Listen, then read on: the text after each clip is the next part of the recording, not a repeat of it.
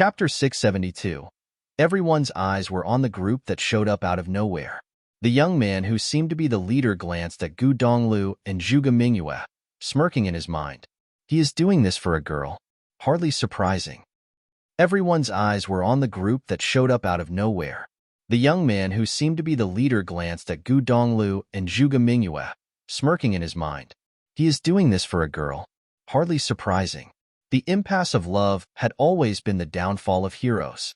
Gu Donglu was one exceptional figure himself, who dared steal from that young man and had been on the run since. It was unfortunate that Gu Donglu was caught eventually.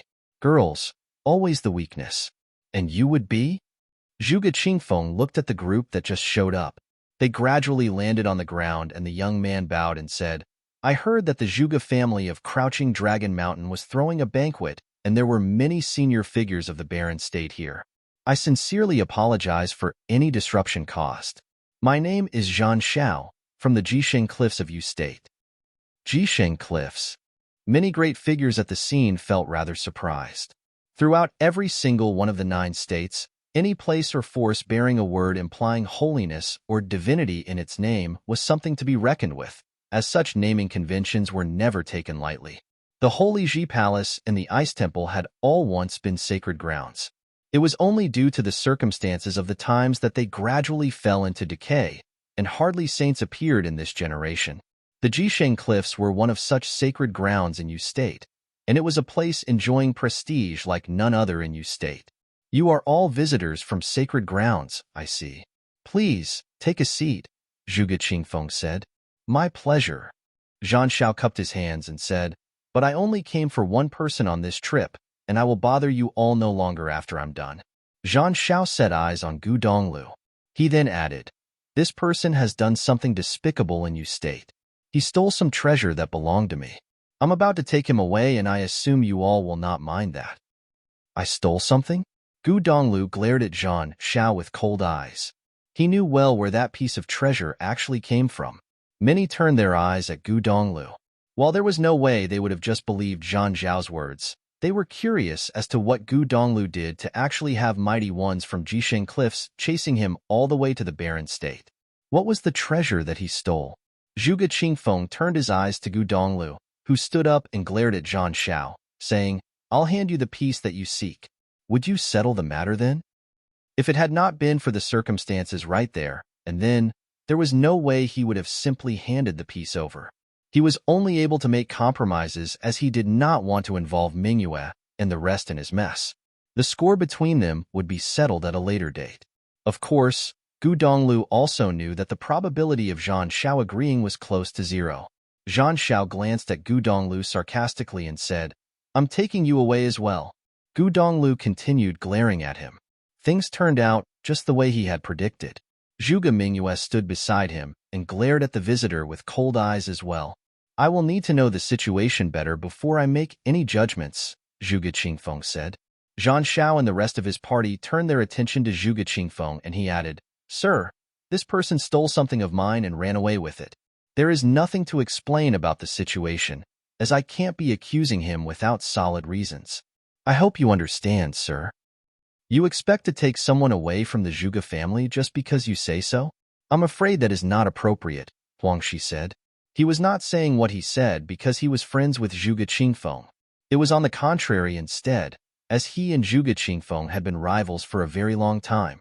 However, it was still inappropriate for someone of the younger generation from Jisheng Cliffs, Yu State, to simply intrude into the Zhuge family and ask to take someone away in front of mighty ones ranked on the Barren Sky ranking.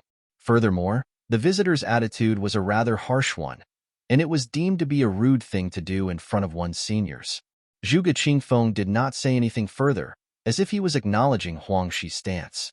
Does this person have some kind of relationship with all of you seniors? Zhan Xiao looked at everyone present and asked. He then continued after hearing no response. In that case, pardon my intrusion then.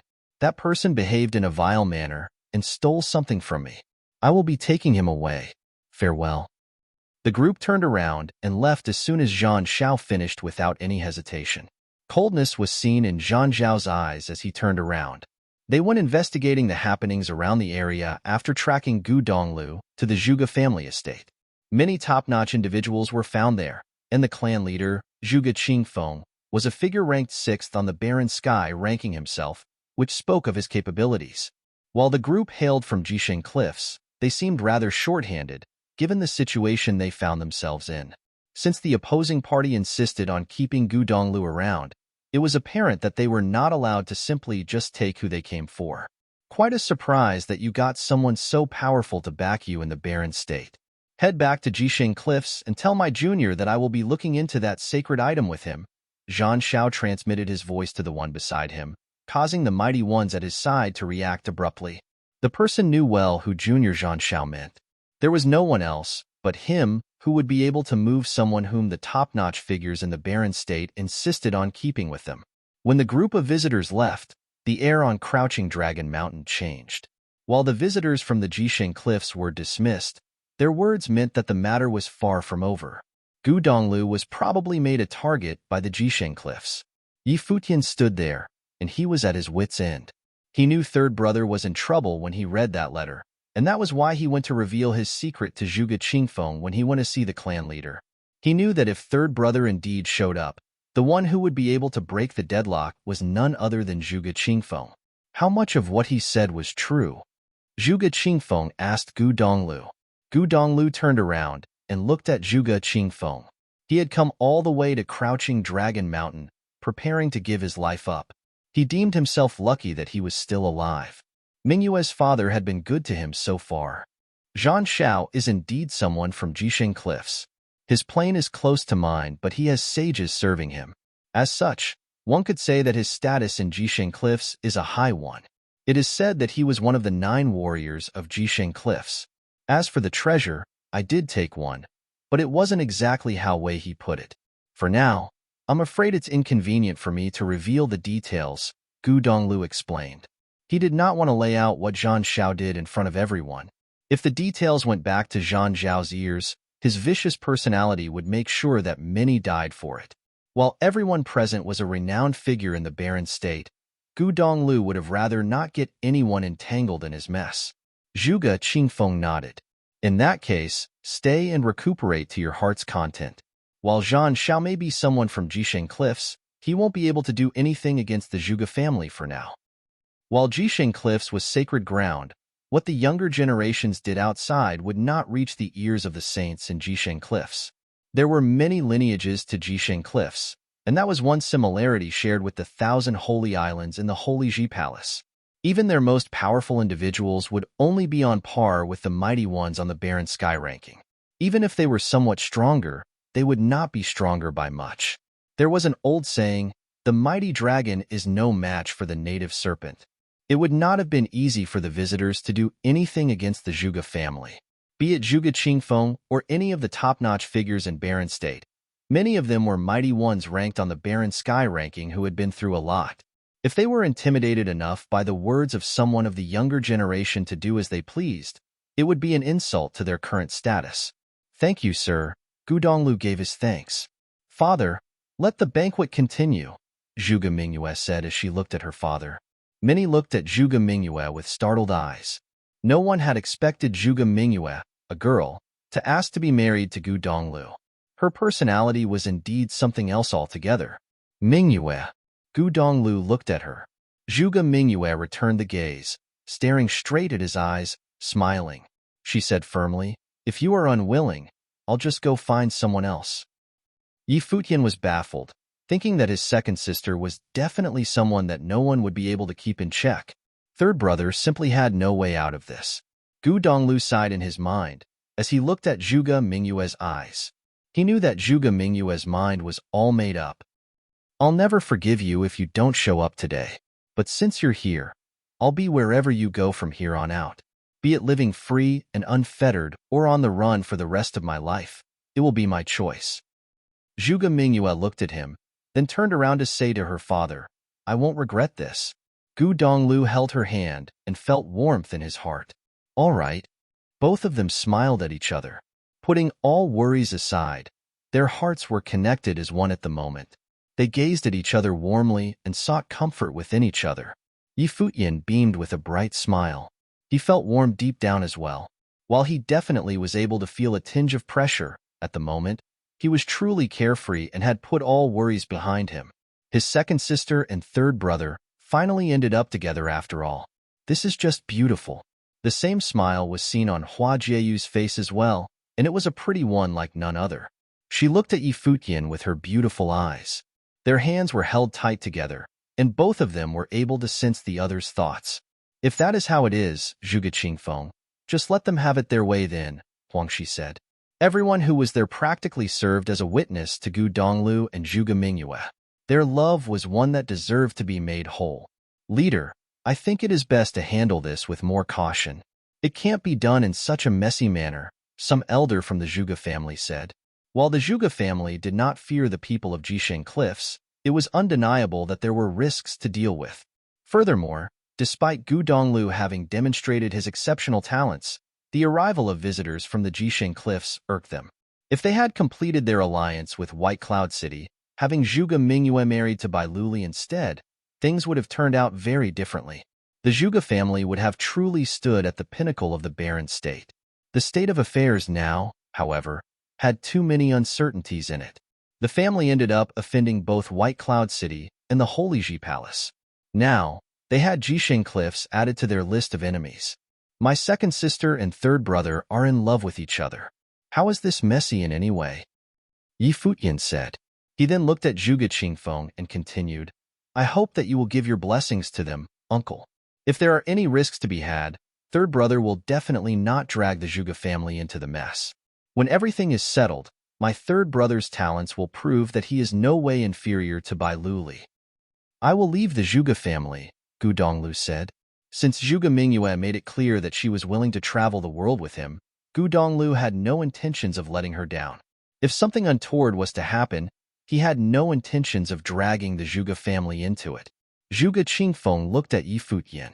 Despite him singing praises about Gu Donglio's talents, Zhuge Qingfeng knew a thing or two about Yi Futian's own talents. He also, of course, had great admiration for Gu Donglu. Since when do you get to say anything about the affairs of the Zhuge family? A youth berated.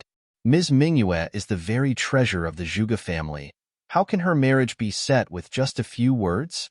Yi Futian, you are no longer a student of the Holy Ji Palace. Who are you to tell the Zhuge family what to do? Zhuge Xing added coldly. First, he went kidnapping Hua Jieyu, and now he egged his third brother on to marry his second sister. He is something indeed. He is now just a worm expelled from the Holy Ji Palace. Of course he'd want to look for another backing. And what better could that backing be other than the Zhuge family, eh? The younger generations of the Zhuge family erupted in an uproar with their dissatisfaction towards Yi Futian. The score over what happened a month ago had yet to be settled. He openly insulted the Zhuge family as a bunch of good-for-nothing idiots. Back then, Yi Futian was still a student of the Holy Ji Palace, the #1 on the law rank, and a student of Sage Dojan. His status was totally different back then. Now, he turned his back on the will of the Holy Ji Palace and stood at the opposite side of the palace. It was unthinkable that he had the gall to interfere with the affairs of the Zhuge family. The elders said nothing as the younger generation went on attacking Yi Futian with sarcastic words. The great figures looked at the scene and saw that the Zhuge family's younger generation harbored a very deep grudge against Yi Futian. Chapter 673. Yi Futian scanned them and felt anger welling up inside, but it was not anger at how those people berated him sarcastically. It was anger caused by how they only saw their own interests and the interests of their family. They never gave any thoughts about what second sister wanted herself. The marriage arrangement between Bai Luli and his second sister was something everyone in the Zhuge family agreed to. Zhuge Xing and Bai Zhe got close as if they became brothers. His third brother showed up, demonstrating talents that were in no way inferior to Bai Luli, and it was his second sister who asked to be married. But everyone else jumped out in objection. Yi Futian scanned them and felt anger welling up inside, but it was not anger at how those people berated him sarcastically. It was anger caused by how they only saw their own interests and the interests of their family. They never gave any thoughts about what second sister wanted herself. The marriage arrangement between Bai Luli and his second sister was something everyone in the Zhuge family agreed to. Zhuge Xing and Bai Zhe got close as if they became brothers. His third brother showed up, demonstrating talents that were in no way inferior to Bai Luli, and it was his second sister who asked to be married. But everyone else jumped out in objection. What are these people taking my second sister for? Only ants think about sucking up to people and climbing ladders.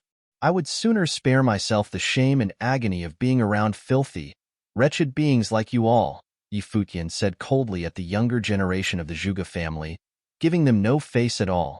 He believed that Zhuge Qingfeng sided with Zhuge Mingyue, and that the clan leader would have been embarrassed to have this younger generation be in his family. How dare you? The youths burst out in anger. Some even went pointing fingers at Futian. It was the day of the grand banquet in the Zhuge family, yet the discarded filth of the Holy Ji Palace actually dared humiliate them like that. You want to have a go? Futian scanned all those pointing fingers at him and said, any of you below the sage plane are welcome to take me on all at once. You. It was craziness like no other. Futian never so much even batted an eye at them. Huang Jioge and Su Ke watched the scenes unfold in amusement. There were other young geniuses of the barren state, like Di Gang, present. Futian's glorious history with battles was such that even if all the cultivators below the sage plane were to actually take him on, their chances at beating him would have been slim still. What he said, boy, that was some roasting indeed. I'd like to see for myself how powerful the former number one on the law rank actually is. A cold voice was heard and a figure was seen standing up. The members of the Zhuge family turned in his direction. It was none other than Zhuge Qing, a youth of immense talent at the pinnacle of the noble plane. While he had never trained in the Holy Ji Palace, he was the number one noble in the Zhuge family. Furthermore, he was actually halfway to the sage plane, and that alone spoke volume of his terrifying prowess. Futian turned his eyes at Zhuge Qingfeng and shouted, Uncle, he wants to try his hand, so show what you're made of, Zhuge Qingfeng said. Understood. Futian nodded and looked at Zhuge Qing. You mind going up? No need for that. There are many seniors here. The damage won't be too great, Zhuge Qing said plainly. He took one step forward as soon as he finished his sentence. Lightning fell from the sky at that very second, and a terrifying was soon seen all over the place, imbued with devastating power. Many great figures want to isolate the area right outside where both of them were. Zhuge Qing's eyes turned especially demonic. Extremely terrifying lightning will invaded Futian's mind right there and then. Zhuge Qing's body turned into thousands of mirages in the very next second, and lightning bolts headed for Futian. Crackling, devastating forces bombarded Futian's body. Yet he stood there completely unfazed, taking on the lightning bolts with nothing but his own body. Futian glanced at Zhuge Qing with plain eyes. One look was all it took to slow the thousands of streaks of lightning to almost a standstill. The mirages were almost frozen in place. Everything at that moment seemed to have stopped altogether. Get lost. Futian lifted his palm and vibrated it in the air. Meteors streaked the skies, shattering the mirages, which then coalesced into a single being, Zhuge Qing. Zhuge Qing was being bombarded heavily at that very moment. Blood spewed from his mouth as he was thrown hard on the floor, destroying the tables and chairs below. The youths of the Zhuge family turned pale. That was only one move. The number one noble in the Zhuge family was totally helpless. Zhuge Qing and many others were filled with envy as they watched Futian at work. No one in their generation was even able to match Futian blow for blow. The great figures of the barren state present at the banquet were all shocked. They had long heard that the young genius from the Holy Ji Palace was a powerful being like none other, but they did not have any idea how powerful he actually was. They were able to see for themselves that very day that Futian was indeed very powerful. There was no one of his caliber to be found in the Zhuge family, or rather, there was no one of his caliber to be found among all the nobles in any of the top forces. Grade 2 noble now.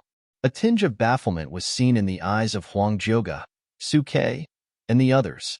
Futian defeated Di Gang and Shimen Hanjiang when he was a grade 3 noble. Now that he became a grade 2 noble, it stood to reason why Zhuge Qing looked so helpless in front of him. It was Zhuge Qing's unlucky day to fight a genius like Futian. Anyone else feel like having a go? Futian scanned the younger generation of the Zhuge family, and as expected, none dared answer. Futian, Would you consider joining the sovereign family? I'll train you like how I train the rest of the members of our family, Huangshi said. Come to Alchemy City instead. Yu Qi interjected. You have your senior here for company. The faces of the younger generation of Zhuge family turned even more sour as the two great figures extended their invitations. The burn was intense. Discarded filth of the Holy Ji Palace? Dreaming of sucking up to the Zhuge family? A genius like Futian would have doors open for him throughout every single top force in the barren state, even if he was indeed expelled from the Holy Ji Palace. I thank you both for your kind invitations, however. I currently do not have any thoughts of joining any force, Futian said. The two nodded while smiling. They were not actually being serious to begin with. Of course, if Futian had actually said yes to any one of them, they would have been very happy nonetheless. Uncle, Futian looked at Zhuge Qingfeng and said, I do not have any intentions of interfering with the affairs of the Zhuge family. I showed my concern because the matter at hand involved my second sister and third brother. Zhuge Qingfeng had, of course, understood his intentions. Futian practically handed his life to Zhuge Qingfeng the day before. His relationship with Mingyue was that so long as the Zhuge family did not let Mingyue down, it was all the same whether he ended up joining the Zhuge family or not. Zhuge Qingfeng turned to look at his daughter. The eyes he saw said that even if he were to object, it would all turn out the same anyway. The girl would have ended up running away with Gu Donglu regardless.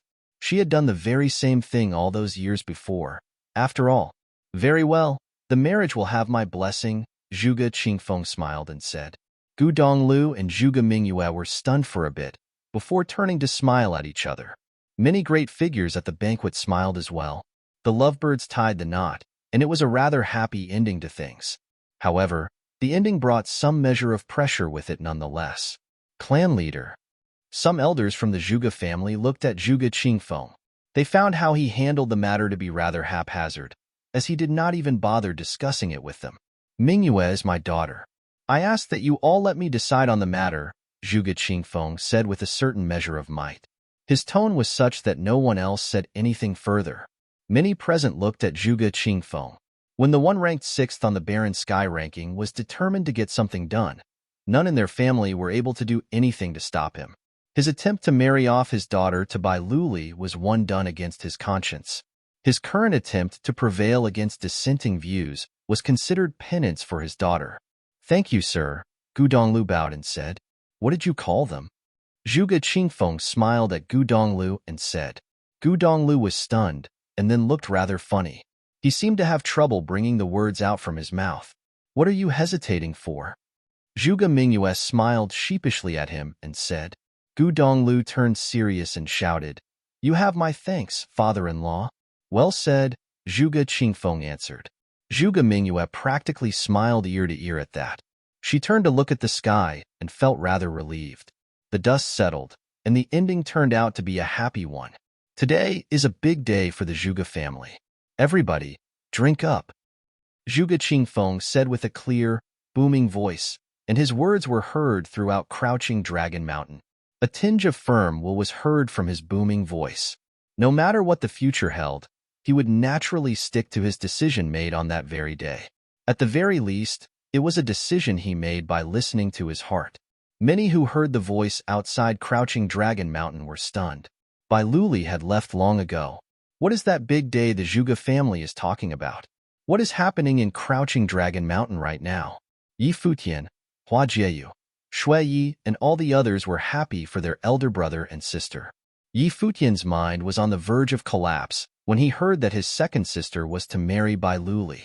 While he made his way to the Zhuge family, there was no way he would have been able to stand against the will of the entire barren state.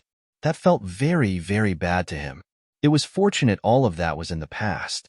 He, however, did not mind much about being expelled from the Holy Ji Palace.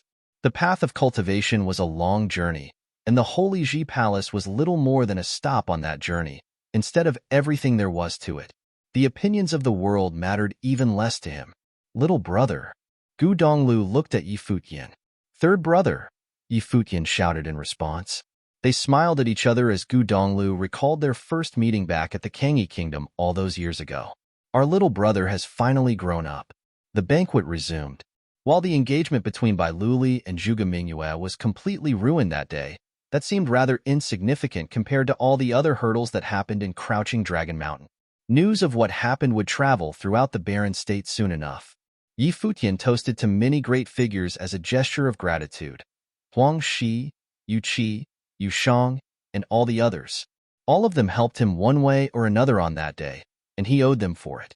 None of those great figures took Yi Futian as just another face among the younger generation.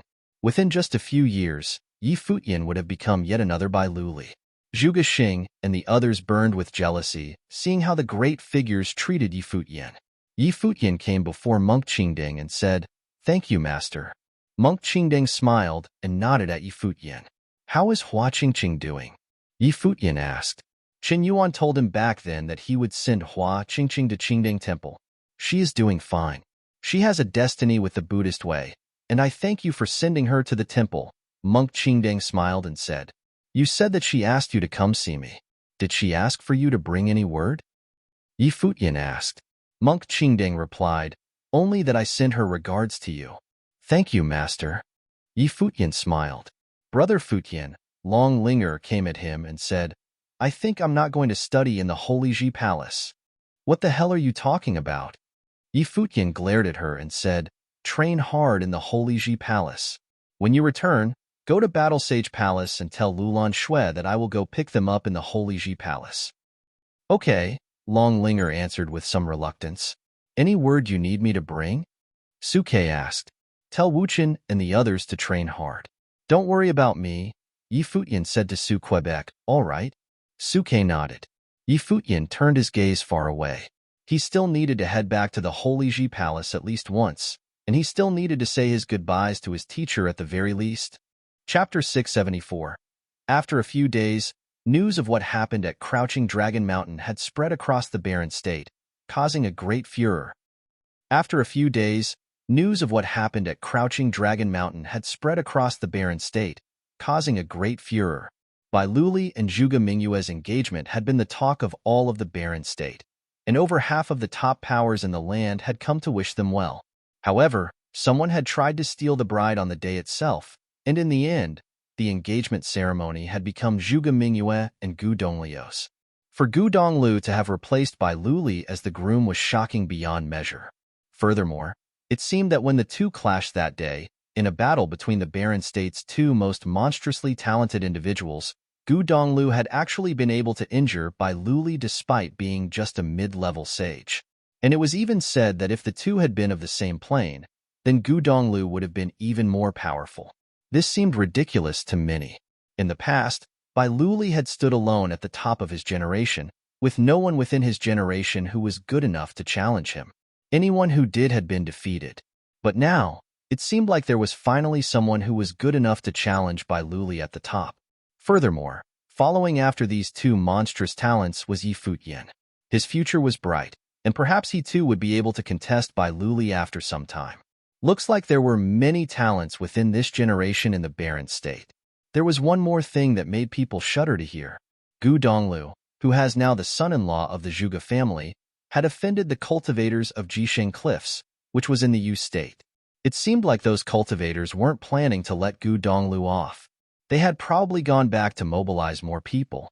It was unknown whether this would lead to conflict between the Yu state and the barren state. While the powers of the 9 states would have some interaction with each other, it took too long for normal cultivators to traverse such vast distances of land.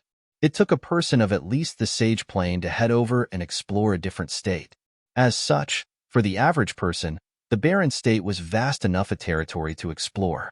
Within their lifetime, they did not necessarily get the opportunity to venture out to the other states, which made these states absolutely foreign to most people. Any knowledge of sacred places within the other states, like the Jisheng Cliffs, probably only existed in ancient texts and rumors. In the Mingyue quarters on Crouching Dragon Mountain, the training grounds glowed with a dazzling light. Yi Futian stood on a building, watching the training grounds.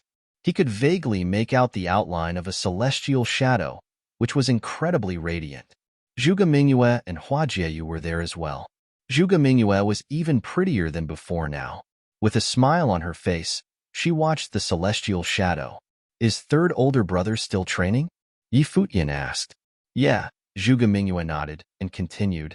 He seemed to have some sort of realization during that battle. Since he didn't get the opportunity to train during the fight itself, he went straight into training that very night. But that, Yi Futian blinked in surprise. That was the best time. Every moment in a night of passion was priceless, but his third older brother had shut himself off to go and train instead.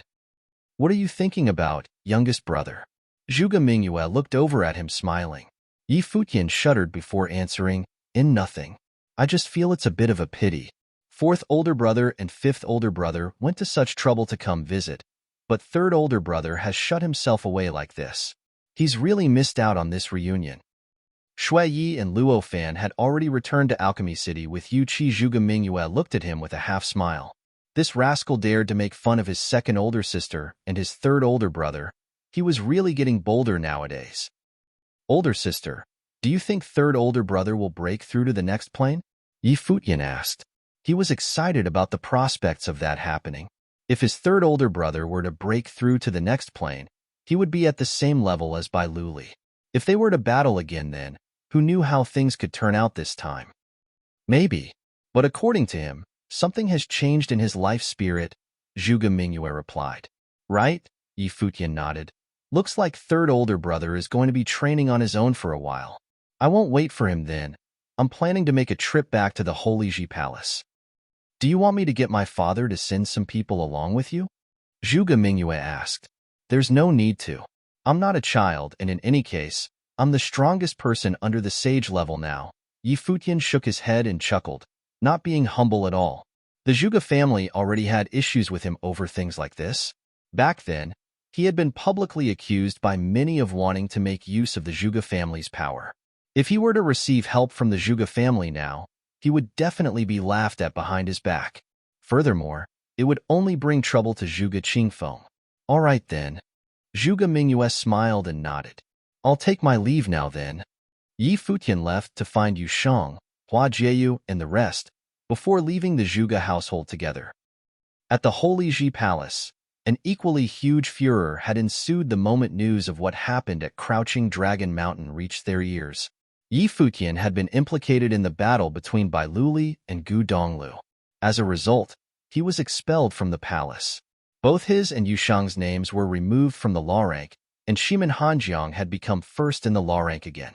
However, becoming first in the law rank this way seemed a little uneventful. It had been a lot more exciting the first time Shimin Hanjiang had reached the top of the rank before Yi Futian had taken over him. Many months ago, Yi Futian had faced Shimin Hanjiang, and won in a battle they had after he had risen to the top. Many people were anticipating the day where they would be able to compare Yi Futian and Bai Luli. But life was full of surprises, and in just a few months Yi Futian was no longer a disciple of the Holy Ji Palace. He set a historic precedent for being the first disciple who had been first in both the law battle and the law rank to be expelled from the palace. Right then, Yi Futian was being blocked by a guard outside the palace.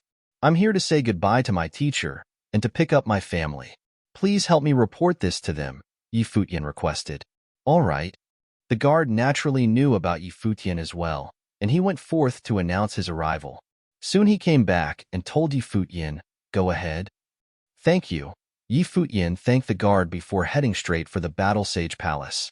Hua Jieyu went to visit the Daozong Palace instead. Sage Daozong had been kind to her, and so she wanted to bid him farewell as well. In the Battle Sage Palace, Yi Futian first returned to his old living quarters. Lulan Shui and Yi Qingxian had been waiting for them over the past few days. Yuan Zhan had arrived as well, saying, I'll leave with you as well. All right, you should come and see teacher with me. Yi Futian nodded at him. This was also something that Senior Yuan Hong had asked of him as well. Right. Yuan Zhan nodded, and they set off towards the Battle Sage Hall, where both Sage Dozhan and Sage Jinggang were. It was as if they had been waiting for the two. Teacher, I've been very unfilial to you. Yi Futian bowed to Sage Dozhan as he spoke. Sage Dozhan was a large, burly man. He watched Yi Futian very calmly and replied, Back then when you asked to go visit the Zhuge family, your will was unshakable. I thought about it but concluded you wouldn't regret anything. Since you acted out of your own will, there is no question of you being unfilial.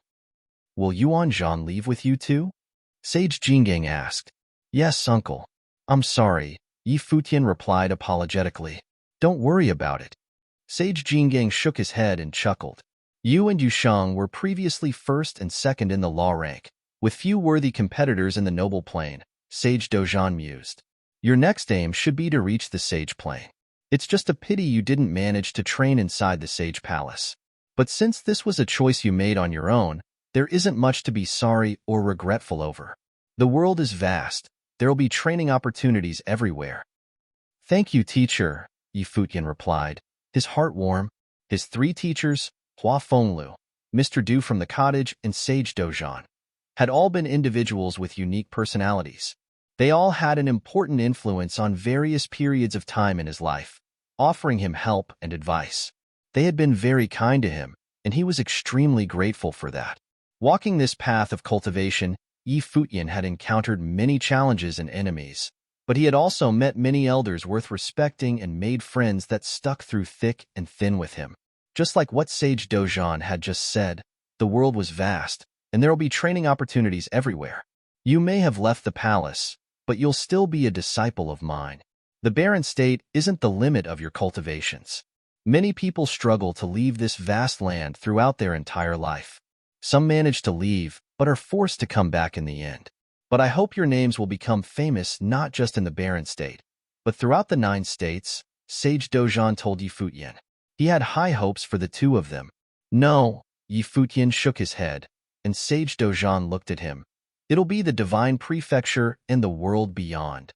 Sage Dozhan was taken aback slightly before he smiled and nodded. That's right, the divine prefecture and the world beyond it is. Since Yi Futian had such great ambition, the sage would eagerly await the day he realized his dreams. He hoped he would live to see that day. Teacher, I'll take my leave now, Yi Futian said. Go ahead, Sage Dozhan replied casually. He stood there, his back proudly straight. Yi Futian turned and walked out of the Battle Sage Hall. He then looked back at the building, before bowing once towards the hall and leaving for good. Yusheng too bowed towards the hall, and the group walked out of the Battle Sage Palace. Younger brother, take care of yourself, Qi Jia called out from his side. Older brother, you take care too. Yi Futian waved casually at him. Many people had gathered outside the Battle Sage Palace. From the Sword Palace, there was Yi Wuchen, Lu Qinyu, Zure Qianqiu, and Su Quebec. Many people had come from the Daozong Palace as well. There was Hua Jieyu, Yun Shuisheng, and Phoenix. Even Xiang Zhiqin had come as well. Mu Zhiqiu and Zhongli were here too, and many people stood watching from afar. There were people who had received guidance from Yi Futian, like Yin Qingwu and many other disciples from the palace, who had come to say goodbye as well. Wuchen, Yi Futian called out to Yi Wuchen, you got my message from Su Ke, right? Yi Wuchen nodded and asked, what are your plans from now on? I don't know yet, Yi Futian replied. You just carry on with your training in the palace and aim for the Sage Plane. I urgently have to break through to the next plane. I think I'll train on my own for a while. If the time is right, I may go on a trip somewhere far away. When that happens, I'll let you know.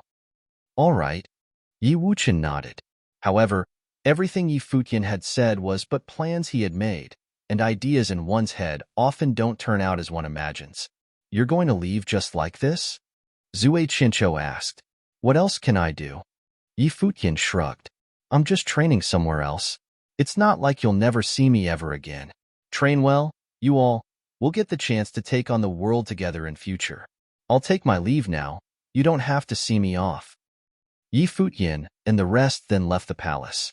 Though Yi Futian had said not to see him off, Yi Wuchen and everyone else still followed after him anyway. As such, a strange sight could be seen within the Holy Ji Palace. A talent had been expelled from the palace and was leaving, yet he was followed by many other talented individuals who were sending him off. When many influential characters heard about this, they were moved as well. Yi Futian was a leader of his generation at the Holy Ji Palace, and everyone looked up to him. It was a pity. In a part of the Wanxiang Pavilion, stars dotted the sky, lighting it up with a soft glow. The constellations seemed to revolve around the world. This was the Wanxiang Hall, and a figure sat amidst the endless starlight. Just when Yi Futian left the palace, the The figure grunted, his face pale. As he opened his eyes, a flash of dazzling light burst across the hall. In the next moment, the glowing stars had disappeared. The man stood up, and instantly he seemed so much more impressive. He then walked out of this place. Very soon, news spread through the Wanxiang Pavilion that Sage Wanxiang had finally left the hall. Chapter 675. In the Holy Sage Pavilion, Lu Chan sat cross-legged, taking a break. Right then, someone walked towards him. Lu Chan opened his eyes to look at the person, asking, "You've finally left?" In the Holy Sage Pavilion, Lu Chan sat cross-legged, taking a break. Right then, someone walked towards him. Lu Chan opened his eyes to look at the person, asking, "You've finally left?" This person was Sage Wanxiang, the pavilion lord of the Wanxiang Pavilion. Yes.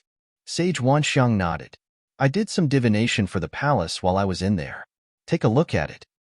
As he spoke, an illusion appeared before him. In the starry skies, the constellations shifted and glowed. Underneath the starlight lay a palace that stretched out like a city. This was a projection of the Holy Ji Palace. Then, several streaks of dark light shot down from the sky, striking the palace. It was like the end of the world, with a hint of darkness pressing down upon everything, as if a huge crisis was about to happen. Lu Chan was not an astrologer, but he could still somewhat understand this sort of divination. His expression turned extremely concerned and serious, and he asked, "What sort of divination is this?" "It's a divination of crisis," Sage Wanxiang replied. "There'll be a crisis at the palace soon. What will be the result?" Lu Chan's expression grew graver. Sage Wanxiang shook his head. "Don't you know that astrologers aren't prophets? We can't predict the future, but what we can do is to use astrology to deduce a rough idea of what might happen. Since this is a divination of crisis, that means the palace is about to face one soon. Whether or not the palace will be destroyed within this crisis, or if it'll find a new lease of life, is unknown. Many things can happen and change this one reading. However, this reading seems to match one that we had some years back." "Are you referring to?" Lu Chan's eyes were alert. "I thought that would have been a crisis related to the divine path. Could it be a crisis related to the palace instead?" His heart heavy, Lu Chan continued, "People from the Jisheng cliffs of the Yu state came by the barren state not long ago. Could that have all been a sign?" "People from the Jisheng cliffs came to the barren state?" Sage Wanxiang questioned, a gleam flashing through his eyes. The 9 states all coexisted under the rule of Emperor Xia. However, as this generation of the barren state appeared weaker, the other states were beginning to position themselves in a way that would eventually push the barren state out of the picture and have its sacred learning grounds replaced. As such, those from the Jisheng cliffs were definitely not in the barren state just to train. This was definitely not a good sign at all. "Yes, there was an incident several days ago." Lu Chan nodded. "Could this crisis be related to there being no saint in the barren state?" "I can't say for sure, but that is definitely possible." Sage Wanxiang sighed. "As there is no saint in the barren state, the Holy Ji Palace could be replaced at any time. Lu Li is currently aiming for the Magi Plain. We should help him as much as we can, such that at the next battle for supremacy, he'll be at a place where he can aspire towards sainthood," Lu Chan said. His gaze grew determined. There wasn't much time left for the barren state. The black wind condor soared through the sky above the 1,000 holy islands. Yi Futian, Yu Shang, Hua Jieyu, Yuan Zhan, Yi Shaoshi, Lulan Shui, and Yi Qingxian were all there. Long Linger had come along too. The girl had insisted on sending them off. The many islands in the divine sea made for a beautiful sight. The island cities hung above the mountain, and weaving through them was like going through a magical celestial world. Despite the beautiful view, Yi Futian was still somewhat downcast. He wasn't too affected by his expulsion from the palace, but he still felt a sense of reluctance in saying goodbye to a place where he had trained it over the past 4 years. Furthermore, he had made many friends at the palace, all of whom he had to bid farewell to as well. "Linger, you take good care of yourself now that Jieyu, and I won't be at the palace anymore. If anything happens, you can always go to your older sister Phoenix and Yun Shuishang," Yi Futian told the girl. "All right, big brother Futian." Long Linger let out a mischievous expression. "Okay, We've gone past the 1,000 holy islands already. You should go back, Futian said. Let me go with you all a little further, Longlinger protested, reluctant to leave them. It's not as if we'll never see each other ever again. Futian patted her head. Longlinger was all grown up now, but she was still so clingy. But I can't bear to watch you all go. Just let me follow you for a while longer. Longlinger grinned at him. Futian gave up on persuading her, and the group went past the 1,000 holy islands to enter a mountainous region as they traveled straight ahead. Right then, Futian's brow creased slightly. The mountainous area ahead of them was filled with brown sand, giving it a barren feel. With his sharp senses, Futian couldn't help but have the feeling that they were being watched. May I know which senior has arrived? Futian looked up into the sky and asked. There was no reply, not even a hint of any new energy. Futian's expression darkened. At the sage plane, one's spiritual will could cover vast distances. To kill someone from a distance away while being completely out of their sight would not be a difficult feat for a sage. Whoever they were up against was evidently not near them, but somewhere that was out of the perception range of Futian's own spiritual will. The other person could definitely see them. It was just that Futian had noticed their presence. Yusheng and Yuan Zhan lifted their heads as well, their expressions growing colder. Linger, go back to the palace now. Futian pushed Linger away. This new presence could be targeting him. I won't. Linger looked towards the skies. At this juncture, she couldn't bear to leave even more. Listen to me, please. Futian's tone grew urgent. Linger did not reply, but shook her head stubbornly. The energy grew even more prominent. It was as if the person realized they had been discovered and was now making no effort to hide. The black wind condor continued onwards. Futian's expression was cold. He had only just left the palace, but here he was, already caught in an ambush. He wondered who it was that wanted to attack him. Could it be the Holy Ji Palace? Looking at Lu Chan, while he was insistent on nurturing Bai Luli to help him achieve sainthood, there was no need for Lu Chan to kill Futian. Futian was only just a noble, even if he had been expelled from the palace. For Lu Chan to attack him with such underhanded means would be incredibly ungracious of him. But then, who was it exactly that wanted him dead? Prepare to fight, Futian murmured, his voice low. Ritual implements appeared in his hands at the same time.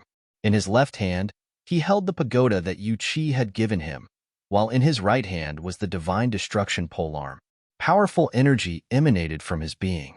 Everyone in the barren state knew that no one of the noble plane would be able to go up against him. If one were to attack him, they could only do so using an individual of the sage plane. Armor appeared on Yusheng's body, and instantly a frightening energy appeared all over his being. The black wind condor let out a powerful magical aura and shifted into its demonic beast form, its gaze frosty. A strong wind started blowing, and the brown sand was sent flying through the air, turning into a terrifying sandstorm. Caught within the storm, the group's vision was blurred, causing them to almost be unable to see the path ahead. Surges of murderous intent reached them. Whoever sent them had not bothered to hide their intentions. It was evident that they were here for Futian's life. Futian had only just been expelled by the palace, but the moment he left the territory of the palace, his life was instantly being targeted, not just by a person, but by a group, he realized. You can come out now, Futian lifted his head and said coldly. He could perceive a few blurry figures appear within the sandstorm, all of them emanating a frightening energy from their beings. These were 4 powerful individuals of the sage plane. It seems like whoever wanted him dead thought very highly of Futian's capabilities, sending such a powerful group after him. Whatever happened in the sky was beyond everyone's concern at this point, but a frightening energy was beginning to manifest there as well.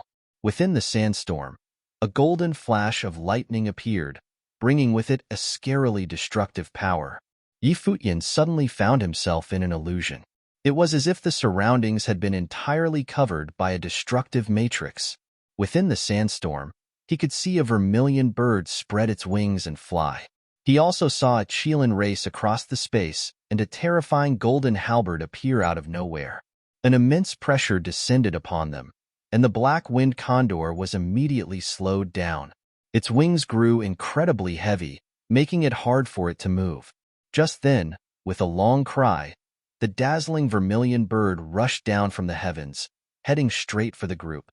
This enormous divine bird was surrounded by the light of punishment, which formed the shape of a cross and destroyed everything in its path. Immortal celestial bodies, absolute territory, Futian called out. With a flash of divine light, the divine destruction polearm in Futian's hand let out a blinding glow, and he was surrounded by starlight. A gust of frightening willpower was created, and the group was surrounded by the light from the stars. It was an incredibly dazzling sight. With a loud crack, the terrifying cross-shaped light of punishment made contact, shattering the immortal celestial bodies and shredding apart the absolute territory. The destructive light and the vermilion bird then continued its trajectory towards the group. The power of a sage contained the natural order itself. They were on a completely different level. As such, even the strongest noble would not be able to go up against a sage. Even someone as strong as Bai Luli had to be at the peak of the noble plane before he was able to defeat a lower-level sage. That was the battle that had sealed his reputation as a godly existence. However, Futian and the rest were currently up against 4 sages. Without any hesitation, Futian released his divine ape-life spirit before activating his Dojan body. The gigantic divine ape stood proudly in the space, and as Futian held on to the divine destruction polearm, a greater defensive energy was released. The group now seemed to be surrounded by an actual star itself, and as the frightening cross-shaped light continued its descent, only cracks appeared in the star. It was not torn apart by the light. At this moment, the vermilion bird suddenly rushed down, and with a crack, the star was broken apart once again. However, Futian raised the divine destruction polearm, and it turned into a 100-meter polearm that covered the sky. The polearm slashed towards the sky with a destructive power. With a loud crash, the violent destructive power tore through the space and tore the vermilion bird into pieces. But a far scarier power began to descend from the heavens, seeming to turn everything into an image of destruction. Yuan Zhan stepped into the sky and roared. Wolf Fang bat in hand, Yuan Zhan charged straight for the Qilin pacing about in the sky. The Qilin was immense in size, and despite the great power of the Wolf Fang bat, it felt like the attack had landed on the body of an actual divine beast. Yuan Zhan spat out a mouthful of blood, feeling his own body being suppressed. Even with a ritual implement, the increment in his power was limited, and he struggled to fight back against the attack of a sage. An even more savage, destructive power descended upon them. Dazzling golden halberds appeared in the sky, with each halberd being about 100 meters long. They spun down from the heavens, emanating an immense power that could destroy everything in their path. The next moment, the halberds descended all at once towards Futian, in an attempt to suppress him immediately. It seemed like the most important target to get rid of here was Futian. With several thuds, several dazzling streaks of light shot through Yusheng's body, and 5 of the 7-star acupoints were activated.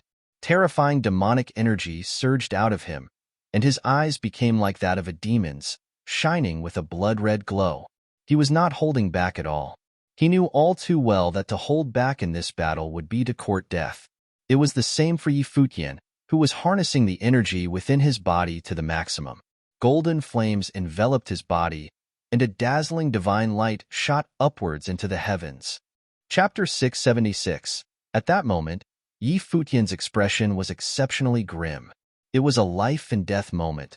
He could no longer keep his strength a secret. What was the point of keeping a secret if he lost his life? At that moment, Futian's expression was exceptionally grim. It was a life-and-death moment. He could no longer keep his strength a secret. What was the point of keeping a secret if he lost his life? Jeyu, 7th brother, you two go down and take care of Linger, Futian said. Hua Jeyu's body had a 7-color glow, and a strong spiritual will erupted, attempting to block the halberd striking down from the air. However, even with the treasure pearl's boost, she was still unable to stop the halberd's offense. Futian and Yusheng's body stepped into the air at the same time, both of them releasing their Dojan body and opening 5-star acupoints, pushing their strength to the limit. Go! Futian took out his tower ritual implement and his will of the emperor entering the ritual implement, using the most strength he could from the ritual implement. The area around them appeared to have frozen. Above them, the tower glowed, surrounding the area. The halberd crushed down onto their defenses, but was unable to break through it.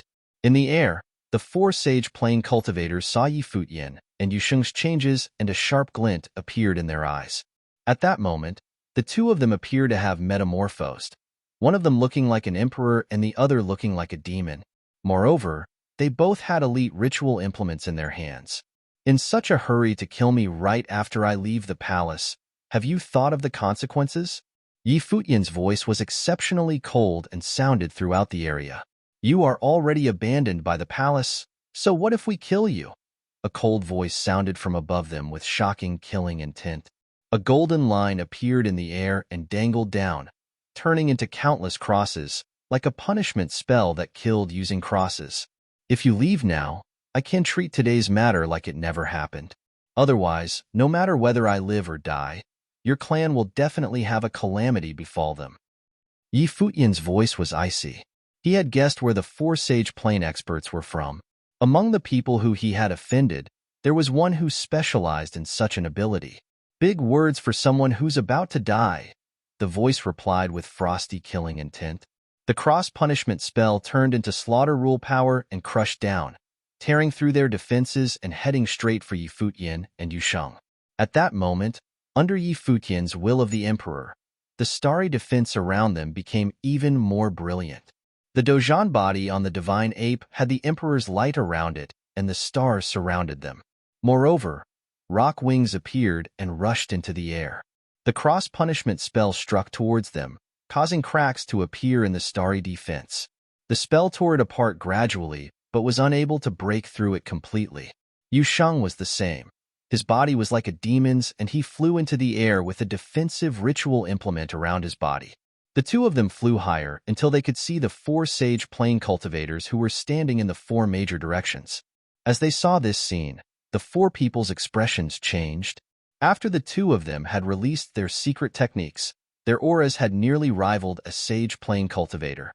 Adding on their ritual implements, they had the ability to match a sage plane.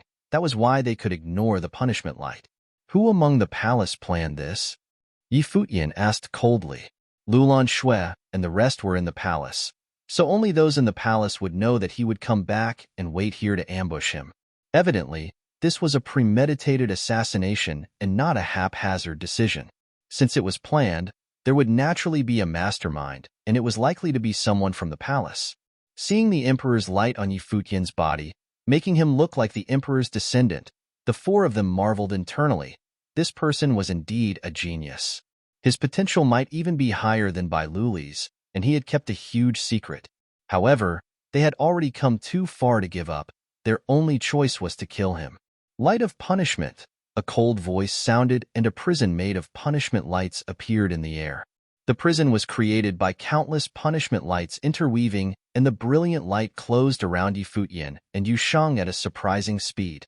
It was attempting to slice them into countless pieces. Big Brother Futian. On the ground, Long Linger had a pale expression.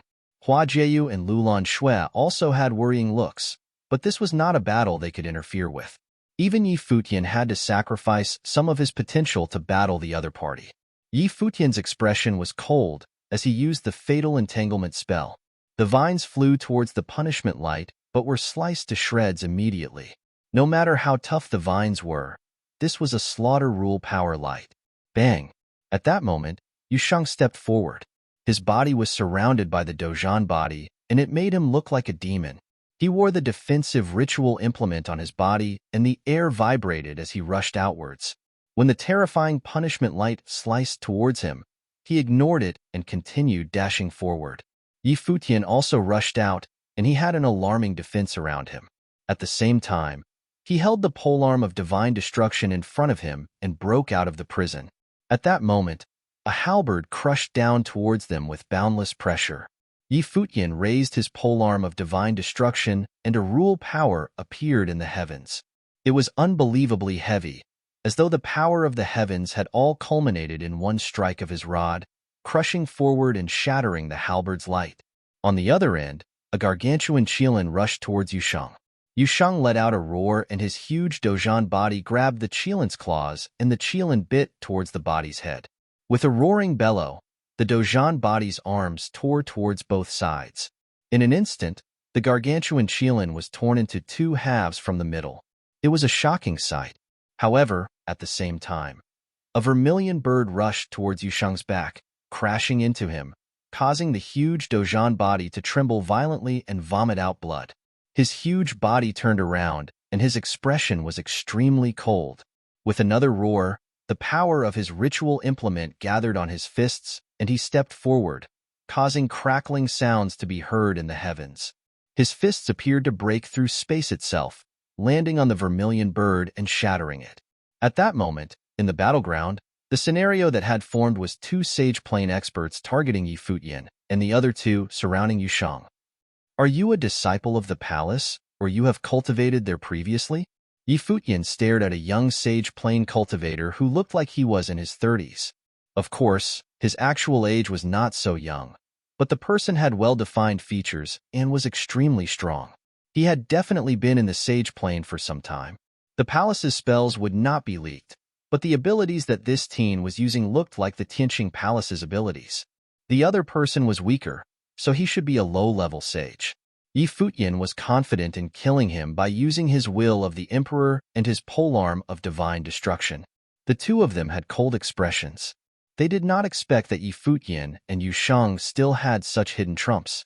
With 4 Sage Plane experts dealing with them, they had expected a one-sided massacre.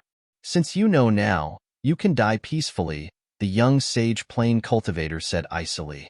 As his voice landed, the rule power in the air circulated rampantly. At that moment, countless punishment lights tore through and air towards Yi Futian. Yi Futian felt the terrifying killing power and delivered an emperor's punch.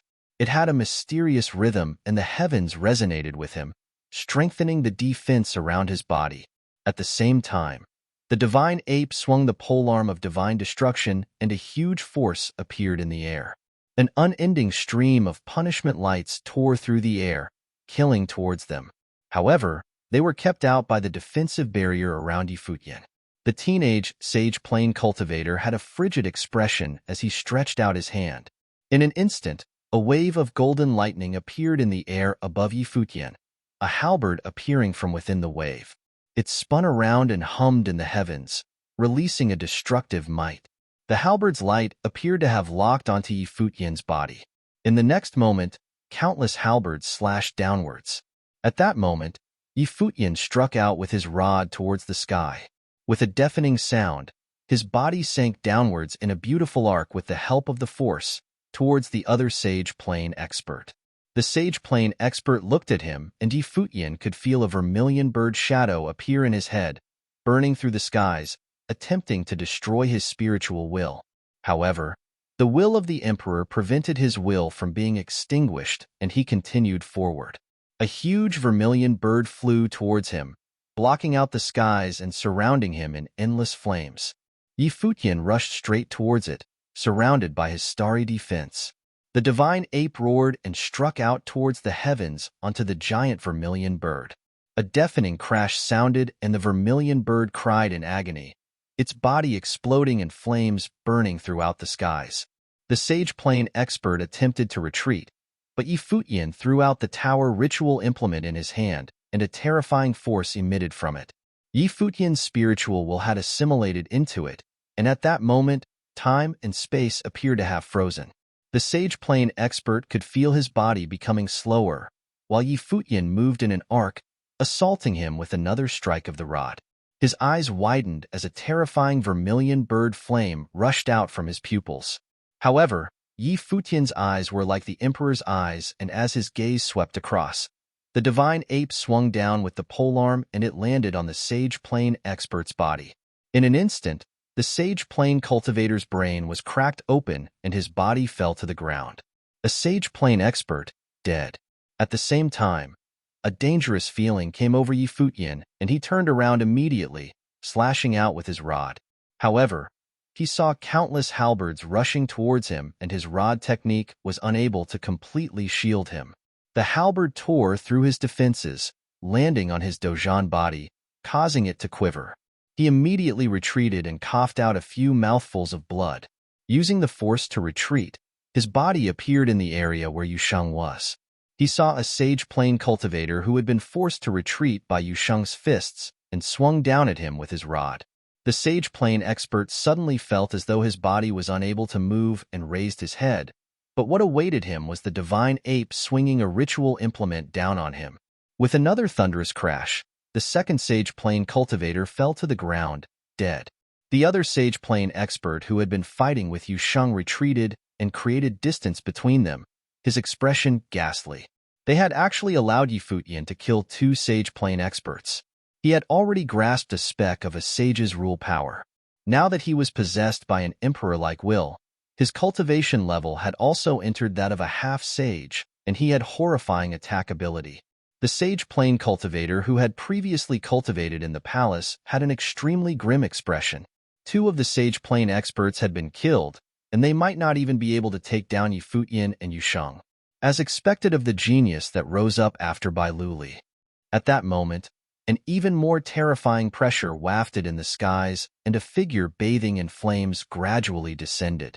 Feeling the aura on him, Futian, who was bathed in the emperor's light, was in despair. This was definitely not the aura of a sage. He was likely a magi. The difference in cultivation level was insurmountable. To kill them, they had sent out 4 sages and a magi. He could imagine how determined they were. They did not want to give him any opportunity to escape. The expert who walked down from the air looked at Futian with admiration. If this person did not die, his achievements would naturally be stunning.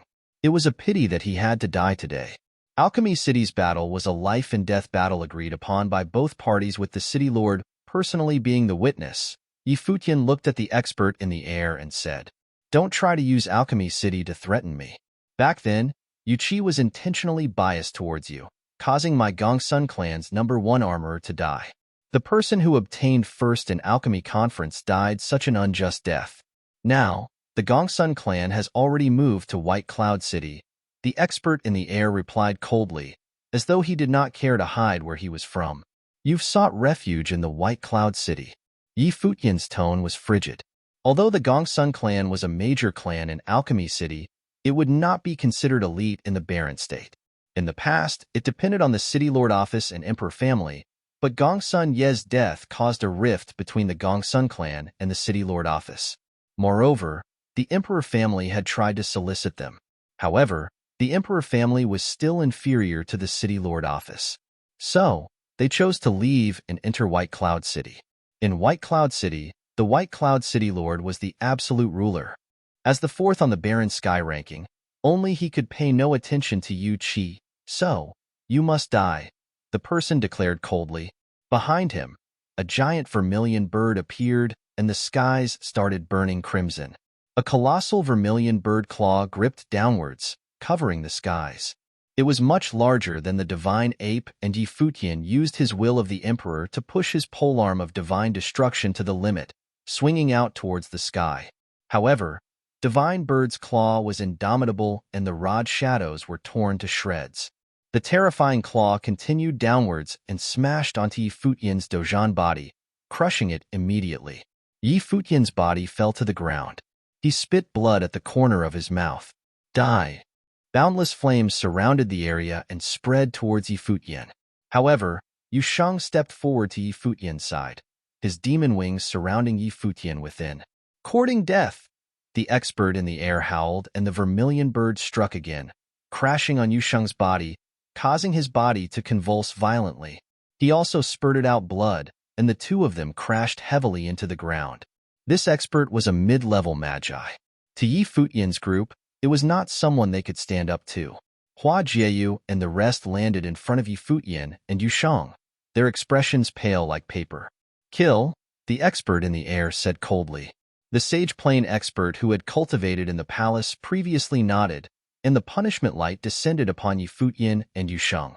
Hua Jieyu flew into the air, stimulating the telekinesis pearl to its limit in her mind.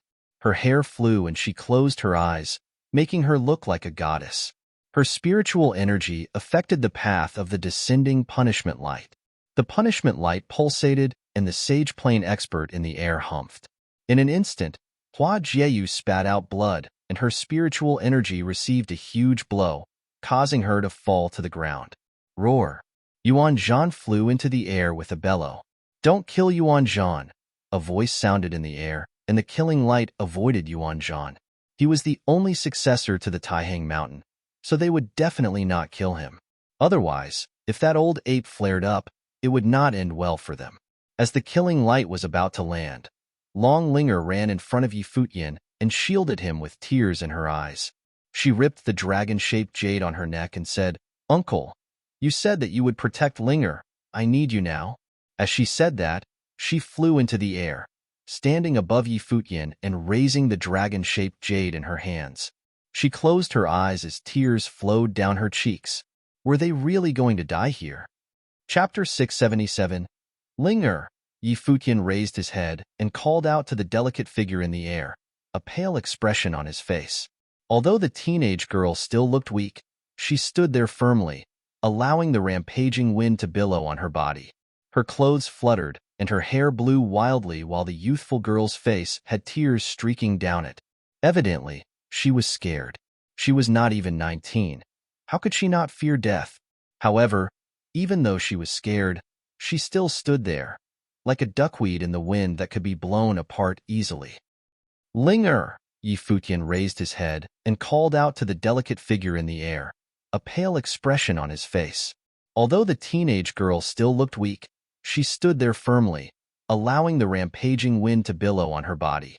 Her clothes fluttered, and her hair blew wildly while the youthful girl's face had tears streaking down it. Evidently, she was scared. She was not even 19. How could she not fear death? However, even though she was scared, she still stood there, like a duckweed in the wind that could be blown apart easily. As the figure burned itself into Yi Futian's head, at that moment, Yi Futian suddenly remembered the time they first met. At that time, Long Linger had been willful and unruly, and he could barely stop himself from beating her up. However, after more interaction with her, he found out that she was simply too lonely. Although she was the only daughter of the West Mountain Dragon clan, her young heart had many worries that she could not tell anyone. He remembered the little girl crying under the moonlight as she thought of her uncle. Now, she had finally grown up and had come to the Holy Ji Palace to cultivate. However, such a calamity had befallen her because she had come to send him off today. As the light of punishment descended, time felt like it had stopped. Yi Futian had tears falling from the corner of his eyes. He had thought that he would never cry again, but many things were beyond his control. As he watched the destructive light about to devour Long Linger, Yi Futian watched all this unfold in pain, but he was powerless to stop it. Not only Long Linger, he, but Yusheng and Jieyu would also become victims of this calamity. However, at this moment, a mysterious power descended upon the area.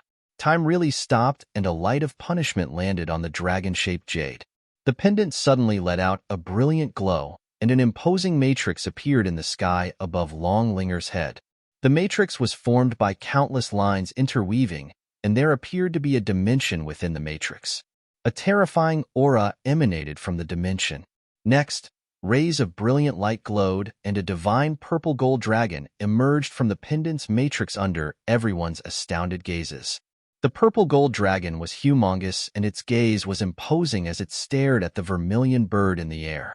Dragon Soul, the Magi's expression changed as he uttered. This sudden reversal stunned Yi Futian as well. He did not expect that the jade pendant that Linger wore had a dragon soul within it. The giant purple gold dragon had a dominant aura, and on its head, they could faintly see a middle-aged man with his hands behind his back. This caused a huge visual impact on the onlookers. Long Linger was equally stunned as she raised her head and looked at the dragon. "Uncle Long," Long Linger mumbled as her heart raced.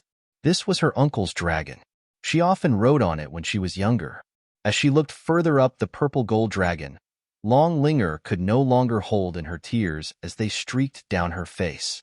She shouted out softly, "Uncle, have you returned?" The middle-aged figure turned and looked at Long Linger. He was dressed in green robes and had hair that was black like ink. His expressive eyes appeared to have the galaxy in them, and he looked at Long Linger with a doting gaze, then smiled and said, Linger, you've already grown this big. Uncle. Long Linger could not stop her tears as she replied, I'm not dreaming, am I? Uncle promised to protect you. The middle-aged man smiled and replied. He then turned around and looked at the three Sage Plane experts in the air, his expression turning cold abruptly and his eyes filled with killing intent. Senior, this is a misunderstanding, the Magi in the air explained. He could already guess who the person who had appeared in front of them was. He was the prodigy who had once appeared in the top ranks of the Barren Sky ranking like a shooting star, the previous clan leader of the Barren State's West Mountain Dragon Clan, Long Etienne. You dare touch my Dragon Clan's little princess? Long Etienne stood with his hands behind his back, and his tone was stone cold. The purple gold dragon flew into the air towards the vermilion bird and opened its mouth, swallowing the vermilion bird. The three sages' expressions turned pale, and the person at the front shouted, Retreat! Long Etienne's expression was cold as an ancient guqin appeared. He strummed the guqin strings, and the heavens resonated with it. The dragon he was on resonated with the heavens as well, and in an instant, there were three large dragon shadows rushing towards the three Sage Plane cultivators. The three Sage Plane cultivators were shocked, and they turned around to unleash their strongest defenses. However, what awaited them was the dragon shadow rushing directly into their heads and shattering their spiritual wills. The three of them then fell to the ground powerlessly. Three Sage Plane cultivators, one of them who was a Magi, were killed in one blow. Although it was unknown how much of his peak battle ability Long Etienne could unleash now, he must have been an elite Sage Plane cultivator. The difference between him and the three people was probably the same as Futian and a fresh noble plane cultivator. The ancient guqin disappeared, and Long Etienne turned around to look at Long Linger. Long Linger descended directly onto the purple gold dragon and walked to Long Etienne's side. Uncle, I missed you so much. Long Linger pounced into Long Etienne's embrace, and he rubbed her head with a doting expression. What a silly lass, you're already so big. Why are you still crying? Long Etienne asked gently. The demeanor he had when he killed the three Sage Plane experts was all gone, and he now looked just like a kindly elder. Then, will Uncle stay from now on? Long Linger raised her head and looked at Long Etienne in anticipation. Long Etienne rubbed her head and replied, Uncle needs to go into slumber, but I will always be beside you. Uncle, what is going on here? Long Linger asked. Go back and ask your father. Long Etienne smiled and replied, then turned to Futian's group. Futian also raised his head and looked at the legendary figure and said, Futian thanks Elder for saving my life. Long Etienne nodded his head lightly and replied, Help me take care of Linger. As he said, he raised his head and looked in the air. Could it be his mistake? A dragon's roar sounded, and Long Etienne and his purple gold dragon started to fade to nothingness. The matrix's light glowed again, and the illusory figure dove into the pendant. Uncle. Long Linger's expression was filled with longing, but she could only watch as Long Etienne disappeared. The light on the pendant darkened, but it was evidently more than a normal jade pendant. Linger, we have to go, Futian said. Okay. Long Linger cried as she nodded. After barely surviving the calamity, she knew that it was not the time to be sad. Let's go, Futian said, and the demonized black wind condor took to the skies, carrying them and leaving like a flash of black lightning. Futian, Yushang, Huajieyu, and the others all had weak auras. If another Sage Plane cultivator came, it would definitely be their end. This time, he did not let Linger go back to the palace, for fear that she might run into something on the way back. After they had left for a period of time, a few figures approached the area that they had left from. These were the cultivators from the palace's edge, the 1,000 Holy Islands. They saw the corpse on the ground and had curious expressions. What on earth had happened here? It's Ning Yuan, someone exclaimed. One of the Sage Plane cultivators who had been killed had been recognized. It was one of the disciples who had previously cultivated in the palace, the Ning clan's Ning Yuan. Let's go and report this to the palace, one of the persons suggested. They knew that it was not a small matter, and they could not make the decision. At that moment, in the White Cloud City, the Gongsun clan. The Gongsun clan leader stared at the shattered jade totems in front of him with a grim expression. The sage plain cultivators they had sent out had died. Did this mean that they had failed? To kill Yi Futian, they had even sent a magi. How could they have failed? This was already after considering the greatest extent of Yi Futian's abilities and even factoring in unexpected circumstances. Moreover, the assassination was not planned solely by the Gongsun clan. It had people from within the palace participating in the planning, so the plan should have been perfect. It was not just the Gongsun clan.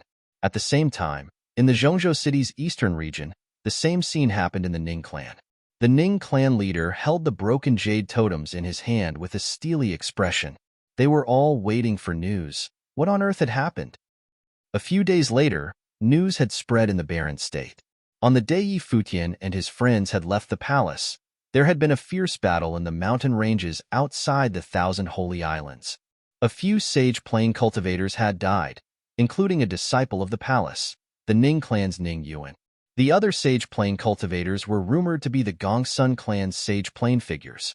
The news spread quickly throughout the barren state and caused a huge uproar. Many people guessed that Yi Futian might have been the target of an assassination. There were people who walked the holy road with Yi Futian claiming that back then, Yi Futian and Yu Shang had killed the Ning clan's genius, Ning Huang. Ning Huang was reputed to be the elite genius of the Ning clan in the current generation. However, he died a tragic death before he had even entered the palace. Similarly, the Gongsun clan's #1 in the younger generation and the first in the alchemy conference, Gongsun Yi, was also killed by Yi Futian. So, it was not surprising that the Ning clan and Gongsun clan would take revenge on Yi Futian after he had been expelled by the palace. However, why were the 5 sage plain cultivators who carried out the assassination dead? 3 of them even had their spiritual will shattered and were forcefully killed. This evidently could not have been done by Yi Futian. It had to be someone especially strong who specialized in spiritual will attacks. Who had protected Yi Futian and his friends? Where were Yi Futian and his friends now?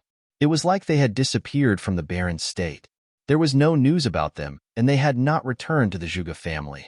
In the Zhuge family, Zhuge Mingyue was worried, sick, and enraged. Her little brother had just left the palace, and something like this immediately happened to him.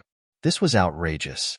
In the Battle Sage Palace, Sage Dozhan was equally infuriated when he heard the news, and he ordered the people in the Battle Sage Palace to investigate the matter. Evidently, there was a mastermind behind this. At that moment, in the Zhongzhou city's eastern region, on the boundless Taihang Mountain, Yi Futian and Yu Shang sat at the edge of the cliff cultivating. The spiritual qi in the air rushed into their bodies, and they slowly recovered their vitality. Thump, thump, thump. At the same time, the Taihang Mountain shuddered as though a terrifying earthquake was happening.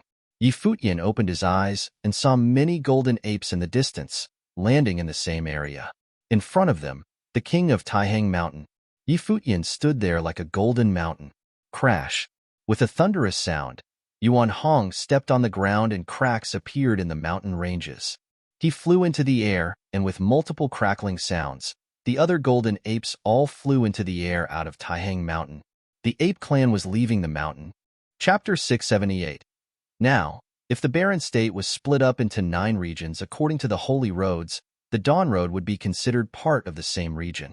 Taihang Mountain and the Ning clan were both within the region of the Dawn Road, the eastern area of the Zhongzhou city. Back then, both Ning Huang and Yuan Zhan had entered the holy road from the Dawn Road. As such, the Taihang Mountain was not far from the Ning clan. Now, if the barren state was split up into 9 regions according to the holy roads, the Dawn Road would be considered part of the same region. Taihang Mountain and the Ning clan were both within the region of the Dawn Road, the eastern area of the Zhongzhou city. Back then, both Ning Huang and Yuan Zhan had entered the holy road from the Dawn Road. As such, the Taihang Mountain was not far from the Ning clan. The Ning clan had also once been an elite clan. At its prime, it had experts on the barren sky ranking, but it was now on the decline. Now, the palace's elder Ning was already the most influential person that the Ning clan could produce.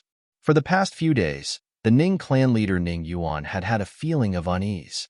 That day, the assassination had failed and Ning Yuan had died. Until now, they did not know who had protected Yi Futian, but it was at least a magi, Otherwise, they could not have killed Ning Yuan. If he had a person of that level protecting him, what other factions were behind Futian?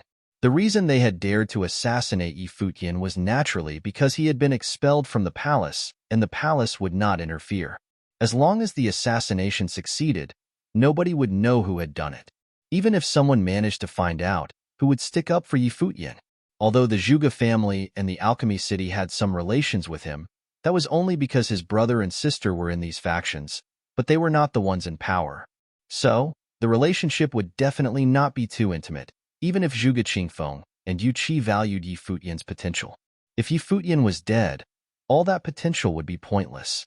Back then, Ning Huang's death was definitely a thorn in the Ning clan's heart.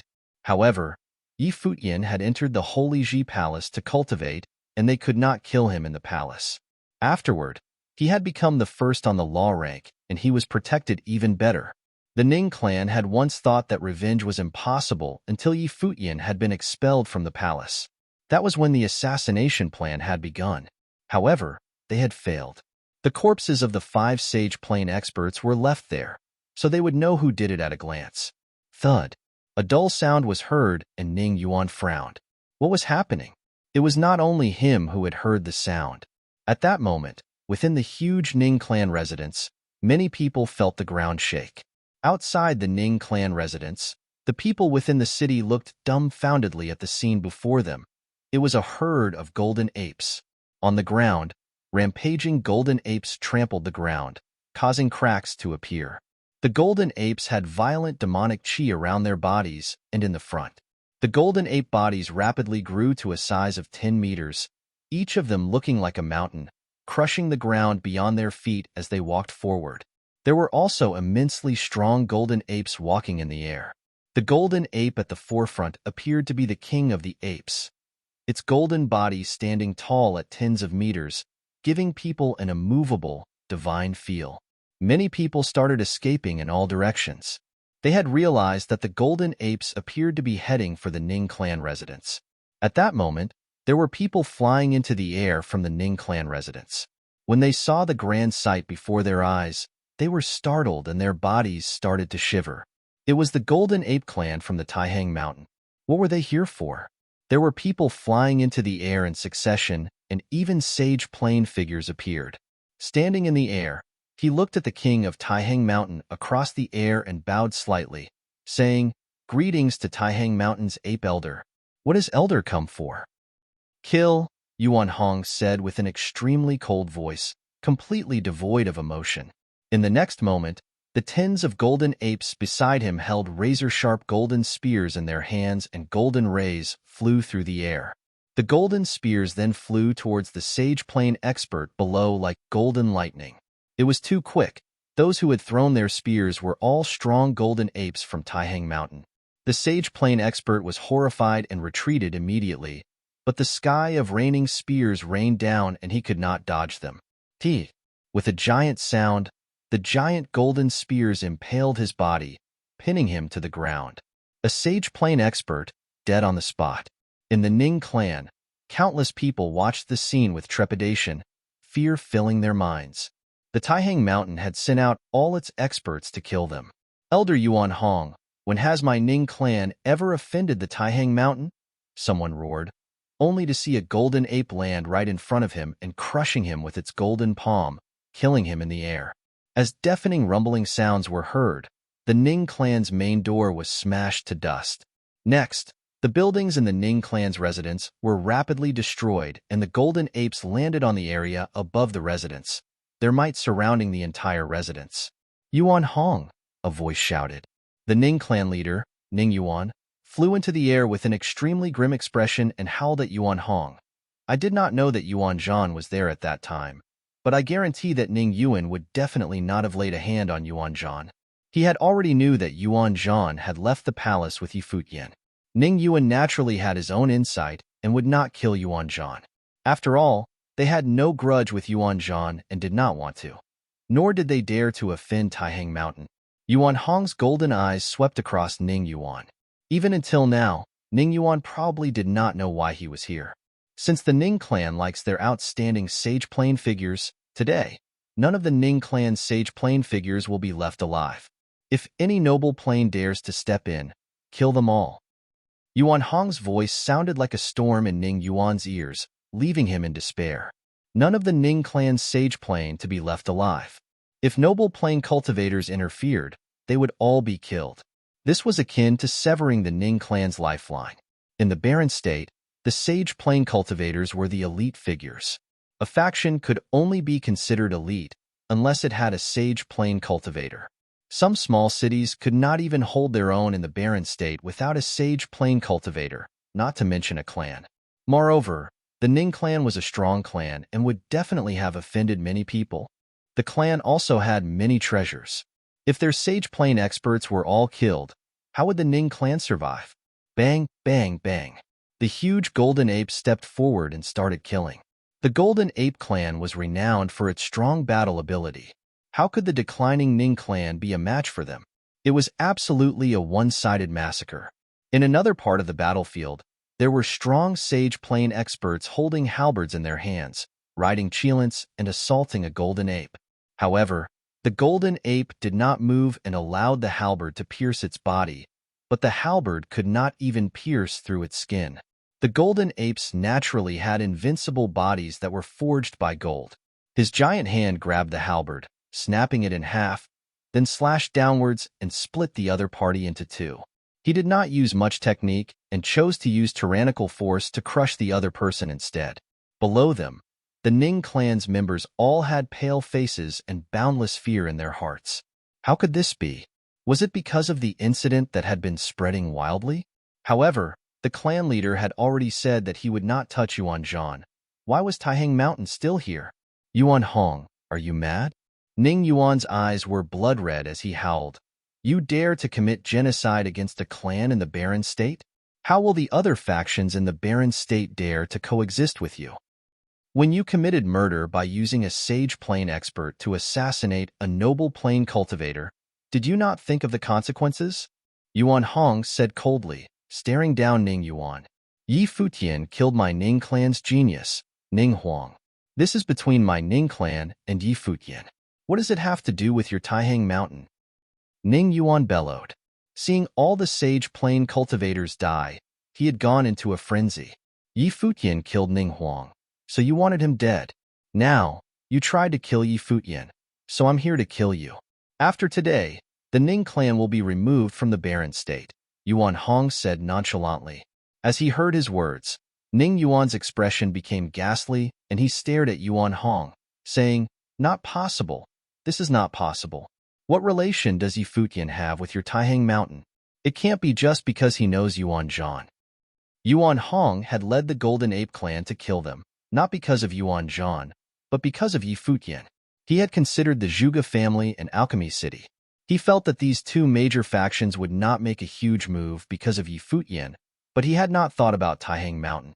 Evidently, Yi Futian, who had disappeared after that day's assassination attempt, was now in Taihang Mountain. Dead people don't need to ask that many questions, Yuan Hong replied cruelly. He stretched out his hand, and a golden rod appeared in his giant palm. He stepped forward and the earth shuddered under him. The golden rod crushed downwards, its might causing the entire Ning clan residence to crumble.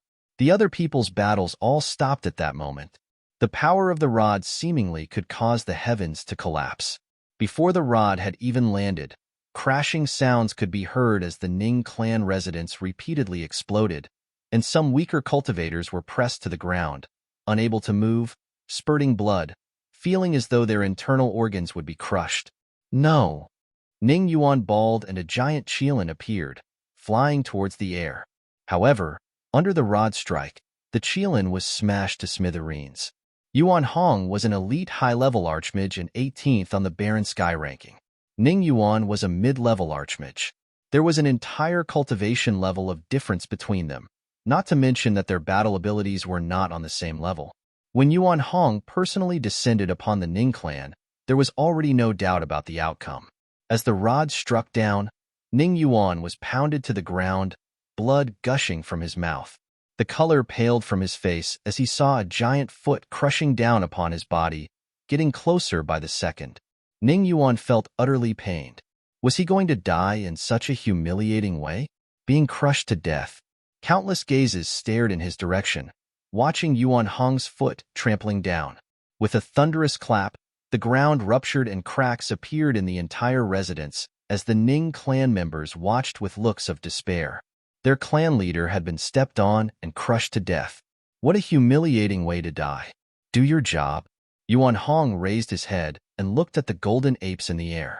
The golden apes immediately went on a killing spree, and howls of agony could be heard all over the Ning clan. The noble plain cultivators all shivered, not daring to participate in the battle, their cries being completely drowned out by the battle. The Ning clan was finished. After today, they would be removed from the barren state, all because their clan leader had ordered an assassination on Futian. Not long after, the ground shook and roaring sounds could be heard as Taihang Mountain's demonic beasts took to the skies and left. Outside the residence, countless people came over to the Ning clan, but what was left was crying and rubble. The apes on Taihang Mountain are really brutal, many people thought. The Golden Ape clan were still demonic beasts after all, and the rage of a demonic beast was utterly barbaric. Chapter 679. White Cloud City. Chapter 679. White Cloud City. The devastation of the Ning clan caused a huge uproar in no time. The eastern region of the Barren State was the first that had caught wind of the news. All top forces were utterly shocked. It was said that the king of Taihang Mountain, that violent king of the Golden Great Apes, brought his forces of Demon Ape down Taihang Mountain down on the Ning clan. They swiftly destroyed the clan, with the king himself stepping onto Ning Yuan. All of their sages were killed. The unrest occurred with the Ning clan soon after people infiltrated their ranks to rob them. The once renowned Ning clan was reduced to history. The few survivors ran for their lives, with some going to Ning Xian in the Holy Ji Palace, hoping to have Ning Xian avenge the clan. There was news saying that the very reason why the forces on Taihang Mountain went to destroy the Ning clan was because the clan sent sages to assassinate Futian, not because of Yuan Zhan. Futian was apparently on friendly terms with Taihang Mountain, and as such, it was hardly a surprise that Yuan Zhan himself was so close with Futian. Zhuge Qingfeng of the Zhuge family was hardly surprised when he caught wind of the news. When Futian revealed his secret to Zhuge Qingfeng, he mentioned something about the apes. What was unexpected to Zhuge Qingfeng was that Taihang Mountain reacted to the assassination attempt so drastically. Just how high is his status among the apes? However, the destruction of the Ning clan was probably more than enough to have whoever was scheming against Futian, after he was expelled from the Holy Ji Palace, reconsider their plans and stop pulling off such attempts easily. The Gongsun clan was the next one to be terrified. When the news reached the Holy Ji Palace, many were shocked. No one expected Taihang Mountain forces to be the one to act in Futian's favor. In one of the palaces in Tianqing Pavilion, Ning Xian shattered a stone chair near him. His expression was a very, very ugly one. His veins popped and he looked ferocious, losing all the bearing a sage-level figure should have had. He just received the news that Ning clan was no more. That was his family. Even though the Ning clan had fallen on hard times, it was still his roots.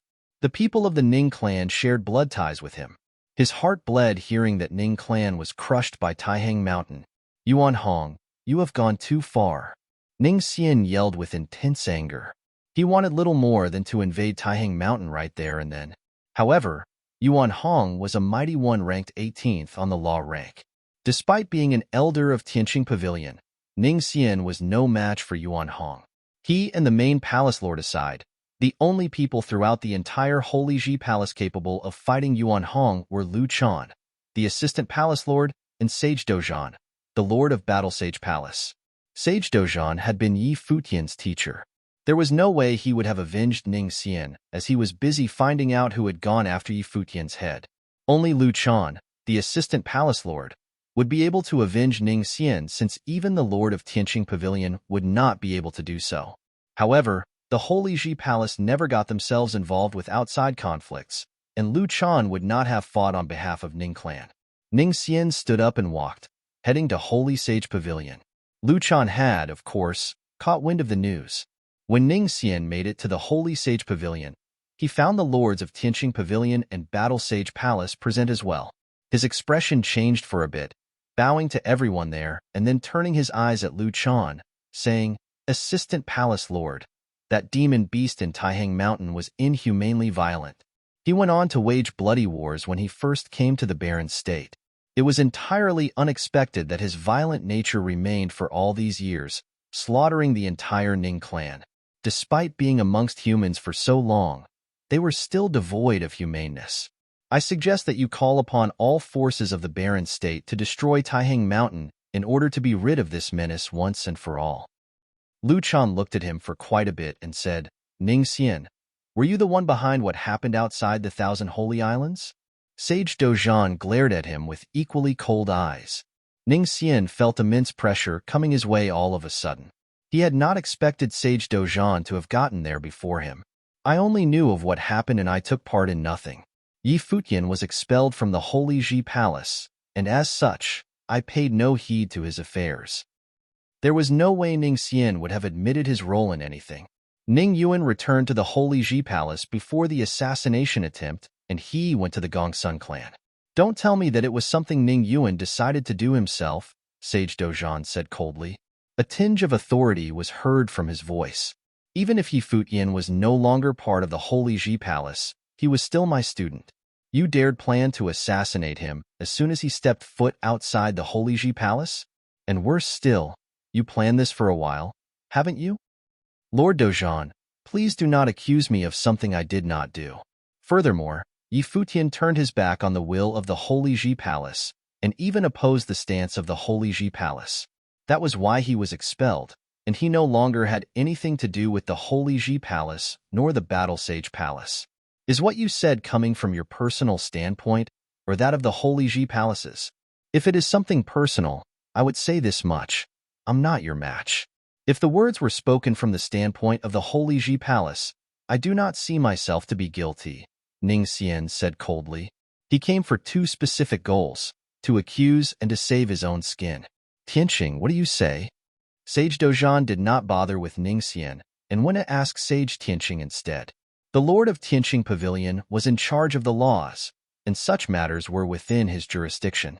However, Ning Xian was an elder of the Tianqing Pavilion. Ning Xian did not say anything wrong. Yi Futian was expelled from the Holy Ji Palace, and as such, he had nothing more to do with the Holy Ji Palace.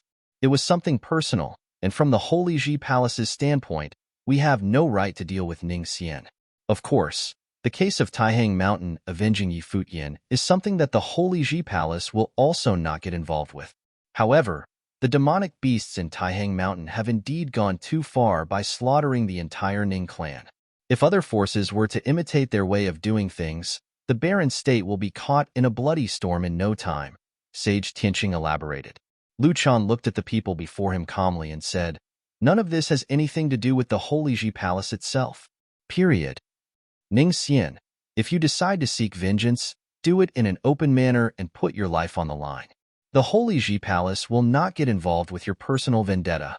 You being alive or dead will have nothing to do with the Holy Ji Palace." "Indeed, Assistant Palace Lord." Ning Xian nodded while cursing under his breath. It had indeed been impossible to convince Lu Chan to move against Taihang Mountain, and he had been lucky to be able to save his own skin. Sage Dozhan glanced at Ning Xian with cold eyes and said, "Yi Futian and Yu Sheng were expelled from the Holy Ji Palace.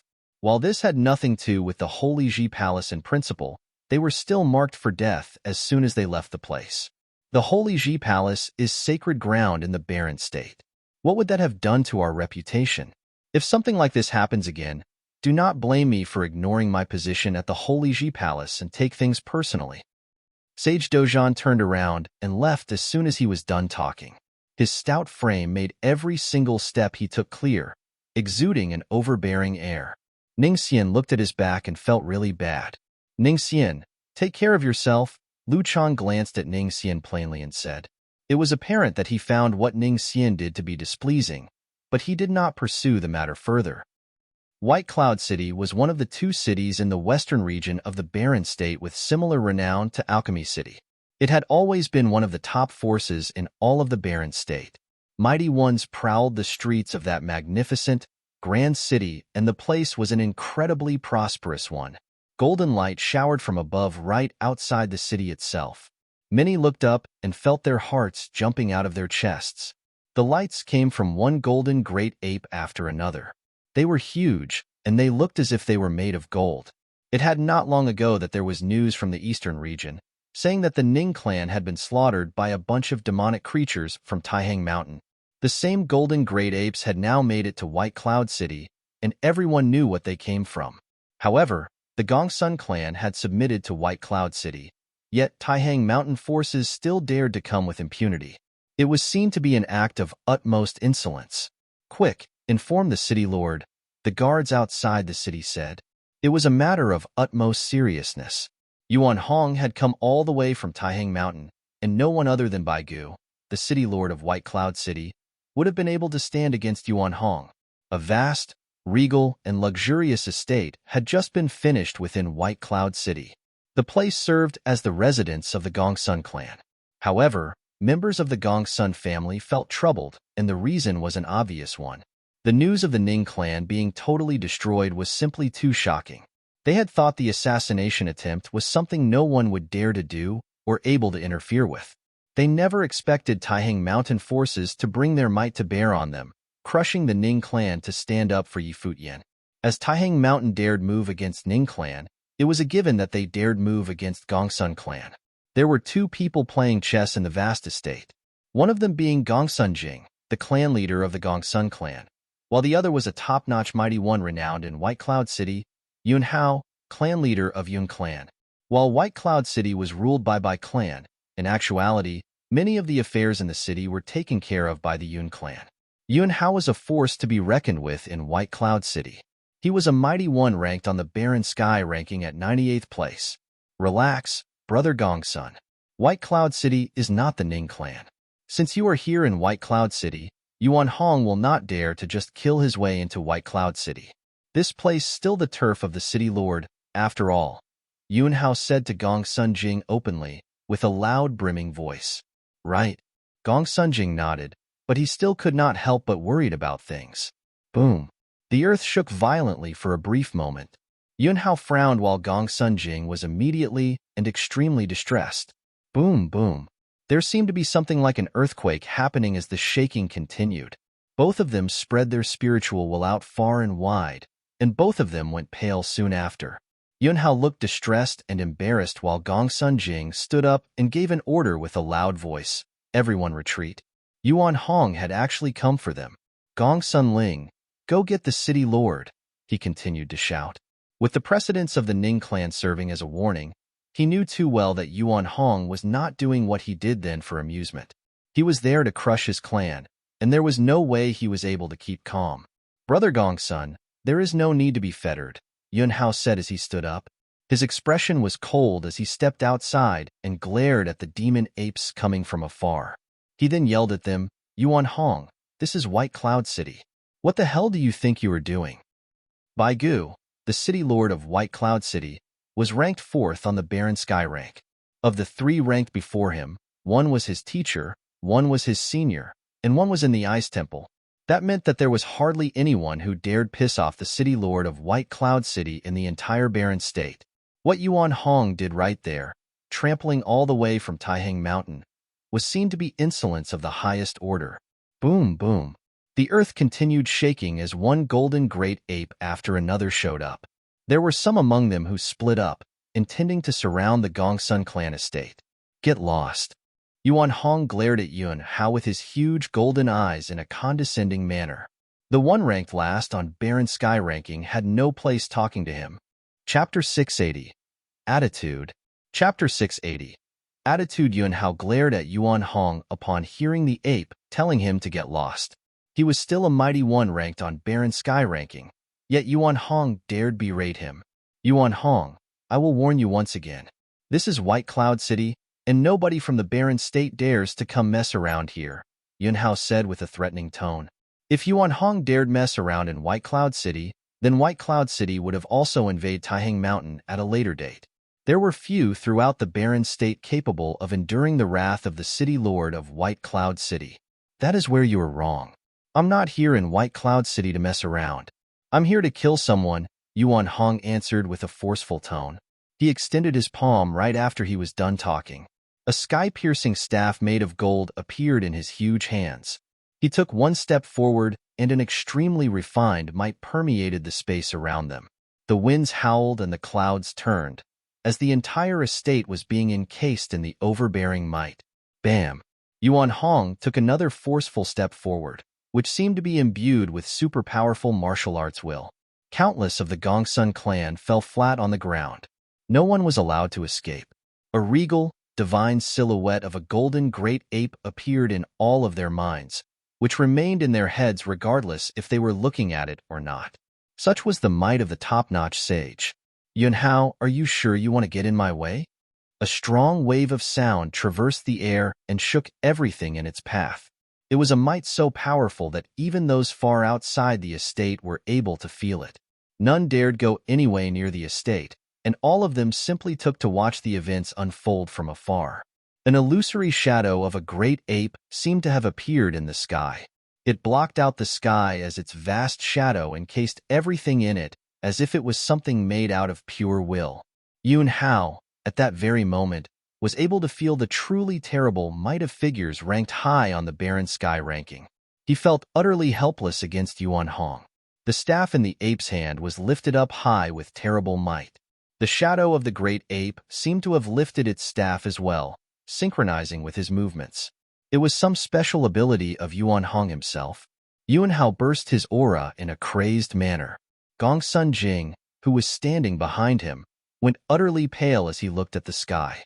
If that staff was brought down on their heads, it would pack enough force to raise the Gongsun clan estate.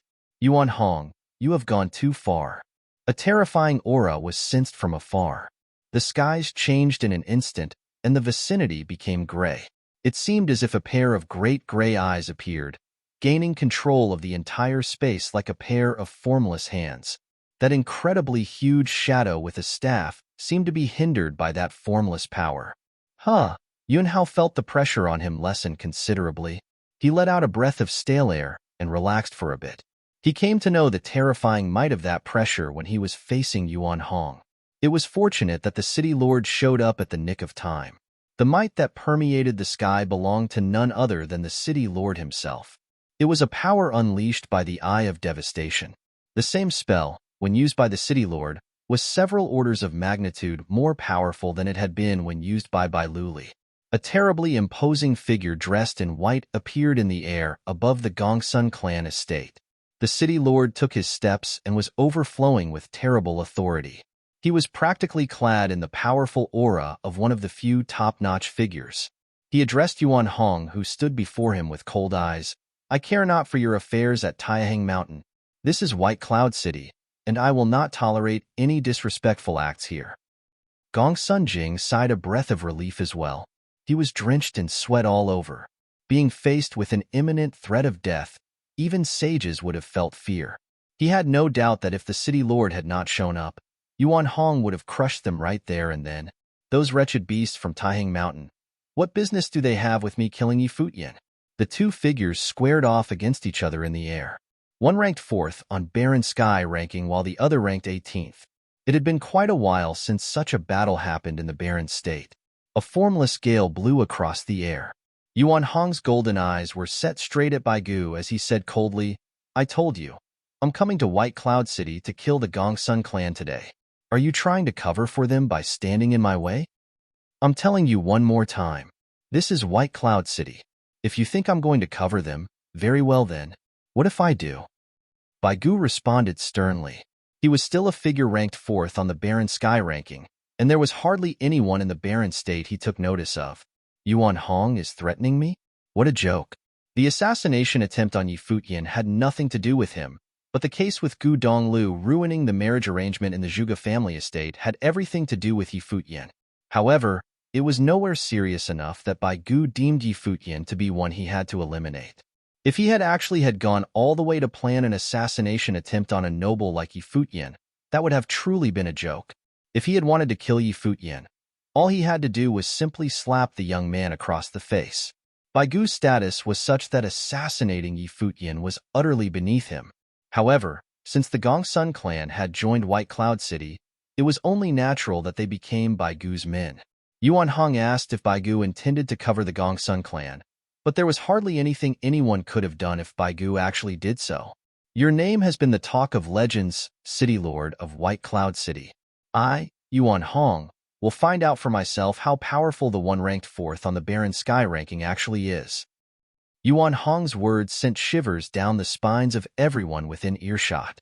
Even Yun Hao and Gongsun Jing felt themselves trembling inside. Yuan Hong of Taihang Mountain actually dared move against the City Lord of White Cloud City. It was something utterly insane. So be it. The City Lord glared at Yuan Hong as he said plainly. It was only 3 words, yet the pressure behind those 3 words was extremely intense. Baigu also wanted to see for himself how powerful the golden great ape of Taihang Mountain, said to be invincible in battle, truly was. This is spectacular. I never expected to be able to see this up close. A boisterous laughing voice was heard. Several silhouettes were found at the side. Everyone turned their eyes in that direction. There were some among them who were not familiar faces, but to those who actually knew who those people were, their hearts trembled. Yu Qi, the City Lord of Alchemy City, appeared in White Cloud City. Both White Cloud City and Alchemy City served as major symbols of the western regions of the Barren State. Both were true landmarks of the region, and at that moment, Baigu, ranked 4th on Barren Sky ranking, and Yu Qi, ranked 8th, were found at the same time in the same place. Baigu and Yuan Hong did not find his appearance to be surprising, as they obviously were able to sense him. They were of the same plane, Sage Plane, and it was only natural that they were able to sense each other's presence. Yet, Gongsun Jing's face changed. He had, after all, come all the way from Alchemy City to join White Cloud City. Yu Qi, I assume that you're not here in White Cloud City just for the show? Baigu asked. Of course not, Yu Qi said plainly. I came for the Gongsun clan. You want a medal with that assassination attempt? Baigu asked as he frowned. Just because the victim is a junior of your son-in-law? Gongsun Jing's face went pale. Yu Qi wants in on this as well? My business here actually has little to do with Yi Futian. Yu Qi said, it's just that back when Yi Futian and Gongsun Yi fought, I was the one bore witness and hosted the fight. Everyone there saw it, including your son, Bai Luli. Now that the Gongsun clan wants revenge, they're practically throwing dirt on my face. He was being reserved with his words, but he needed not spell it all out for Baigu. Gongsun clan did more than just that. They had come to join White Cloud City before they planned the assassination, and that embarrassed Yu Qi even further. So? Baigu asked. So, I'm here to ask you, do you mind handing Gongsun Jing to me? Yu Qi asked with a smile. Gongsun Jing's face went pale. Yu Qi had indeed come for him. Can't do. He is one of my people now, Baigu said casually. Gongsun Jing was already one of his men. If he had simply handed Gongsun Jing over just like that, that would have been an insult to his status as the City Lord of White Cloud City. I knew you would say something like that, given your temperament and all. Yu Qi hardly minded. He continued with a smile. In that case, I'll just sit back and enjoy the show. Go on. Gongsun Jing felt immensely distressed. Since when did Yu Qi become so easy to talk to? Baigu turned his attention back at Yuan Hong and said, after you. Yuan Hong said nothing. He simply swung his staff, and in an instant, conjured multiple shadows of the staff in the air. Yet he did not attack. The shadow of the ape in the sky swung its staff around as well. An intense might was brought to bear on everything below, and many felt unable to even stand still. The shadows of the staffs grew increasingly intense, and it seemed to be the 81 strikes of heaven-traversing staff techniques of the apes. Multiple shadows of the staff were conjured in the air as a boundless air of terror hung above. It was just the might of the skill, yet many felt themselves crumbling under its pressure as if the sky was to be brought down on them soon. The City Lord of White Cloud City looked up and cast his gaze high up in the air. There seemed to be pairs of formless, gray, huge hands interrupting with the flow of the might. At the same time, an incredibly huge golden shadow formed, as if an ancient god was standing between the heavens and the earth. It was a conjuration made entirely of gold, seemingly conjured out of spite against Yuan Hong. The summoned huge golden ancient god extended multiple golden arms and lashed out in the air. It was a terrifying sight to behold. Boom! A thunderous rumble was heard. At the very next moment, the shadow of staff all over the air coalesced into one single weapon and was brought down on everything below. In that very instant, many of the mighty ones were brought to the ground by the pressure, as if the sky itself was being brought down on them. The staff went swiftly at them in the air.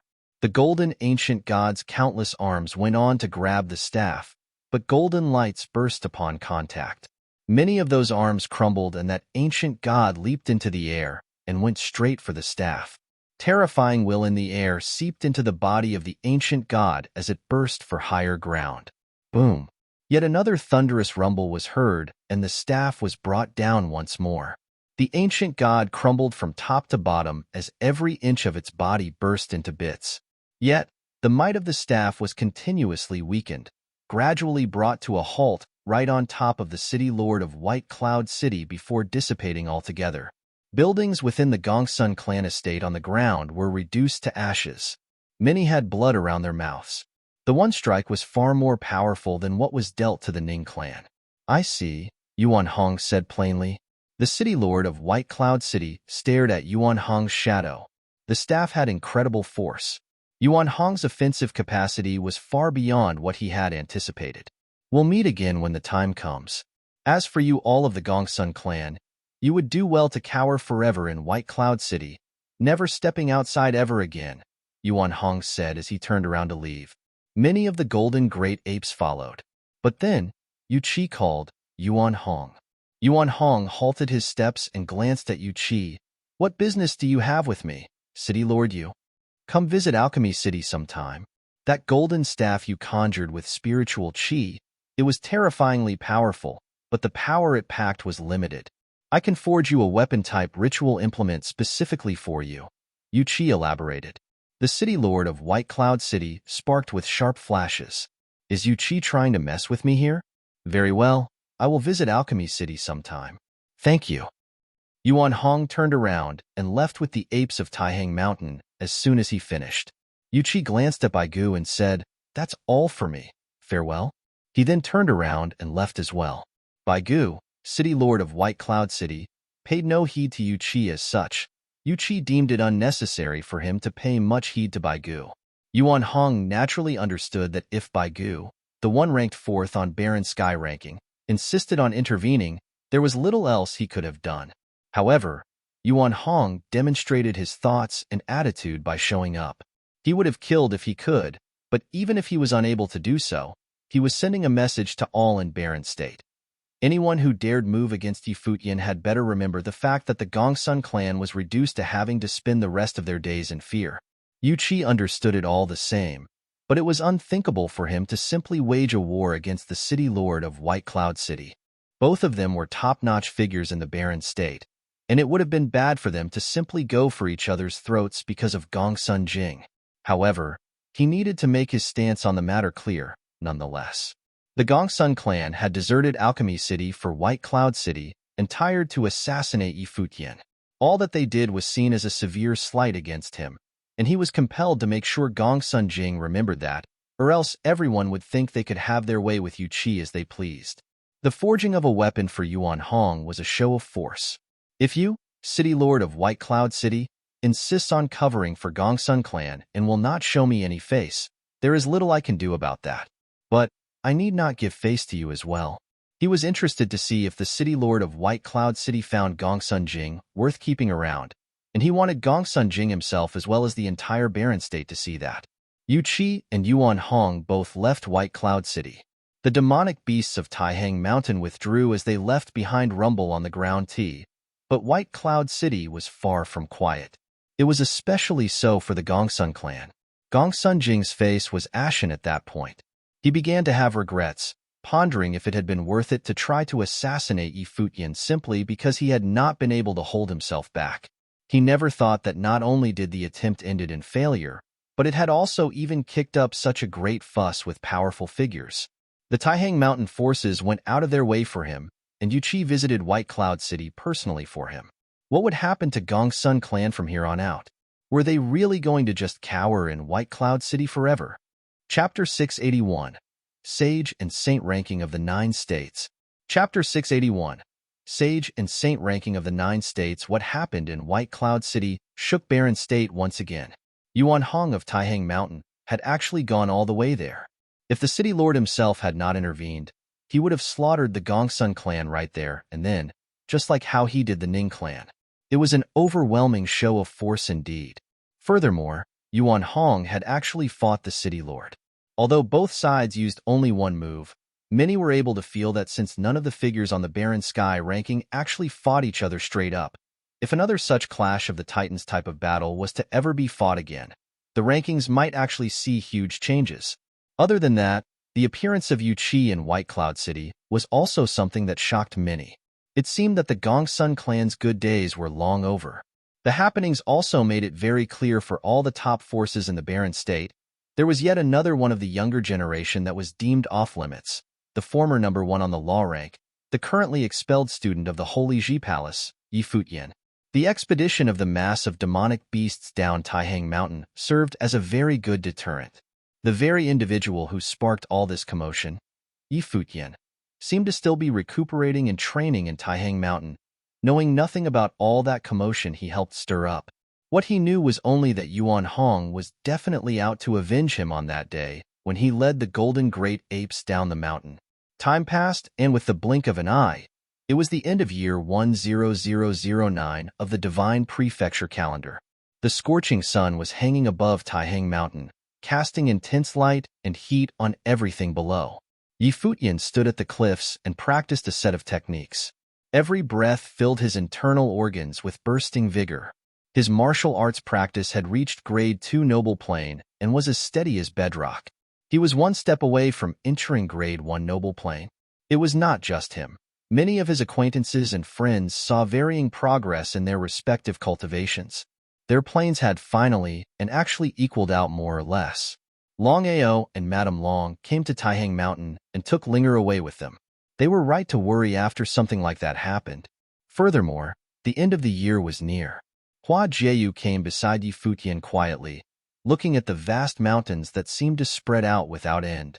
Having not been out for so long, I kind of wonder what the Barren State is like these days, Hua Jieyu said softly. Didn't second sister send someone over? I heard that third brother is finally out from his secluded training phase and is now a 3rd-level sage. I guess his progress has been great, Yi Futian smiled and said. While he had been on Taihang Mountain all this while, he came to know what happened outside from Yuan Hong himself, including how the King of Apes went slaughtering the Ning clan and caused a commotion in White Cloud City. Yi Futian had also learned that there had been some small conflicts happening in the Holy Ji Palace. His teacher, Sage Dozhan, intended to have a trial with Ning Xian but was rejected by the Holy Ji Palace. Yi Futian was, after all, an expelled student, and it was impossible for the Holy Ji Palace to go punish an elder of the Tianqing Pavilion for his sake. However, while the Holy Ji Palace did not interfere with the matter, the score between him and Ning Xian was far from settled. Ning Xian was the mastermind behind it all. He knew that Lulan Shui and the rest were still in Battle Sage Palace, and as such, Yi Futian would definitely return for them. That was where the assassination attempt had taken place. If it had not been for Long Yitian showing up, Yi Futian, Hua Jieyu, Yu Shang, Linger, and the others would have probably died in that battle that day. It was a score that could only be settled with blood, and there was no way Yi Futian would have just let it slide. But then again, what mattered most at the moment was his training. He needed to first make it to a grade 1 noble plane before attempting to break into sage plane. Another year is almost up. Yi Futian sighed. Hua Jieyu nodded. Indeed, time flies and yet another year is about to end. Year 10009 of the Divine Prefecture calendar was almost near its end, and memories of the case with Yi Futian's assassination attempt had softened considerably. The Holy Ji Palace returned to its usual peaceful days. However, many students could not help but feel something was missing. Maybe it was because someone in the past and in their midst had been too important a figure, and his absence caused some kind of vacuum in the Holy Ji Palace. It was especially so when the day of the sparring session arrived and Shiman Hanjiang was serving as the host. If that person was still around, he might have been the one to host the sparring sessions.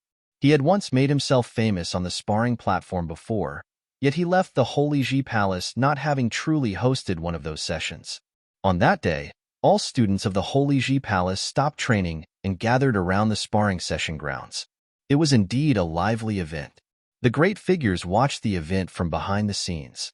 They hoped that some other geniuses would rise to take the place of Yi Futian, Yu Shang, Hua Jieyu, and the others after since they left the Holy Ji Palace. However, the chances of something like that happening again were simply too slim. Geniuses of the likes of Bai Luli, Yi Futian, and Yu Shang were something that happened only once in 100 years. At that very moment, there was a group of mighty ones descending from the sky. The group of people exuded an air of exceptionality. There was a young man and a middle-aged man taking the lead, while many mighty ones followed closely behind. Who are you people? The guards of the Holy Ji Palace took to the air in attempts to stop them. However, at the very instant where they unleashed their might, intense pressure filled the air, causing the guards to feel suffocated. The group of people went straight into the Holy Ji Palace unannounced and uninvited, without any regard for the guards. Someone has intruded the Holy Ji Palace, one of the guards shouted. Was there actually someone in the barren state who dared intrude the Holy Ji Palace? One mighty one after another leaped into the air in attempts to stop the intruders, but knew as soon as they felt the aura exuded by those intruders that they were utterly incapable of stopping them. They had no choice but to inform the lords. The young man who was taking the lead glanced at the people of the Holy Ji Palace and said, "Have you told Brother Jean about this?" "I did. We will meet in the sacred ground of the barren state," someone beside him answered. They were composed and paid no heed to the mighty ones around them. The Lord of Tianqing Pavilion arrived with a group of mighty ones to stop them. He looked incredibly serious as he questioned the intruders. "Who are you people?" He scanned the two taking the lead. The young man was calm and composed, exuding confidence and silence. It was as if he cared for nothing around him. The middle-aged man right beside the young man felt as if he melded entirely with his surroundings, bringing immeasurable might to bear. "We came from the sacred ground of Yu State, here to visit the sacred ground of the barren state," the young man said calmly. While he called the intrusion a visit, none of them bothered telling anyone about anything before they came throwing their weight about inside the Holy Ji Palace. It was obvious that they did not find the Holy Ji Palace a sacred ground on par with theirs. "Jisheng Cliffs," Sage Tianqing said. "The people of the sacred ground of Yu State came indeed, and they came right inside the Holy Ji Palace.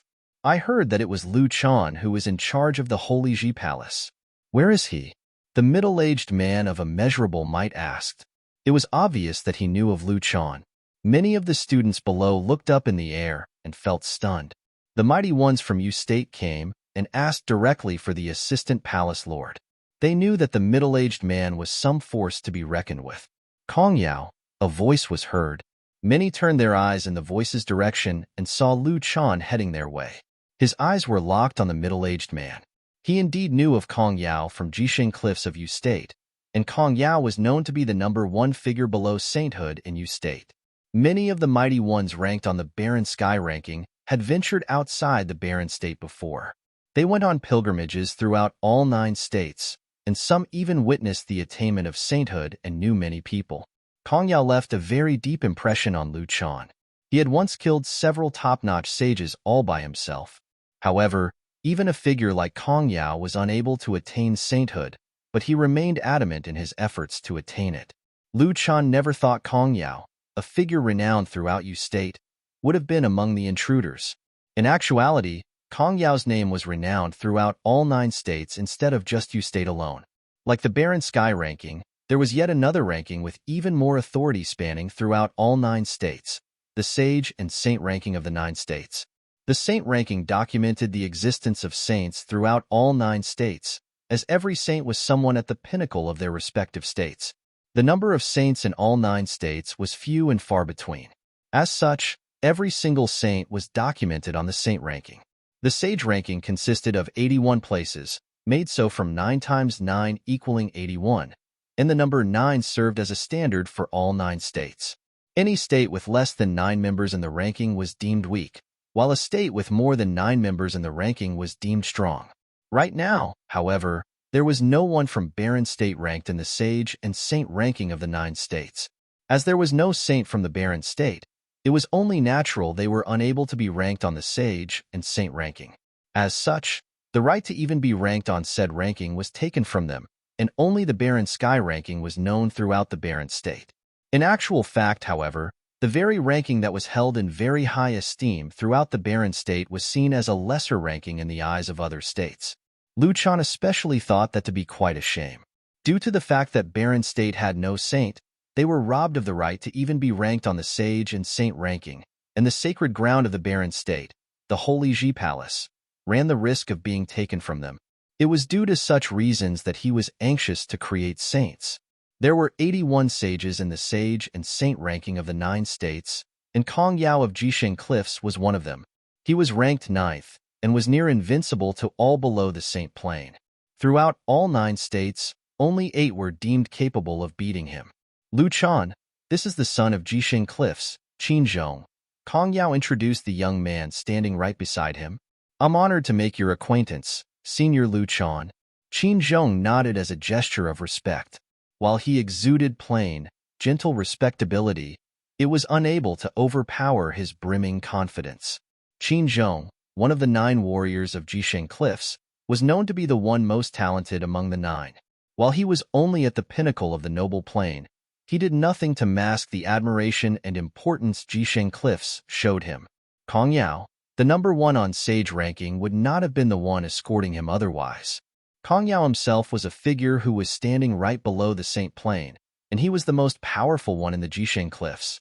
There was only one explanation of having him escort a man who was his junior. This junior displayed potential for sainthood. Lu Chan nodded to Qin Zhong. He was able to tell that the youth before him was not some ordinary figure. Having Kong Yao by his side meant that he was probably the most exceptional one among the younger generations in Jisheng Cliffs. Sir, why is that all of the Holy Ji Palace's students are here today? Is there something going on?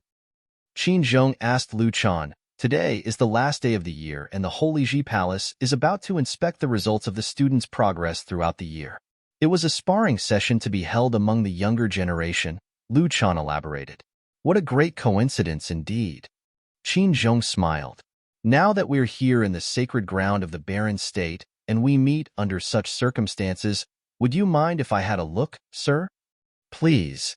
Lu Chan nodded.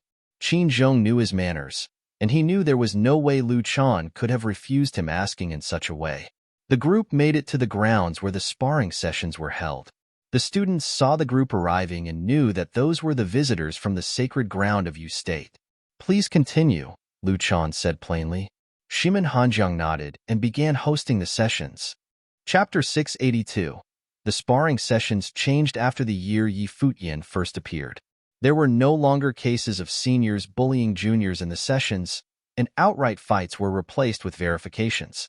If one proved to be of a higher plane, verifications were done to check one's comprehension in one's training, just like how Yi Futian battled Lian Yuqing using only skills on the Guqin. The sparring sessions changed after the year Yi Futian first appeared. There were no longer cases of seniors bullying juniors in the sessions, and outright fights were replaced with verifications. If one proved to be of a higher plane, verifications were done to check one's comprehension in one's training, just like how Yi Futian battled Lian Yuqing using only skills on the Guqin. Due to having mighty ones from Jisheng Cliffs and Yu State visiting, the sparring sessions would perhaps turn somewhat more aggressive, as the students gave it their all to show the best of what they were. At the very least, they deemed it unacceptable to have the Holy Ji Palace lose face in the presence of people from the sacred ground of Yu State. Lu Chan, Kong Yao, and the rest watched in silence. Qin Zhong was doing the same. His expression was as still as the surface of a lake on a fine day. There was nothing to be read. The Holy Ji Palace was the sacred ground imparting the lineage of saints in the Barren State. The sparring sessions served as a showcase of the highest standards the youth of Barren State had to offer. It was no surprise that there were no saints to be found in the Barren State. What they were able to see so far said that the younger generation of Barren State proved less than desirable with their prowess. They also knew that there were familiar sparring sessions among the younger generation students in Jisheng Cliffs. But when the sessions of both sides were compared, The students of the Holy Ji Palace indeed proved inferior. Qinzhong, you are the son of Jisheng Cliffs. What do you think about the younger generation of students of the Holy Ji Palace? Lu Chan asked. He had no intentions of bragging and was simply curious. He simply wanted to know how much of a difference there was between them and Jisheng Cliffs. Knowing such differences would serve well as motivation going forward. Sitting in a well, looking at the sky would easily breed arrogance. He hoped that the students of the Holy Ji Palace got to know there was a wider world out there. As such, he did not mind Qinzhong's presence in the sessions at all. Would you mind if I spoke my mind truthfully? Qinzhong asked Lu Chan. Not at all, Lu Chan answered. From what I've seen so far, I have yet to find someone exceptional among them. Qinzhong then continued, of course, the best might have been saved for last. Qinzhong did not bother lowering his voice as he said so, as his words were meant for all the students attending the sparring sessions. Many found his words to be hard on the ears. The sessions had been going on for some time, and many mighty ones on law rank demonstrated their abilities. Yet Qinzhong claimed that he had yet found someone exceptional in their midst. Just how arrogant do you need to be to say something so blatantly insolent, paying no heed to the Holy Ji Palace? If it is indeed as you said, do you mind if I ask what you mean by exceptional? A student of the Holy Ji Palace asked in an irritated tone. Qinzhong turned his eyes at the student who spoke and smiled. It is something rather impossible to be described with words alone. In that case, since it is the day of the sparring sessions, how about you come out and show us yourself what you mean by exceptional? Someone looked at Qinzhong and said. Qinzhong looked at the one who spoke and scanned the students below. He had originally intended only to see the extent of talent among the younger generation of students in the Holy Ji Palace, with no intention of doing anything himself. He was even more reluctant to do so after seeing the extent of their capabilities. However, he understood that his words were not something that the students of the Holy Ji Palace would take easily, and they would doubt him. As such, Qinzhong smiled and said, I'm now at the pinnacle of the noble plane, and if I were to be brash, I would say that no one in the noble plane in Jisheng Cliffs would be able to fight me at equal footing. As such, I see that I would be doing you all a disservice if I were to simply go into the sessions. If there is anything you would like to verify, please have the best among you do so with me. The students of the Holy Ji Palace thought that if he dared say something like that, it was apparent that he was some very renowned figure in Jisheng Cliffs, the sacred ground of Yu State. While they were rather irked by his comments, they knew well that he was indeed very powerful. Many cast their gaze at Shimen Hanjiang. With He Futian and Yusheng expelled from the Holy Ji Palace, Shimen Hanjiang was the champion of law rank once again. As he stood at the top of the ranking, there was no doubt that he was the most powerful among the students in terms of actual prowess, and he might have proved to be a match for the #1 noble from Jisheng Cliffs. Seeing the eyes of everyone present on him, he stepped forward and said to Qinzhong from afar, Shimen Hanjiang, student of the Holy Ji Palace, would you mind having a go? Be my guest. Qinzhong nodded calmly and gestured respectably. Shimen Hanjiang then leaped onto the stage in the middle. Qinzhong did the same, and both of them met in the air. While they were still quite a distance from one another, their auras were already unleashed. Everyone stared at the two in the air. Shimen Hanjiang still felt insulted from getting beaten by Yi Futian, who was 2 planes lower than he was. With that visitor from Jisheng Cliffs present, he wanted to prove what he was capable of. Coldness shrouded the air, and frost covered the platform. Ice and frost were seen in the air as if the air itself was being frozen over completely. Everything in that space seemed to have ground to a halt. At the very next moment, a sword was unsheathed. It was a cold sword which came swiftly at Qinzhong at blinding speeds. Qinzhong watched everything unfold in silence. His body was partially covered in ice. He remained unfazed even when the sword came for him. He did not even move an inch when the sword was about to reach his throat. Qinzhong pointed with his finger, and his movements were too quick for the eye to follow. His hands simply went knocking about in the air, and a crisp sound was heard at the very next moment. Shimen Hanjiang's sword veered off course, and even his body was thrown off. Shimen Hanjiang's sword was so fast that it was able to return and hit from the flanks. At that very moment, Qinzhong still proved to be the faster one as he moved forward, leaving mirages behind. His finger landed right on Shimin Hanjiang's shoulder. Shimin Hanjiang's hand let go reflexively. The sword dropped and his body was thrown off as well. The sword that he dropped dissolved into spiritual qi and disappeared. Shimin Hanjiang was left standing there, his arms shaking slightly and his face pale. He lost. Many who witnessed the scene found it unbelievable. Qin Zhong was, after all, the #1 noble from Jisheng Cliffs. While the students did consider the possibility of Shimin Hanjiang losing and felt all right even if he were to lose, they still found the way he lost the fight to be rather unacceptable. Shimin Hanjiang, the champion of the law rank, was not even given the chance to bring his full power to bear. His opponent simply hit him with his fingers, and he dropped his sword as a result. It was an insult like none other. Many looked at Shimin Hanjiang standing in the cold air. Is that really the genius of the Holy Ji Palace and the champion of the law rank? It was an irony like none other. It was as if everything that had just happened was nothing but a joke. Shimin Hanjiang considered the possibility of losing, but he never expected to lose in such a humiliating way. He lost without knowing why he lost. His opponent did not even bother fighting him. Is there even a more humiliating loss than this? Lu Chan felt himself trembling inside as he watched the events unfold. So that was how powerful the son of the Yu State's sacred ground was? The difference between Shimin Hanjiang and Qin Zhong was so great that Shimin Hanjiang was utterly helpless. Lu Chan's level was such that he understood that Qin Zhong was already halfway into the sage plane. It was entirely within reason that Shimin Hanjiang lost. When Hua Fan was in the period just before he broke into the sage plane, he might have had the ability to fight Qin Zhong. At the very least, the loss would have been a less humiliating one. Regardless, the fight allowed the students of the Holy Ji Palace to understand there was more to the outside world that met the eye, and they would have understood the Holy Ji Palace's pressure for it. If you are indeed the #1 noble in the Holy Ji Palace, I must say that I'm rather disappointed regarding the sacred ground of Barren State, Qin Zhong said softly. Shimin Hanjiang went completely pale altogether. Many looked at Shimin Hanjiang in sympathy. That champion of the law rank was indeed going through hell at the moment. There was never a champion in law rank who was so humiliated like Shimin Hanjiang. However, Qin Zhong's tone was one that said that he did not seem to have any intention of humiliating Shimin Hanjiang. It was more like that he never considered his opponent in the first place. In Qin Zhong's eyes, the Holy Ji Palace was simply not worthy of his attention, which was why he was able to be so calm in the face of all that had happened. But then again, it was such an attitude that made the students of the Holy Ji Palace feel even more ashamed of themselves. Shimin Hanjiang's loss was their loss as well, as he was, after all, the champion of the law rank. Many could not help but recall that guy who was expelled from the Holy Ji Palace a while before. If he had been here, would he have been able to fight Qin Zhong on equal footing?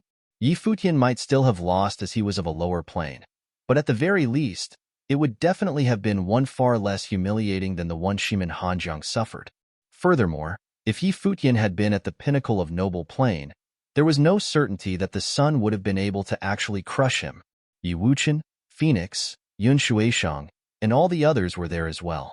They watched the events unfold without saying anything, casting their eyes at Lu Chan and the great figures of the Holy Ji Palace instead, wondering if they recalled that there were 2 genius-level figures in the Holy Ji Palace just several months ago, with one of them being the true champion of the law rank.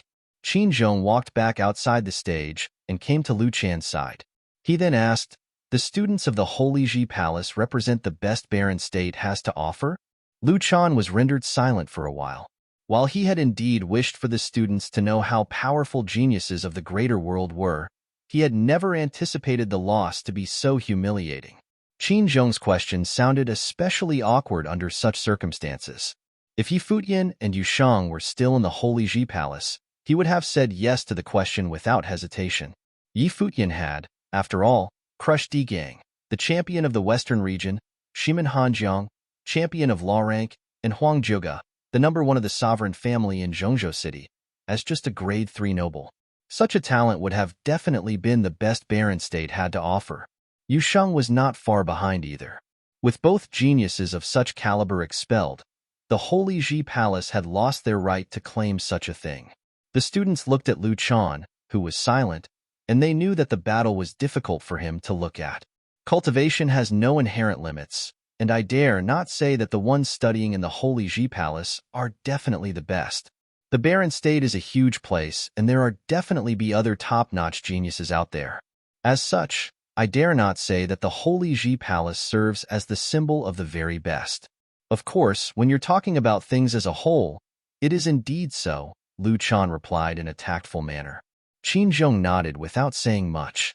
At that moment, there were others showing up with people of the Holy Ji Palace leading the way. Brother Qin, you're here? It was Zhan Xiao and the others with him. They arrived by air and smiled as soon as they saw Kong Yao beside Qin Zhong. Since Kong Yao is here, all has been settled then. He knew that someone like him would not have been able to have Kong Yao show up. As such, he called for Qin Zhong instead. Brother Zhan. Qin Zhong nodded. Uncle Kong. Zhan Xiao bowed slightly at Kong Yao. Kong Yao nodded in response. My name is Zhan Xiao.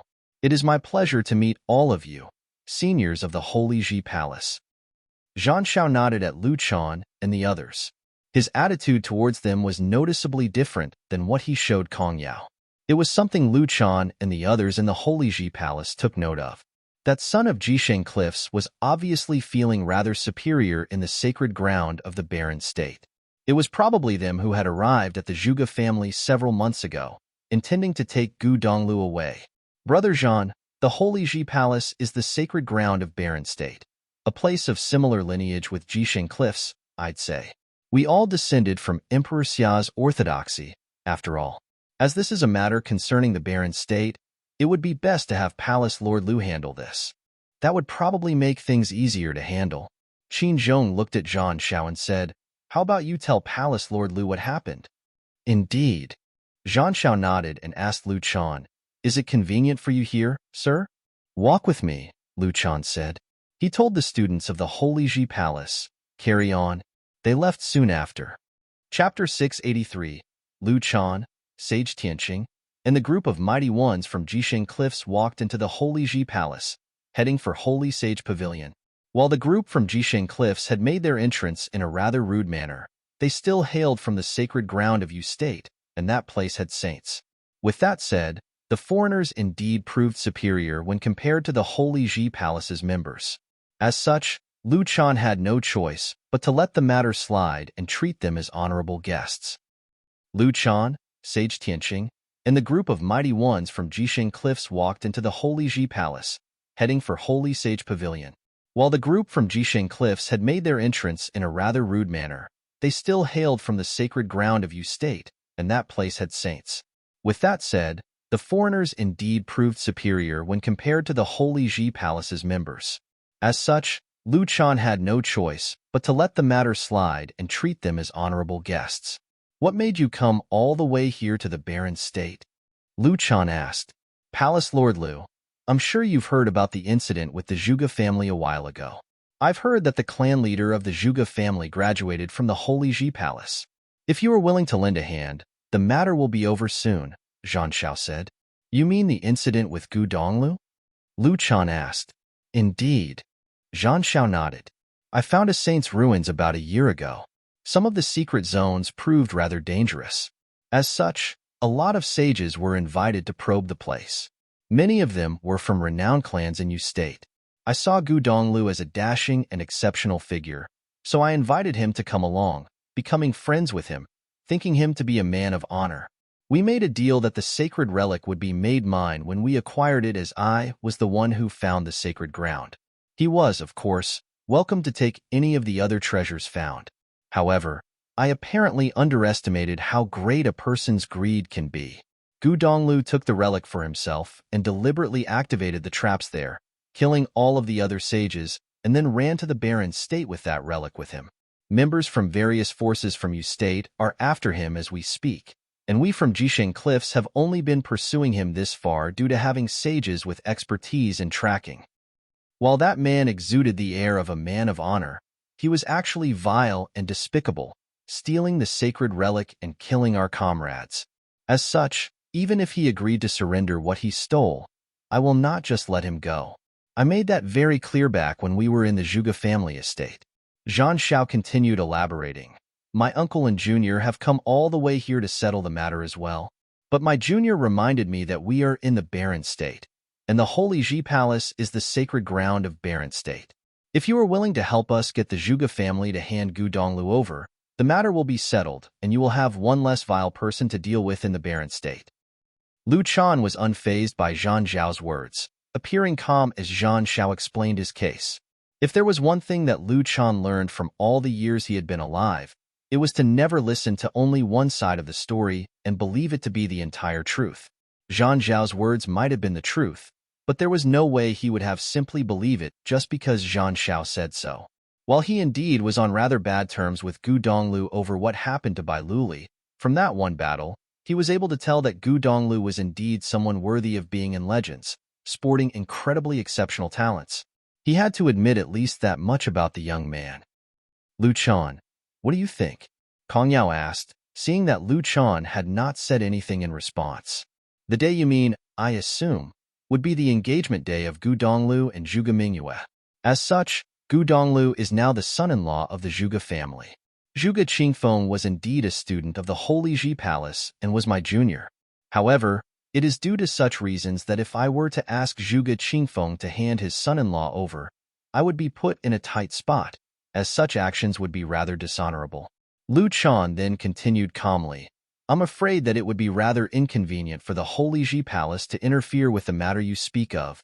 Zhuge Qingfeng had already shown his bias for Gu Donglu that day, and Lu Chan was very angry about it. However, the two cases were still two separate cases. He deemed it inappropriate to invest his personal feelings into matters when greater rights and wrongs were involved. The group from Jisheng Cliffs went there to ask the Zhuge family to hand over who they deemed responsible, and even others like Yu Qi, who was present, forbade them to simply take Gu Donglu away. It was a clear statement saying that while Jisheng Cliffs was indeed a sacred ground of Yu State, even the son of the place had no business bossing people around in the Zhuge family estate. As such, if the Holy Ji Palace decided to interfere, problems with morality aside, the people of the barren state would see the Holy Ji Palace in an unfavorable light. It is due precisely to such reasons that if some vile creature like Gu Donglu were to be allowed to stay in Zhuge family, he would make a mess of them. There would be dire consequences, and it is imperative that you be involved, Zhang Zhao continued. Lu Chan waved his hand and said, Kong Yao, I am obliged to treat you all well as guests coming all the way from the sacred ground of Yu State. However, the Holy Ji Palace does not meddle with the affairs of the barren state, and as such, it would be inconvenient for us to get involved in the case you speak of. I understand. Kong Yao said plainly, in that case, Jisheng Cliffs will not hold you against your will. We will look into it ourselves. Very well then. Lu Chan nodded. I will order for a feast to be prepared. There is no need for that. We deemed it necessary to pay a visit here, as we all hail from sacred grounds of the 9 states. We will not hold you any further as we have that matter to deal with. Kong Yao's voice sounded noticeably colder.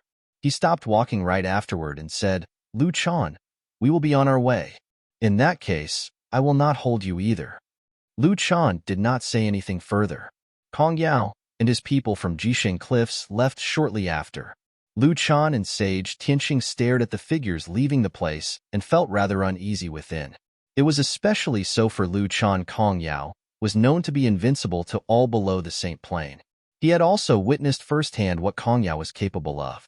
He was ranked 9th on the Sage ranking, and if Zhuge Qingfeng were to insist on refusing to hand Gu Donglu over, Kong Yao's forceful temperament would mean a war between him and the Zhuge family. It seems like the Zhuge family will be in deep trouble now, Sage Tianqing said. If the Zhuge family had the gall to refuse Jisheng Cliff's request, they will naturally have to deal with the problem. If Jisheng Cliffs indeed tried to throw their weight around in the barren state, they will definitely not be getting their wish, Lu Chan said, knowing well that the true mighty ones of all sacred grounds of the 9 states were still the saints. The barren state needed saints to emerge as soon as possible. If there were saints among the ranks of the Holy Ji Palace, Kong Yao and the rest of his group would not have acted as rudely and arrogantly as they did. On the other hand, Zhang Zhao said when his group had left the Holy Ji Palace, with the barren state in such a rundown state now, I'm surprised that Lu Chan had the gall to be so uncooperative. Even with you here, uncle, he didn't bother giving you any face. This is normal. All who hail from sacred grounds have their own pride. What happened back there was within our expectations, Kong Yao said.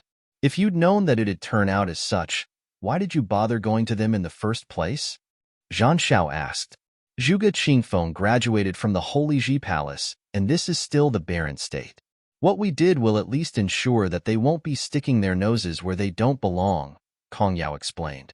If the Holy Ji Palace had interfered and ended up standing against them, things would have gotten even more complicated. As such, he went asking Lu Chan for help. If Lu Chan made sure to stay out of this, they would be allowed to carry on with their own business without interference. You are one of the top 10 figures on the sage ranking. Why do you need to be concerned so much with the now run-down barren state? Zhang Xiao asked. The barren state is indeed not what it used to be, but it still bears the lineage of saints. The case is not as simple as you think, Kong Yao explained. Sacred grounds definitely housed sacred relics. Jisheng Cliffs had saints. As such, sacred relics were in the hands of the saints instead of being in their control. I understand. Zhang Xiao nodded. The group headed straight for Xuanwu City in the northern region of Zhongzhou City by air. There had been quite a lot happening in the barren state. Starting with the incident with the engagement between Bai Luli and Zhuge Mingyue, there were visitors from the sacred ground of Yu State, an assassination attempt at Yi Futian, and golden great apes venturing outside Taihang Mountain. Every single incident shook the barren state as a whole. The people of the barren state somehow felt that there was an undercurrent at work, and something huge would break out at any given moment. However, it was still little more than a hunch, and no one was able to make clear of what would happen next. Zhuge Qingfeng was caught at the center of the whirlpool, and as such, his awareness of such developments was more acute than most. In truth, when he saw Yi Futian demonstrate who he really was, Zhuge Qingfeng felt that the peaceful days of the barren state were about to be over. When geniuses of such caliber emerged, shockwaves in the form of multiple great incidents followed in their wake. Furthermore, the pressure from Jisheng Cliffs never actually disappeared. He knew the mighty ones of Jisheng Cliffs would soon strike again. Zhuge Qingfeng was meditating in Wind Residence, and Crouching Dragon Mountain was not any different that day. His eyes opened all of a sudden as he set his gaze far away. What was to come finally came. He had no idea, however, who it would be this time. A group of people landed above Crouching Dragon Mountain. In that very instant, an extremely stifling pressure encompassed the entire mountain. Worse still, many in Xuanwu City, not far away from the mountain, were able to sense the appalling pressure as well. They turned their eyes at the air right above Crouching Dragon Mountain and were able to see figures standing high and mighty in the air. Everyone from the Zhuge family walked outside and looked at the mighty ones in the air. Gu Donglu halted his training in Moon Tower and looked at the sky. What was to come had finally came. He had witnessed Zhang Xiao kill everyone that day, and he had been the only survivor. He came to understand that Zhang Xiao would not have stopped until he was no more. Jisheng Cliffs was a sacred ground of Yu State, and Zhang Xiao was the son of the place. Among the many sages that he killed, there were geniuses from renowned clans. If that information were to make it outside, it would have affected Jisheng Cliff's reputation and damaged Zhang Zhao's status as the son. There was no way he would let Gu Donglu live. While Gu Donglu knew that Zhang Xiao would have lied, nothing would have put the villain at ease better than to see him dead. That was the very reason Gu Donglu did not elaborate his reasons for running in front of everyone. If it was simply Zhang Xiao as an individual who wanted him dead, there was still wiggle room for Gu Donglu to free himself. If he was accused of damaging the reputation of Jisheng Cliffs itself, however, people of the entire place would want his head. As such, he knew that there were things he had to keep to himself no matter what. Zhuge Mingyue came to him and took his hand, saying, "Don't worry too much about this. If father has allowed you to stay, he definitely has a way of settling this." "Easier said than done," Gu Donglu replied.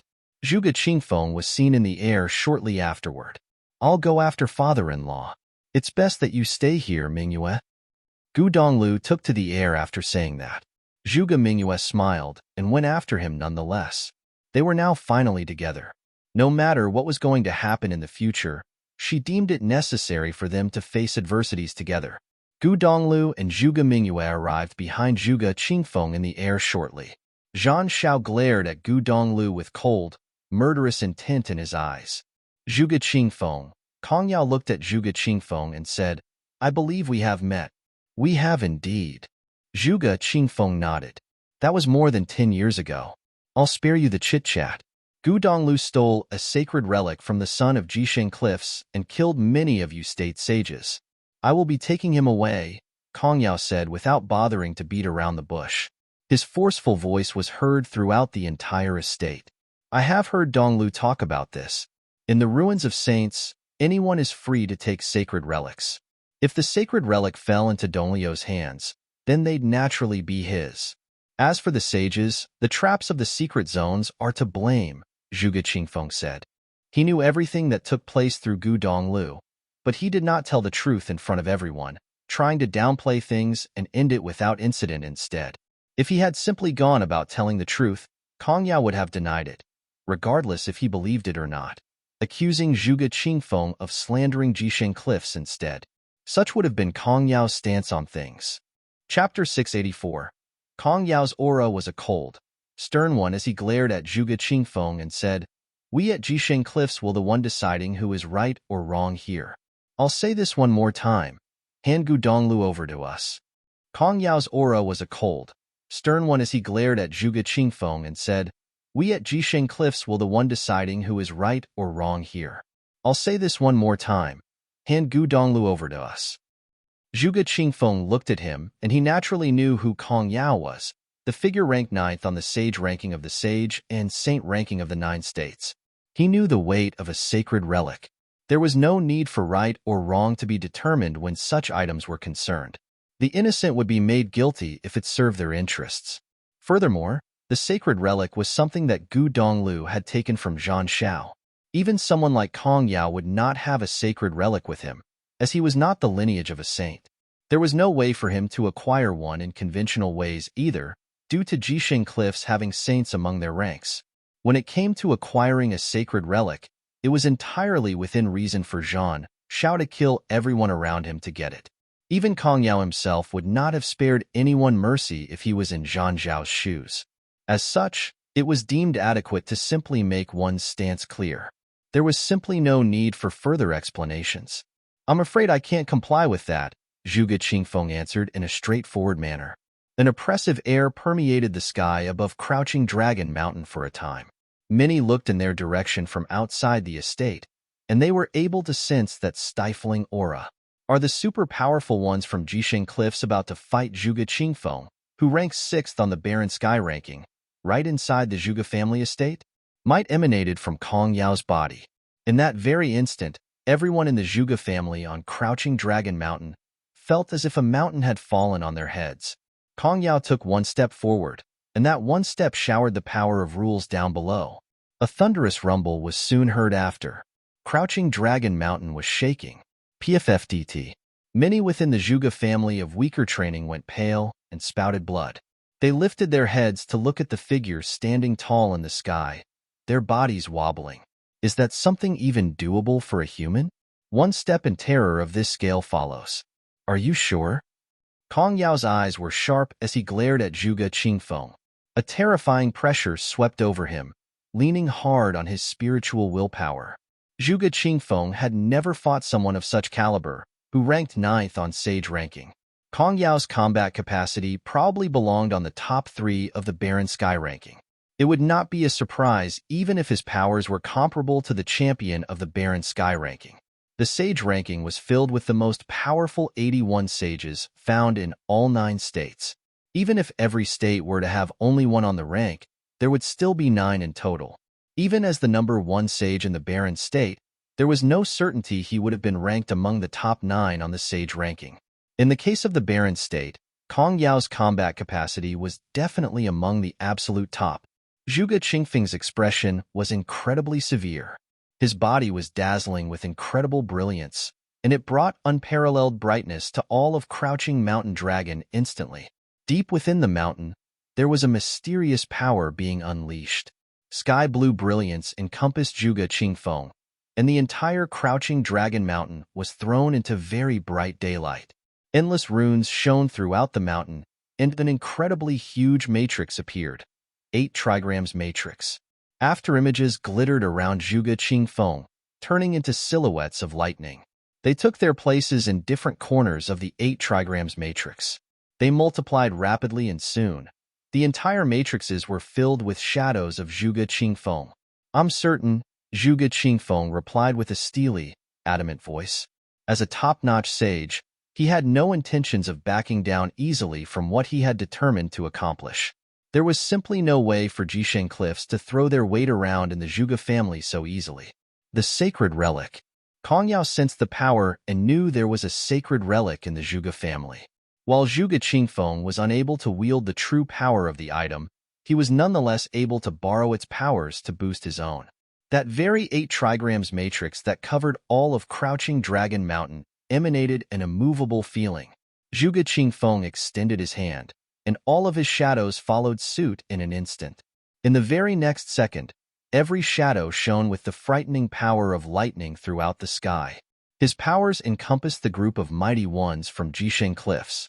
The devastating lightning flashed about like death-bringing bolts.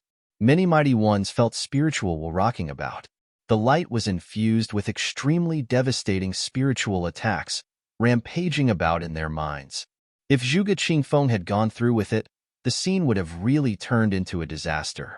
It was apparent that what he pulled was in retaliation to what Kong Yao did earlier. It would have served at least as a reminder to Kong Yao. Boom! Kong Yao took another step forward. Godlike statues appeared in the air and brought their might down upon the 8 trigrams matrix. It shook violently as a result. However, the matrix burst with tremendous light. The force of the attacks it took was spread throughout the entire matrix, ensuring its integrity. At the very same time, Kong Yao vanished into thin air. The people below were unable to even track his movements, making it seem as if he disappeared from existence altogether. He then appeared in the air right before Zhuge Qingfeng. He clenched his fist and punched. Godly conjuring appeared around his fist, seemingly capable of moving the heavens and the earth. Zhuge Qingfeng responded with a punch himself without even flinching. Boom! The entire mountain shook as the punches connect. As both fists collided, light burst from the matrix on the mountain, shooting heavenward. The entire matrix's light coalesced on Zhuge Qingfeng's body, which had his robe and black hair billowing about. At the moment, Zhuge Qingfeng felt it was not Kong Yao who punched him, but an incredible, huge, godlike figure. Kong Yao's arm vibrated. 9 fist will exploded forth instantly. His godlike conjuring went on a stampede, howling in Zhuge Qingfeng's mind as if it was trying to stomp him to death. It was a harrowing sight to behold. At the same time, Kong Yao burst with endless brilliance of devastation, coursing about his body. Boom! A powerful light exploded, shattering Zhuge Qingfeng's shadows. Kong Yao's body returned to where it had been before as if he never moved in the first place. Yet another illusory shadow coalesced and manifested into Zhuge Qingfeng. It was as if the person that was destroyed before was a shadow instead of his true body. However, the one who launched the attack was none other than Zhuge Qingfeng himself. I have to hand it to the sacred relic. Working under it renders one's defense impenetrable indeed. Kong Yao looked at Zhuge Qingfeng. With protection provided by a sacred relic, one was almost guaranteed victory and total immunity from being killed. The members of Zhuge family continued watching the battle in the air above Crouching Dragon Mountain and were able to deeply feel the immense power of Kong Yao, as he was capable of holding himself well against the powers bestowed by a sacred relic. That was also the first time most of them came to know the power of the sacred relic. It was said that the relic was precisely what the Holy Ji Palace and the City Lord of White Cloud City were after from the Zhuge family, which was the very reason the marriage alliance between Bai Luli and Zhuge Mingyue was arranged in the first place. Bai Luli's talent was that if he were to reach the pinnacle of sages, armed with the sacred relic in the Holy Ji Palace, as well as the one in the Zhuge family to walk on the divine path, he might have very well ended up the most powerful, second only to saints. With that said, the probability of him attaining sainthood would be almost absolute. It was no surprise why all the great figures in the barren state wanted so badly to get the alliance up. They wanted to create a saint. You will not be taking Gu Donglu away. I advise you all to return to where you came from. Zhuge Qingfeng looked at Kong Yao and said. That one strike before was more than enough to have him experience how truly frightening the one ranked ninth on the Sage ranking was. A simple punch that seemed to have been imbued with the might of major rules capable of wiping everything in its path. If it had not been for the sacred relic boosting Zhuge Qingfeng's defenses earlier, it would have been very difficult for him to fight against Kong Yao. I have come all the way here and I will not leave without taking who I came for, Kong Yao said with a forceful tone. He turned around once he was done and told the ones from Jisheng Cliffs, "Let's go." Zhan Xiao glared at Zhuge Qingfeng and Gu Donglu. With Gu Donglio's item accounted for, there were 2 sacred relics in the Zhuge family estate. Qin Zhong was very calm throughout the fight. They might have left Crouching Dragon Mountain, but they did not leave Xuanwu City.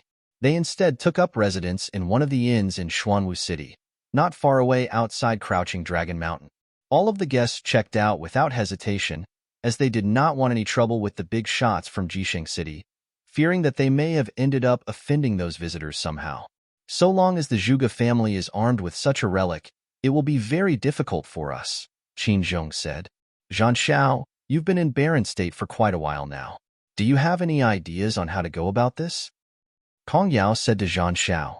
While it was possible for them to fight a war of attrition with the Zhuge family, he thought his energies could be better spent elsewhere. As such, it was still more preferable to get the matter settled as soon as possible. The day I found Gu Donglu was not during his engagement banquet. It was one meant for the proud son of White Cloud City, Bai Luli, and Zhuge Mingyue. The very reason why the Holy Ji Palace formed an alliance with White Cloud City was due to the sacred relic on Zhuge Qingfeng. But Gu Donglu went to steal the bride that day, and Bai Luli ended up giving up. As such, the city lord of White Cloud City, who ranks 4th on the Barren Sky ranking, definitely felt very frustrated. It was said that he held an intense grudge when he left that day, Zhan Xiao elaborated. So Bai Luli was that proud student of the Holy Ji Palace who ranked 10th on the Barren Sky ranking and possesses huge potential for sainthood. It was obvious that Kong Yao knew a thing or two about the Barren Sky ranking. Indeed, Zhan Xiao nodded. It seems that the Holy Ji Palace is very desperate to nurture a saint.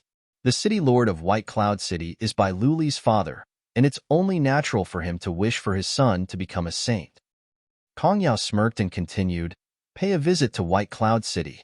Tell him that when the deed is done, I will help look after Bai Luli when he goes on his journey to sainthood. If this proves inadequate, tell him that the sacred relic in the Zhuge family will be his if we manage to get our hands on it." "Will do, uncle," Zhan Xiao smirked and said. White Cloud City had been going after the Zhuge family's sacred relic all this while, and they would not simply let a chance like this slip through their fingers. Of course, it would have been better if White Cloud City would have simply agreed to their first proposal, as that would have meant them bagging 2 sacred relics. Zhan Xiao left Xuanwu City and headed straight for White Cloud City. He went telling everyone of Gu Donglio's crimes along the way. Since Gu Donglu had his reservations about telling the truth, he would simply need to claim his side of the story to be the true story, making his lie a complete truth. The news spread far and wide soon. Bai Gu left White Cloud City and headed for the Zhuge family's Xuanwu City months after he had last been there. The incident shook the barren state, and both Xuanwu City and Crouching Mountain Dragon quickly found themselves isolated. Forces gathered right under their noses, and they were in a crisis. It seemed as if both places could collapse soon. Futian remained focused on his training at Taihang Mountain. He wanted to become a saint as soon as possible and had dedicated himself to comprehending the rules of Sage Plain, making good progress for the time being. However, when news from Crouching Dragon Mountain reached him, the tranquility within his mind was shattered in an instant. The city lord of White Cloud City had actually wanted in on this and had even allied with Jisheng Cliffs of Yu State to achieve it. A rumble was heard on Taihang Mountain. A group of golden great apes took to the air with a man standing on one of them. Yuan Hong descended the mountain once again, and this time, with Futian in tow. Chapter 685. The barren state appeared to show signs of turmoil. Since the previous incident, the White Cloud City Lord would definitely have a hatred for the Zhuge family. However, everyone did not expect that the White Cloud City would join forces with the Jisheng Cliffs to target the Zhuge family. The barren state appeared to show signs of turmoil. Since the previous incident, the White Cloud City Lord would definitely have a hatred for the Zhuge family.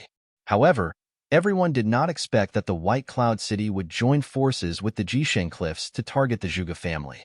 This was probably their official falling out. The White Cloud City Lord and Zhuge Qingfeng were once the Holy Ji Palace's prodigies, but now they were on opposing sides because of a younger generation's marriage. This caused many people to sigh. Crouching Dragon Mountain currently appeared to be in a dire situation. No faction dared to interfere with Xuanwu City. Even factions that used to be affiliated with the Zhuge family only dared to watch from afar. Neither Jisheng Cliffs nor White Cloud City was a force that they could touch. After Baigu descended upon Xuanwu City, he did not immediately attack the Zhuge family with Jisheng Cliff. Zhuge Qingfeng had a saint-level defensive implement in his hands, so it was not easy to deal with him.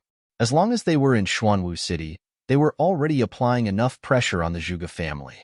Now, the Zhuge family was already internally in a mess.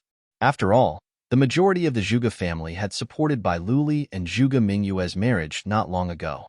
In the eastern region of the Barren State, Alchemy City, City Lord Office, Yuqi naturally knew about the unrest in Xuanwu City.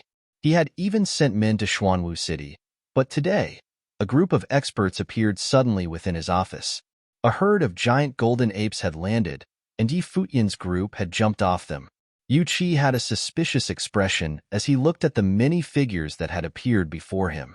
Xuanwu City was in unrest and Crouching Dragon Mountain had been surrounded, but Yi Futian was still freely coming here. Little brother.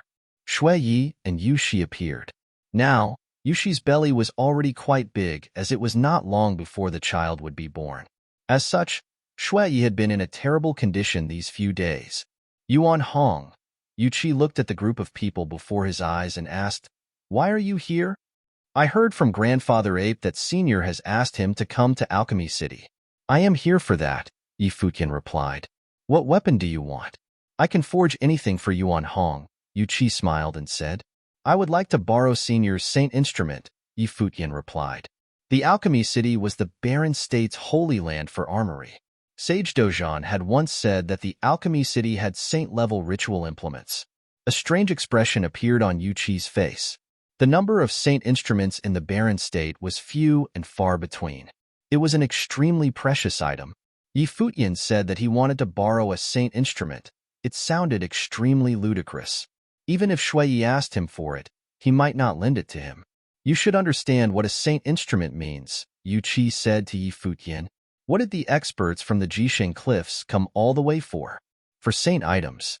The Alchemy City's saint instrument was the same as the Zhuge family's. They were both saint-level ritual implements, and not just ritual implements that had been used by saints. Senior also knows about my relationship with Brother Shui Yi. After this matter, I will definitely return it to Senior. Other than that, I am willing to use a battle technique in exchange for it. The Ape Clan's 81 strikes of heaven-traversing staff techniques, Yi Futian said. What does Senior think about that? Although the 81 strikes of heaven-traversing staff techniques is indeed a high-level attacking technique, it does not have much use to me and is far inferior to the Saint Instrument, Yuqi replied. What he was saying was the truth. To them, they were all trapped in the same cultivation level, so no matter how strong their attack techniques were, they were superfluous. On the other hand, the Saint Instruments were more pragmatic. Moreover, you want to borrow my Saint Instrument to deal with Jisheng Cliffs. In that case, won't my Alchemy City be dragged into it too? Yuqi continued, I do not wish to be involved. The Alchemy City had a transcendent position in the Barren State and did not need to be involved in worldly affairs. Nobody would touch the Alchemy City. On this matter, I owe Senior a favor. In the future, if Senior has any wishes, I will accommodate them, Yi Futian said, looking at Yuqi. Oh? Yuqi smiled and asked, what would I want a favor from you for? The divine path, Yi Futian looked at Yuqi and replied. In the future, I will definitely enter the divine path. If there is a chance, I will do my best to assist Senior to enter that plane. Yuqi stared at Yi Futian. To him, the Saint Plane was indeed attractive. However, it was extremely hard to attain. How many geniuses from the Barren State had tried to attain the divine path, but had ended up dead? However, with Yi Futian's potential, it was indeed possible. Father, Yushi called out to him from beside him, "Father-in-law." Shui also called out to him and said, "Father-in-law should know who my master was brought away by back then. Master has definitely seen the most elite figures, but when little brother joined us, Master once said, little brother was the person he was waiting for. Father-in-law saw my third brother's potential when he fought with Bai Luli that day. Even so, Master's hopes for little brother were still higher than for third brother. Is that not enough to prove something?" Shui Yi continued. "The palace has placed its hopes on Bai Luli. Father-in-law can make a gamble on little brother's future. Back then, the Divine Sky City's top 3 school Starry School chief, Qin Yuan, did that as well." Yu Qi looked at his daughter and son-in-law. These two fellows, this was a saint instrument. Did they know what it meant? What if you fail, something happens to Yuan Hong, and the saint instrument gets taken away? Yu Qi asked. If Senior lends us your saint instrument, what will happen? Do you not trust Grandfather Ape's strength? Yi Futian looked at Yuan Hong and asked. Yu Qi, even without the saint instrument, my combat ability is not beneath yours, Yuan Hong said as he looked at Yu Qi. Moreover, Grandfather Ape specializes in attacking. I have a saint item as well. Although it has only been used by a saint and is not an actual saint ritual implement, it still has a strand of saint will within it and has exceptional offensive ability. It is able to complement Grandfather Ape's attacking techniques. If he has another saint instrument, I believe that Grandfather Ape will be able to take on the Jixing Cliffs expert by himself, Yi Futian said. The polearm of divine destruction was just right for Yuan Hong to use. Looking at Yi Futian, Yu Qi smiled and nodded, saying, "All right, I'll lend him a defensive ritual implement that is enough for him to stay undefeated. Adding on to the attack ability that you're so confident in, even if anything unexpected happens, he should be able to escape unscathed." "Thank you, City Lord." A smile appeared in Yi Futian's gaze. He had only come here to try his luck. He had not expected to be able to convince Yu Qi, "Come with me." Yu Qi turned around and brought Yi Futian's group into the most secret location of Alchemy City. Not long after, they all came out. "Will you be heading directly to Xuanwu City?" Yu Qi asked Yi Futian. "No." Yi Futian shook his head. "This is the western region. The White Cloud City is obviously closer."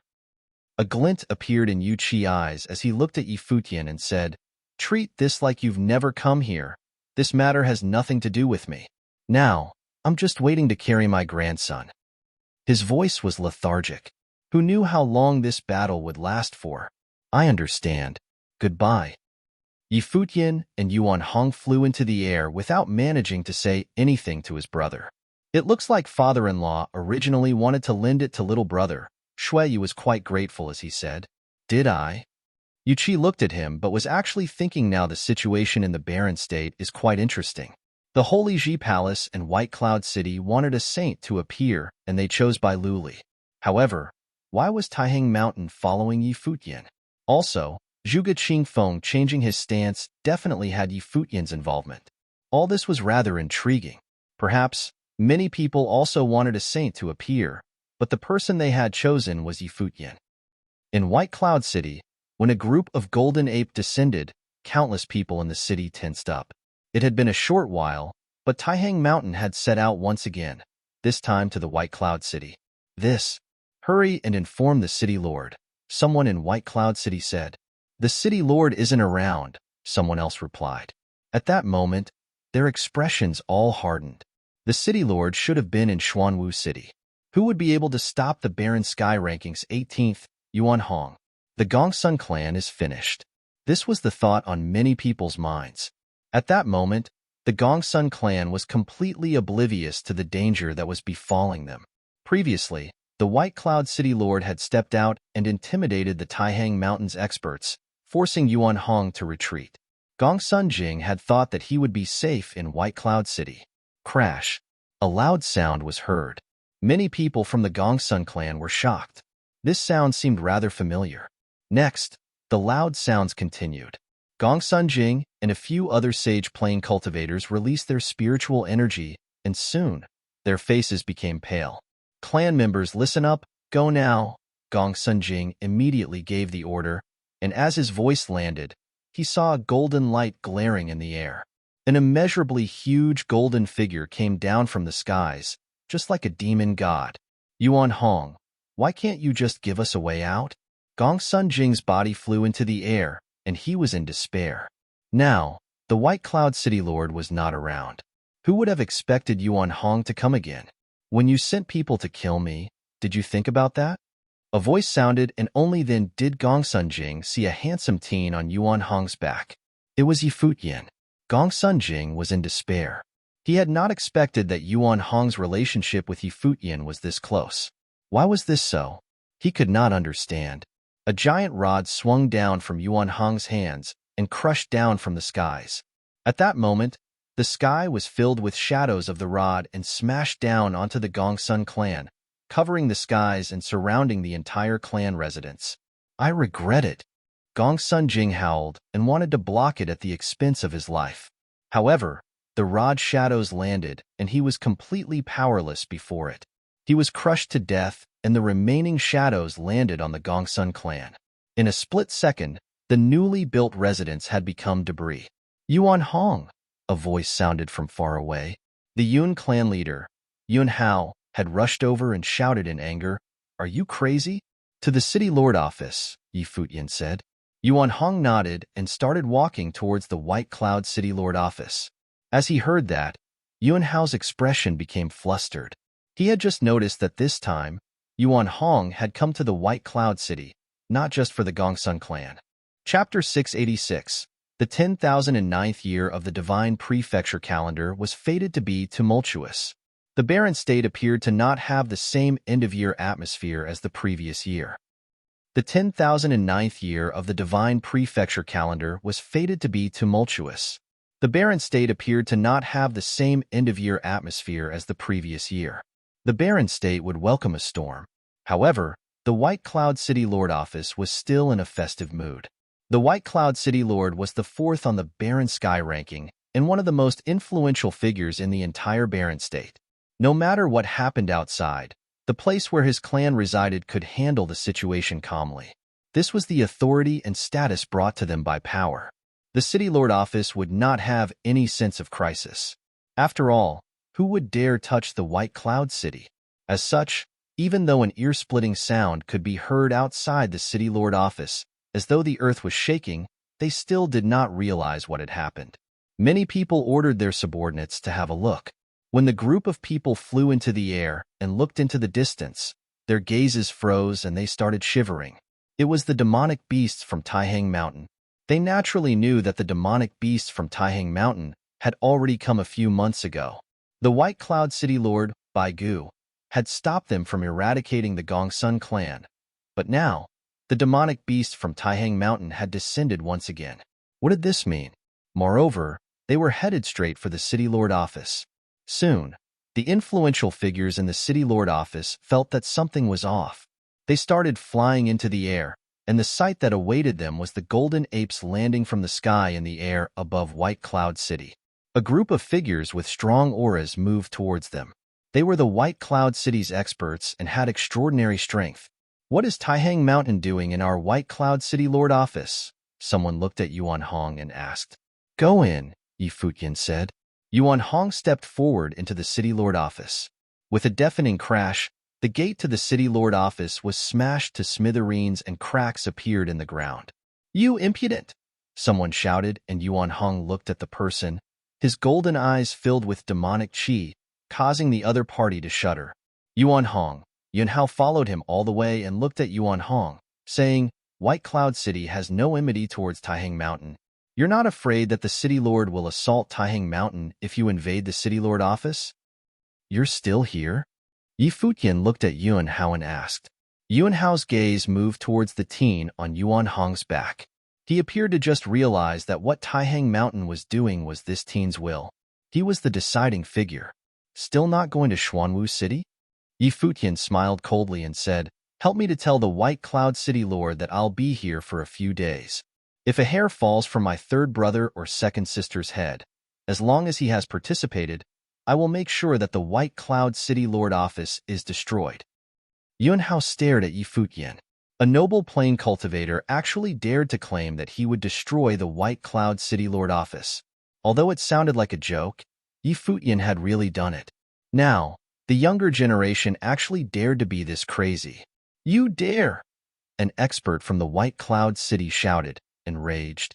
Yi Futian actually dared to make such ravings. Too noisy. Make them shut up, Yi Futian said coldly.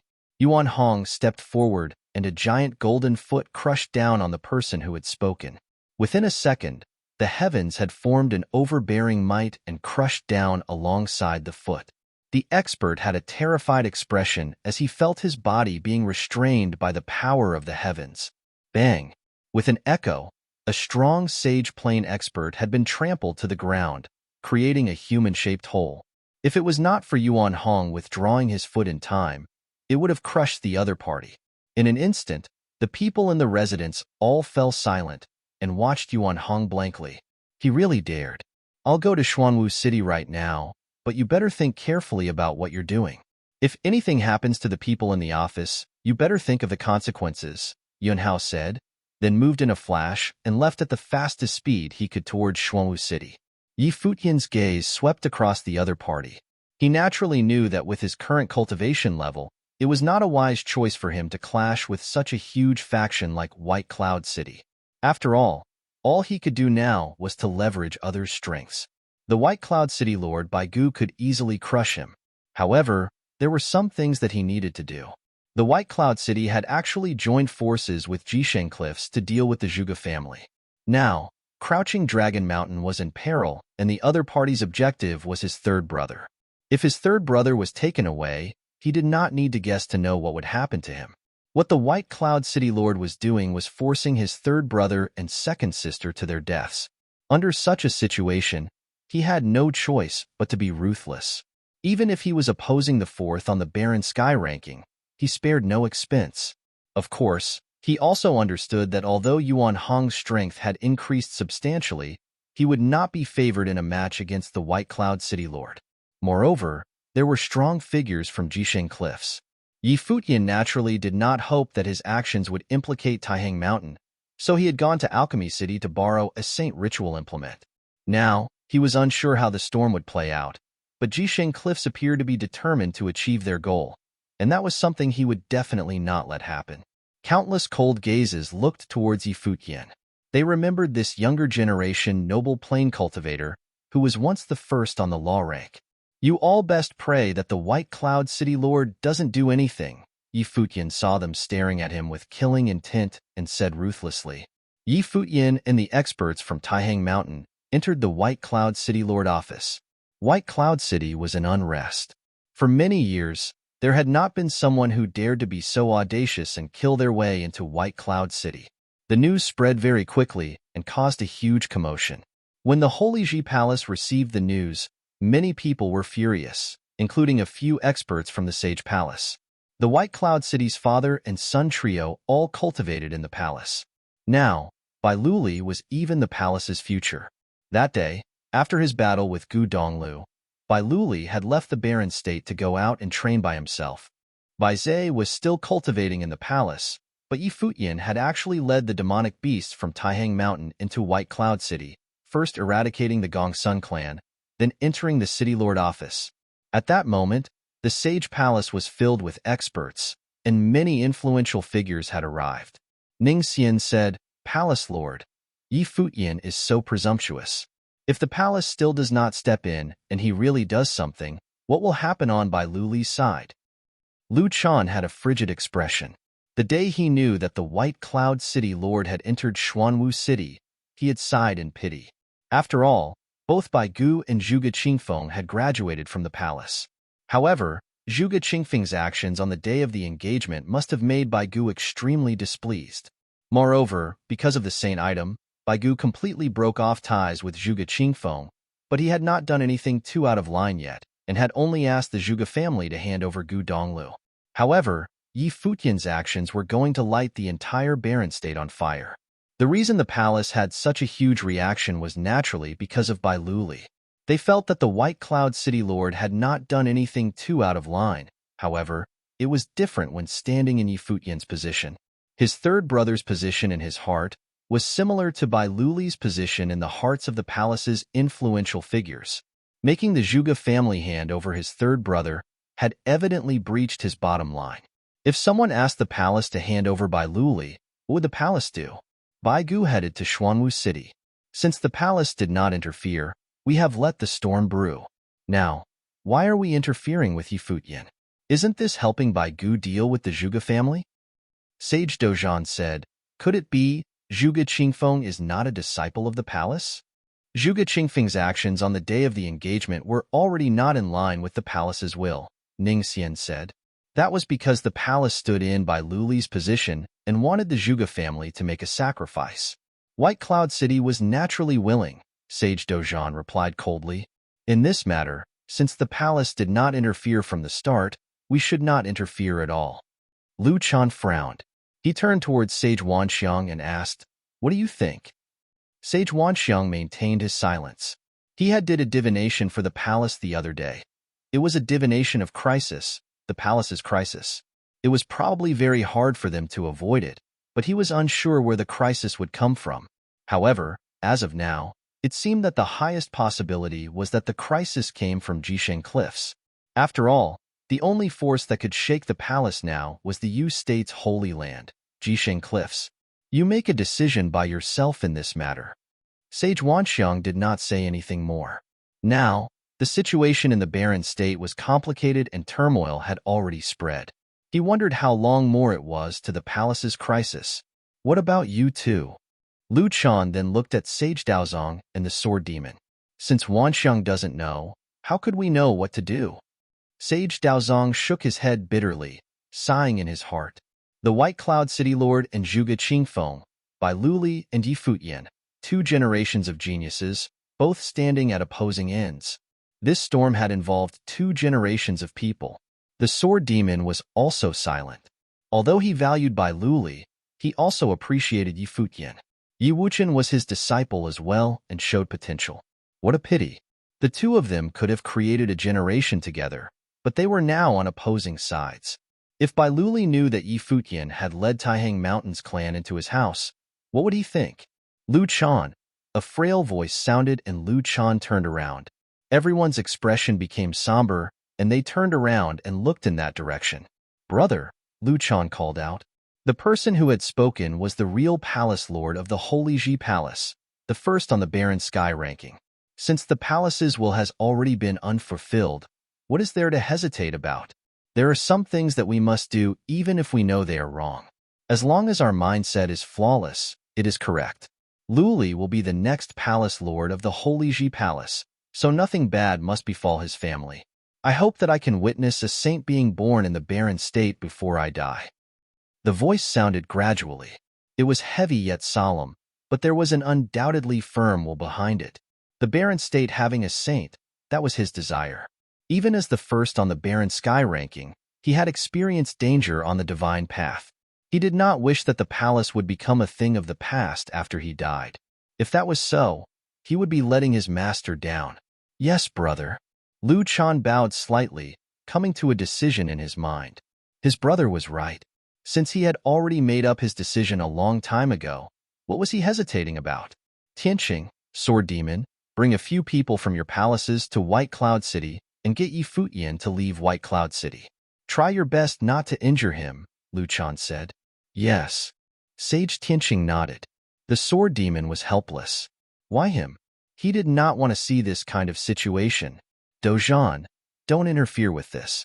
I've already told them not to injure Yi Futian, Lu Chan said and looked towards Sage Dozhan. Sage Dozhan looked profoundly at Lu Chan, but eventually did not say anything. Although they would not injure Yi Futian, the palace's stand was equivalent to pushing Yi Futian to the opposite side.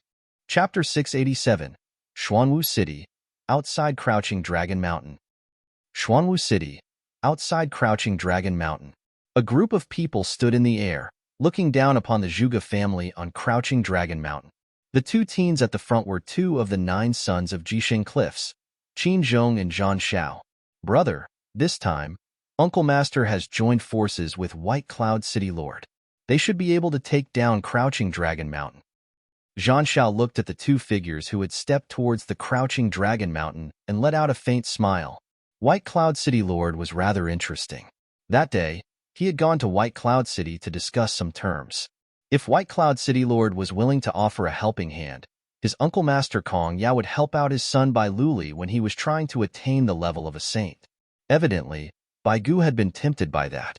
Everyone in the 9 states knew how dangerous the divine path was and how many elite geniuses would be there. His uncle Master was an elite figure, the 9th on the sage ranking. Coupled with Jisheng Cliff's power, if he promised to take care of Bai Luli, it would be equivalent to another safeguard for Bai Luli. However, White Cloud City Lord had claimed that he would come to Xuanwu City to apply pressure on Zhuge Qingfeng.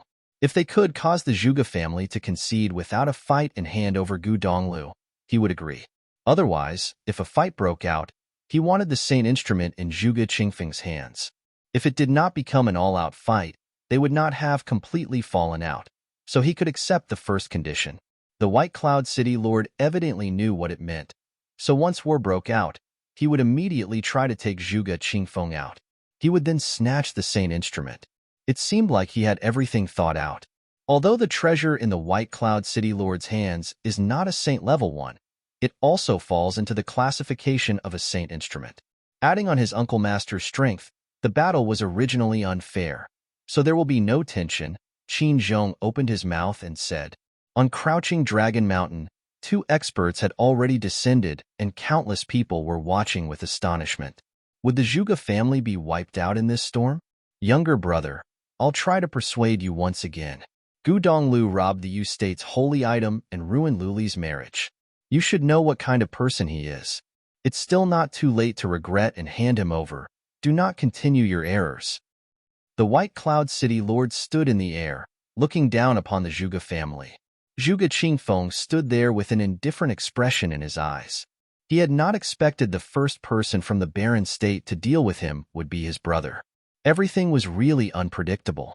Clan leader, let's hand him over, many people from the Zhuge family said as they looked at Zhuge Qingfeng. Zhuge Qingfeng, you can't be thinking of using the entire Zhuge family's future as a wager for one person. A figure from the older generation looked at Zhuge Qingfeng and asked. Evidently, they agreed with handing Gu Donglu over. There is no way to obtain the best of both worlds. Since I have already decided, there is no need to persuade me, Zhuge Qingfeng said. Are you really trying to ruin the Zhuge family? Someone shouted at him. We haven't even tried. How will we know if we will fail? If I am defeated, I hope that brother and Kong Yao will not indiscriminately kill innocent people, seeing as we are all from the 9 states' holy lands. If he was defeated, he was willing to sacrifice his life. If he survived this calamity, the barren state would definitely return to an era with saints. His Zhuge family would definitely have a saint. He did not know what Yi Futian's relationship with Emperor Yi Qing was, but no matter what it was, the saint plane was definitely not the end point for him. Since little brother is willing to sacrifice yourself for a cause, I will fulfill your wish, Bai Gu replied emotionlessly. In an instant, both he and Kong Yao released a monstrous might, shrouding all of Crouching Dragon Mountain. Do it, Zhuge Qingfeng said. An 8 trigrams formation appeared and surrounded Crouching Dragon Mountain with many shadows moving at the same time. Kong Yao stepped forward and countless statues of gods appeared in the area, the heavens feeling as though it would collapse. The boundless gravity crushed down upon everyone in the Zhuge family. A sage plane figures could reach the heavens. One thought could manifest itself as rule power in the surroundings. Wait a minute. At that moment, a voice sounded. Kong Yao frowned, and the White Cloud City Lord looked back and saw a figure descending rapidly. He frowned as well and asked, Yun Hao, why are you here? Yi Futian has brought Yuan Hong from Taihang Mountain and many other golden apes into White Cloud City, eradicating the Gongsun clan. They are now in the City Lord office, Yun Hao replied. The White Cloud City turned around and his expression immediately became foreboding, his killing intent engulfing the area. You mean that Yi Futian and Yuan Hong are in my residence? Bai Gu's voice had a frigid killing intent in it. Yes. Yun Hao nodded. He also asked me to bring a message. If anything happens to his brother and sister, as long as the City Lord has participated, he will make sure that the City Lord office is destroyed. Bai Gu raised his head and looked in the distance, a horrifying killing intent emanating from him and roaring in the skies. Nobody had ever dared to barge into White Cloud City. Apart from the Holy Ji Palace and the Ice Temple, he, Baigu, had the highest rank on the Barren Sky ranking. Now, a kid in the noble plane dared to barge into his residence and threaten him, the fourth on the Barren Sky ranking, with his family's lives. What a joke. Both he and Yuan Hong were courting death. Brother Kong, I can only temporarily give up on this matter. Baigu turned to Kong Yao and said, I'll be back after I kill that bastard. Kong Yao frowned. They were already preparing to strike, but such an interference appeared suddenly. Who was it that dared touch White Cloud City? Who was he, Futian? Why had he never heard of such a person? Shouldn't he be an expert on the Barren Sky ranking? Moreover, who were his brother and sister? Baigu turned around and left, leaving after images in the sky and heinous killing intent. Everyone could see how infuriated the White Cloud City Lord was. In the Zhuge family, Zhuge Qingfeng also had a shocked expression. He had not expected the little fellow to strike White Cloud City now. It had temporarily alleviated the situation here. However, Yuan Hong would find it very hard to deal with Baigu. Wasn't this putting himself in danger? Gu Donglu and Zhuge Mingyue looked at each other. Little brother had actually gone to White Cloud City. They were very worried about him. This incident started because of me. Gu Donglu sighed. If it really reached the worst-case scenario, he would resolve the matter himself. Don't overthink. Zhuge Mingyue held his hand and said, Little brother knows his limits. He won't do something that is beyond him. Okay. Gu Donglu nodded lightly. Although he was now a high-level sage, his cultivation level was still too low. Kong Yao looked at Zhuge Qingfeng, thinking how lucky the Zhuge family was. He stepped back, and the pressure disappeared from the Zhuge family. Kong Yao walked to Zhan Shao and asked, Who is he, Futian? Zhan Shao had arrived in the barren state earlier than him, so he should know more than him. Zhan Zhao's expression became unnatural. Of course, he knew who Yi Futian was, but it was because he knew who he was that he found it strange. A noble plain cultivator had actually managed to turn the situation around and foil his plan. He is Gu Donglio's little brother who used to cultivate in the Holy Ji Palace and was expelled by the palace because of Bai Luli and Gu Donglio's enmity. According to many people in the Barren State, he is the #1 noble in the Barren State, Zhan Shao replied. However, a mere noble plain cultivator dares to interfere with our Jisheng Cliffs matters and threaten the White Cloud City Lord. How reckless. A noble plain cultivator? Kong Yao's expression became confused as well. It was ludicrous that a noble plain would be able to ruin their plans. The Barren State's #1 noble?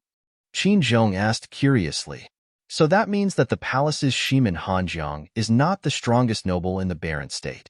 Previously, when he dominated Shimin Hanjiang, he had asked if the palace's disciples could represent the Barren State's highest standards, but Lu Chan had not given him a straightforward reply, and the palace's disciples did not acknowledge him either. Before Shimin Hanjiang, the first on the law rank was Yi Futian. Shimin Hanjiang's first on the law rank was replaced by him. It was rumored that the difference in potential between Shimin Hanjiang and Yi Futian was huge and could not even be compared. Zhan Shao continued, Of course, no matter how outstanding he is, he cannot compare with little brother. Why care about the Barren State's nobles? It's not that I care, Qin Zhong shook his head and replied. The #1 noble in the Barren State? He wanted to experience it. Although he did not feel that there was any noble in the Barren State who could be stronger than him, Yi Futian must have had exceptional combat ability to be titled the first in the Barren State. Let's wait for Baigu to settle matters on his end, Kong Yao said impatiently. He had originally wanted to settle the Barren State issue quickly, but he had not expected so many hiccups to appear. In White Cloud City, Baigu had not arrived, but the people from the Holy Ji Palace had. In the empty area above the City Lord office, Sage Tianqing and the Sword Demon had led many of their palace's experts there, and the people from the Bai clan were delighted to see them. On the other hand, when Yi Futian saw the figures appearing in the air, his heart went cold. He stood on the ground, watching the experts arriving in the air without saying anything. He looked calm that day in the Zhuge family. He had already said that he would not be enemies with the palace if they let the matter rest. However, now that 2 of the palace's palace lords had descended on White Cloud City, he naturally knew that they were not here to help him. He was very clear what the appearance of the two palace lords meant. It meant that they could forsake the Zhuge family, but he could not touch the Bai clan. The sword demon saw the teen looking calmly at them and was speechless. The palace's stance shifting was the truth, however. Since it was a decision made by the two palace lords of the Holy Ji Palace, he was powerless to change it. The main palace lord had suffered injuries he could not recover from, and nobody knew how many years he could live. He wished to see a saint in the barren state while he was still alive. It was also the wish of many in the palace. Yi Futian, the things that you have been doing recently are too audacious. Leave White Cloud City immediately, and the palace will treat this matter like it never happened. Sage Tianqing looked at Yi Futian and said. He was in charge of punishments in the palace, so he naturally had an authoritative aura.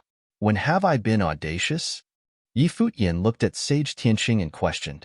This time, he did not salute or bow, but questioned him directly.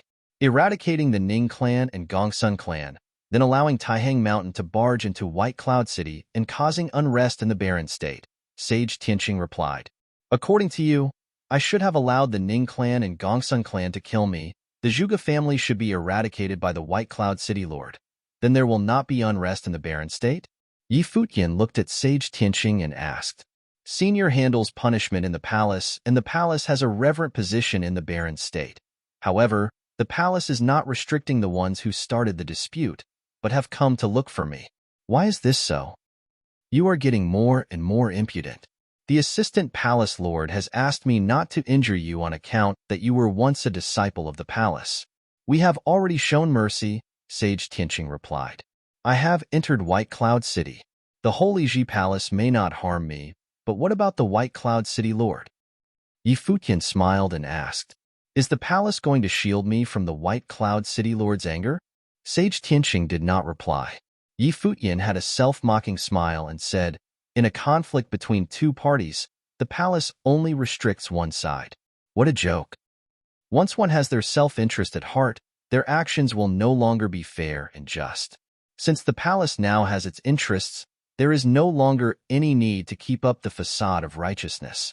Yi Futian said slowly. When the two palace lords appeared, the palace was no longer a holy land.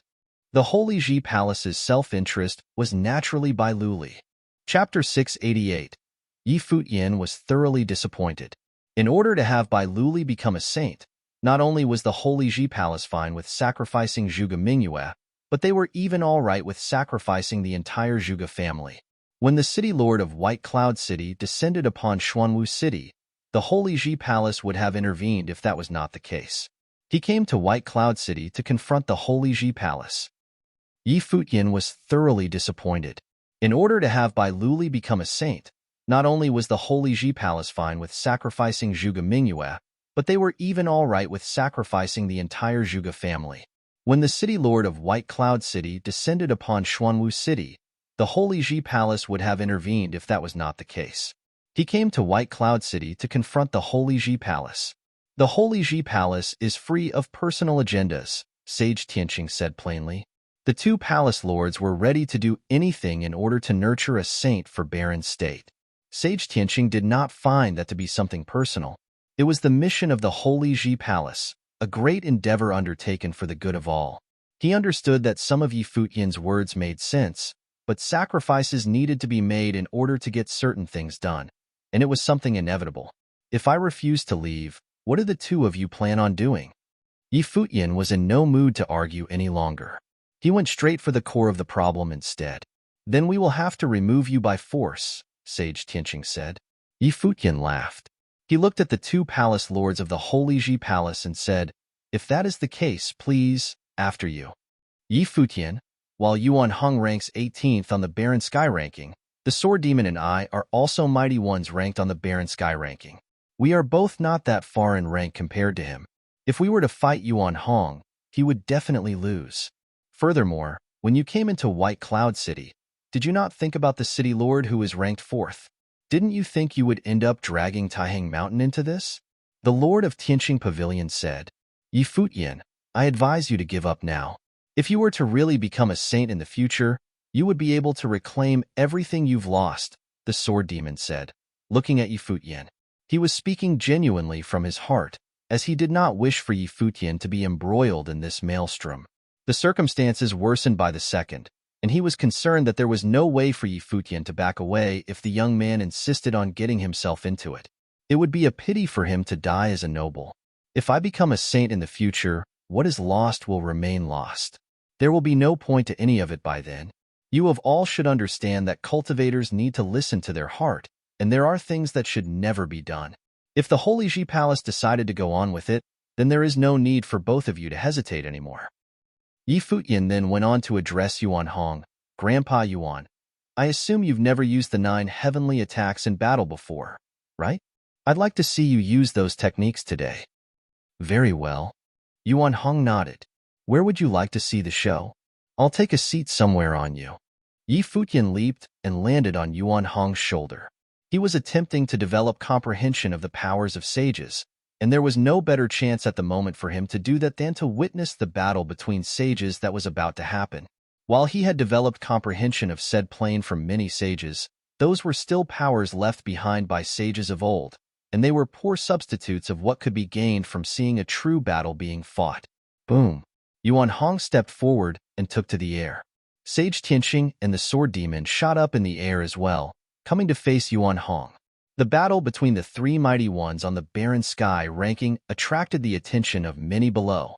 Many outside the City Lord office looked up in the air while feeling the tremors within. Yuan Hong of Taihang Mountain, Lords of Tianqing Pavilion and Sword Palace from the Holy Ji Palace. The huge golden body stood tall in the air, and Yuan Hong's might spread far and wide. He extended his hand and coalesced spiritual qi into a staff, brimming with immeasurable power from top to bottom. Sage Tianqing did not dare let his guard down. He knew too well of the potency of the 81 strikes of heaven-traversing staff techniques, which was the signature skill of the apes of Taihang Mountain. The set of techniques was an offensive skill of unparalleled power. Streaks of golden lightning rained down from his body as a heavenly halberd appeared in his hand. Golden lightning was unleashed from the weapon, like punishing lights imbued with unfathomable, devastating power. The power spread far and wide in the air. The sky soon looked like doomsday was near as the scene turned to be an appalling one. It seemed like it could have even easily torn any conventional sage apart. Futian stood on Yuan Hong's back. A golden screen of light covered his body, protecting him from external encroachment. Despite the measures taken, Futian was still able to sense the punishing power of rules permeating the air at the moment, which was similar to that student who tried to assassinate him back then. The magnitude of the skill's power, however, was several orders of magnitude higher when it was being used by Sage Tianqing himself. He had no doubt that if he dared to even take a step outside, a flash of light would have rained down on him right there and then, reducing him to ash. Punish, Sage Tianqing said with a cold voice. Endless light of punishment rained down like crosses of light, enabling no place for escape. Such overpowering spells could have only been fended off by sheer defensive powers. Futian took a look at the light of punishment raining down on them. It was a terrible spell of rules which was capable of wiping out a whole army effortlessly. It was also a testament to the sheer ferocity of top-class mighty ones. Yuan Hong burst with terrifying martial arts while as he swung his staff about. Countless shadows of staffs appeared in the air. The shadows materialized as light screens covering his entire body. Stifling noises were heard throughout the sky, and whoever was watching the fight, inside or out of the City Lord office of White Cloud City, was able to feel a suffocating pressure permeating the air. The winds howled, and the forces between the heavens and the earth roared. Dazzling lights sparked as the light of punishment hit the screen of staff shadows, yet totally incapable of penetrating it. Sage Tianqing's eyes turned incredibly serious in a second, as he felt terrifying pressure bearing down. One shadow of golden great ape after another appeared in the air. They were all conjured by Yuan Hong, and everyone below was able to tell that they were not tangible constructs. The shadows were simply illusory products of martial arts will. However, when many of the incredibly huge golden great apes danced about with their golden staffs, the visual impact was one that had many feeling that the air itself was on the verge of being split apart by the staff. It was a stunning sight to behold, and the hearts of many raced. Yuan Hong is more powerful than he once was. The expressions of Sage Tianqing and the sword demon turned solemn. More terrifying light of punishment rained down on them as the shadows filled the air. Sage Tianqing held tightly onto his halberd. Endless light of punishment fell onto the halberd and terrifying lights penetrated the air as his might grew increasingly strong. Sword demon, I might need your help in this, Sage Tianqing said. The sword demon nodded. He was able to feel that the aura bursting from Yuan Hong was a little too fearsome. Storms of blades whipped about in the air all of a sudden. They danced in a crazed manner in the air, yet were unable to penetrate the staff shadows filling the air. We can't wait any longer, Sage Tianqing said. His body vanished right as he spoke. The sword demon's body seemed to have moved with him as they went catching Yuan Hong in a pincer attack. At that very moment, the thousands of staff shadows coalesced into one staff. The overwhelming force encased everything in its vicinity as if the air was about to burst. Light from the heavenly halberd pierced the air, and the sword of the sword demon lashed out with ferocious force. Endless sword aura swirled in the air as it cut apart anything in its path. When their attacks met that one staff, everyone was able to feel the intensity with the attacks. The boundless force from the staff threw both of them off. That is so powerful, Futian mumbled to himself. While Yuan Hong's experience with the 9 heavenly attacks was far less than his, the ape's high plane level and understanding of the martial arts was not something Futian could have compared with. Furthermore, the 9 heavenly attacks evolved from the 81 strikes of heaven-traversing staff techniques. Yuan Hong had been steeped in that signature technique of his people enough to be able to easily grasp their evolved form. What Yuan Hong demonstrated right there and then was bringing the attacks of the 81 strikes of heaven-traversing staff techniques to new heights, and the force packed within was even more fearsome. Sage Tianqing's arm went somewhat numb.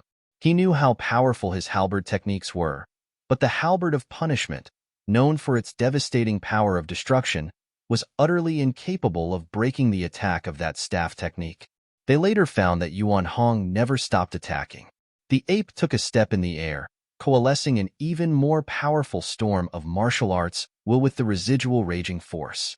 The air felt even more unbearable right there and then. It was yet another whip with the staff. The myriad of staff shadows went straight for Sage Tianqing. His expression turned incredibly serious as he burst with blinding light from his body, heading for Yuan Hong. He brought his halberd to bear once again, like a rainbow shooting up at the sky, penetrating everything in its path. The sword demon stopped attacking and stared at Yuan Hong. The aura permeating the ape's body had not dissipated yet, but the pressure grew increasingly strong. Boom! Yuan Hong headed straight for him. Devastating sword aura appeared in the surroundings of the sword demon's body. Countless black mirages appeared in the sky at the very next moment. Streaks of black sword shadows appeared as they cut through the air, encasing Yuan Hong within. Yuan Hong swept away with his staff. The staff shadows in the air covered every angle around him, shattering all incoming sword aura. Yuan Hong stepped forward once more. When Sage Tianqing made his way back, he felt the might around Yuan Hong to have grown to a critical point. Yuan Hong danced about with his staff, encasing everything in the space, all of them occupied with the shadows of his staff. At that very moment, both Sage Tianqing and the sword demon felt covered by the will of the staff. Bam! A stifling sound was heard as Yuan Hong's 5th attack hit the air. Both of them felt the endless staff shadows hit them squarely before the attack even connected. They burst forth with their full power, attacking the shadows of the staff as if they were real. Both felt irresistible force being brought down onto them. A thunderous rumble was heard as their bodies ended up being thrown far away. They grunted and blood was seen at the corner of their mouths. Their internal organs felt rattled as they struggled to quiet their breaths. The thousands of techniques were helpless before sheer, overwhelming power. Despite them having many tricks and tactics up their sleeves, they were nothing before Yuan Hong's overwhelming staff techniques. They did not even get to use the tricks they had with them. If both of you want for me to leave White Cloud City, then I'm sorry, but I cannot comply with that, Futian said, looking at Sage Tianqing and the sword demon, who were both thrown off. They looked incredibly serious. Yuan Hong's prowess had them feel that this power was not something coming from someone ranked 18th on the Barren Sky ranking. The people of the City Lord office of White Cloud City were utterly startled. Despite having two lords from the palace and pavilions from the Holy Ji Palace on their side, they were still incapable of kicking Yi Futian out from White Cloud City. People who watched the battle from outside the City Lord office were utterly stunned. To many, it was an incredibly rare opportunity to see mighty ones ranked on the Barren Sky ranking battling it out. They got what they came for, and they witnessed Yuan Hong throwing off two major lords of the Holy Ji Palace through sheer, overwhelming force. They would have probably needed the City Lord to return before they had a chance of stopping Yuan Hong. Chapter 689. Chapter 689. Fighting against City Lord of White Cloud City. Chapter 689. Fighting against City Lord of White Cloud City. Yuan Hong was still facing off against Sage Tianqing and the Sword Demon in the air. Yi Futian stood on the shoulder of Yuan Hong and cast his eyes on the two lords from the Holy Ji Palace. Sage Tianqing and the Sword Demon came to realize that they were utterly incapable of doing anything against Yuan Hong. It was simply impossible to have Yi Futian and Yuan Hong leave White Cloud City by force. Yi Futian, you are being too stubborn. If you get embroiled in all of this as a noble, you will probably never get a chance to back away, Sage Tianqing said, looking at Yi Futian. The conflict at hand was such that even sages found themselves incapable to interfere, as only the top-notch figures on the Barren Sky ranking were capable of doing anything about the current situation. Jisheng Cliffs, the Holy Ji Palace, White Cloud City, and the Zhuge family were all caught in it. Despite being a former student of the Holy Ji Palace, Yi Futian's plane was too low. If he did not have help from Yuan Hong from Taihang Mountain, he would not have even gotten a chance to speak about anything. It is my choice. Even if said choice leads me to hell, I will not regret it. Yi Futian continued, I'm rather concerned for the Holy Ji Palace. If the day comes that the beliefs you all held dear turn out to be little more than lies you keep telling yourselves, what will actually happen when such beliefs crumble? The beliefs of the Holy Ji Palace are more adamant than you give them credit for. Sage Tianqing said, since you refuse to simply back down, we will have to wait for Baigu to return. If Yuan Hong ends up losing, are you sure that it is a result you can bear witness to? We'll see about that, Yi Futian said casually, and then leaped down from Yuan Hong's body. The mighty ones who were stationed at the City Lord office of White Cloud City did not leave, putting the people of Bai clan somewhat safe. Even though the two lords had been defeated, Yi Futian would not have tried anything funny as long as the mighty ones were still around. At the very least, they would have served as a good deterrent. Right there and then, they only had to wait for the City Lord to return, then go about killing Yuan Hong and Yi Futian, before going up to slaughter the forces of Taihang Mountain. Time passed and White Cloud City was still in madness. Many descended near the City Lord office, looking at the regal, imposing estate.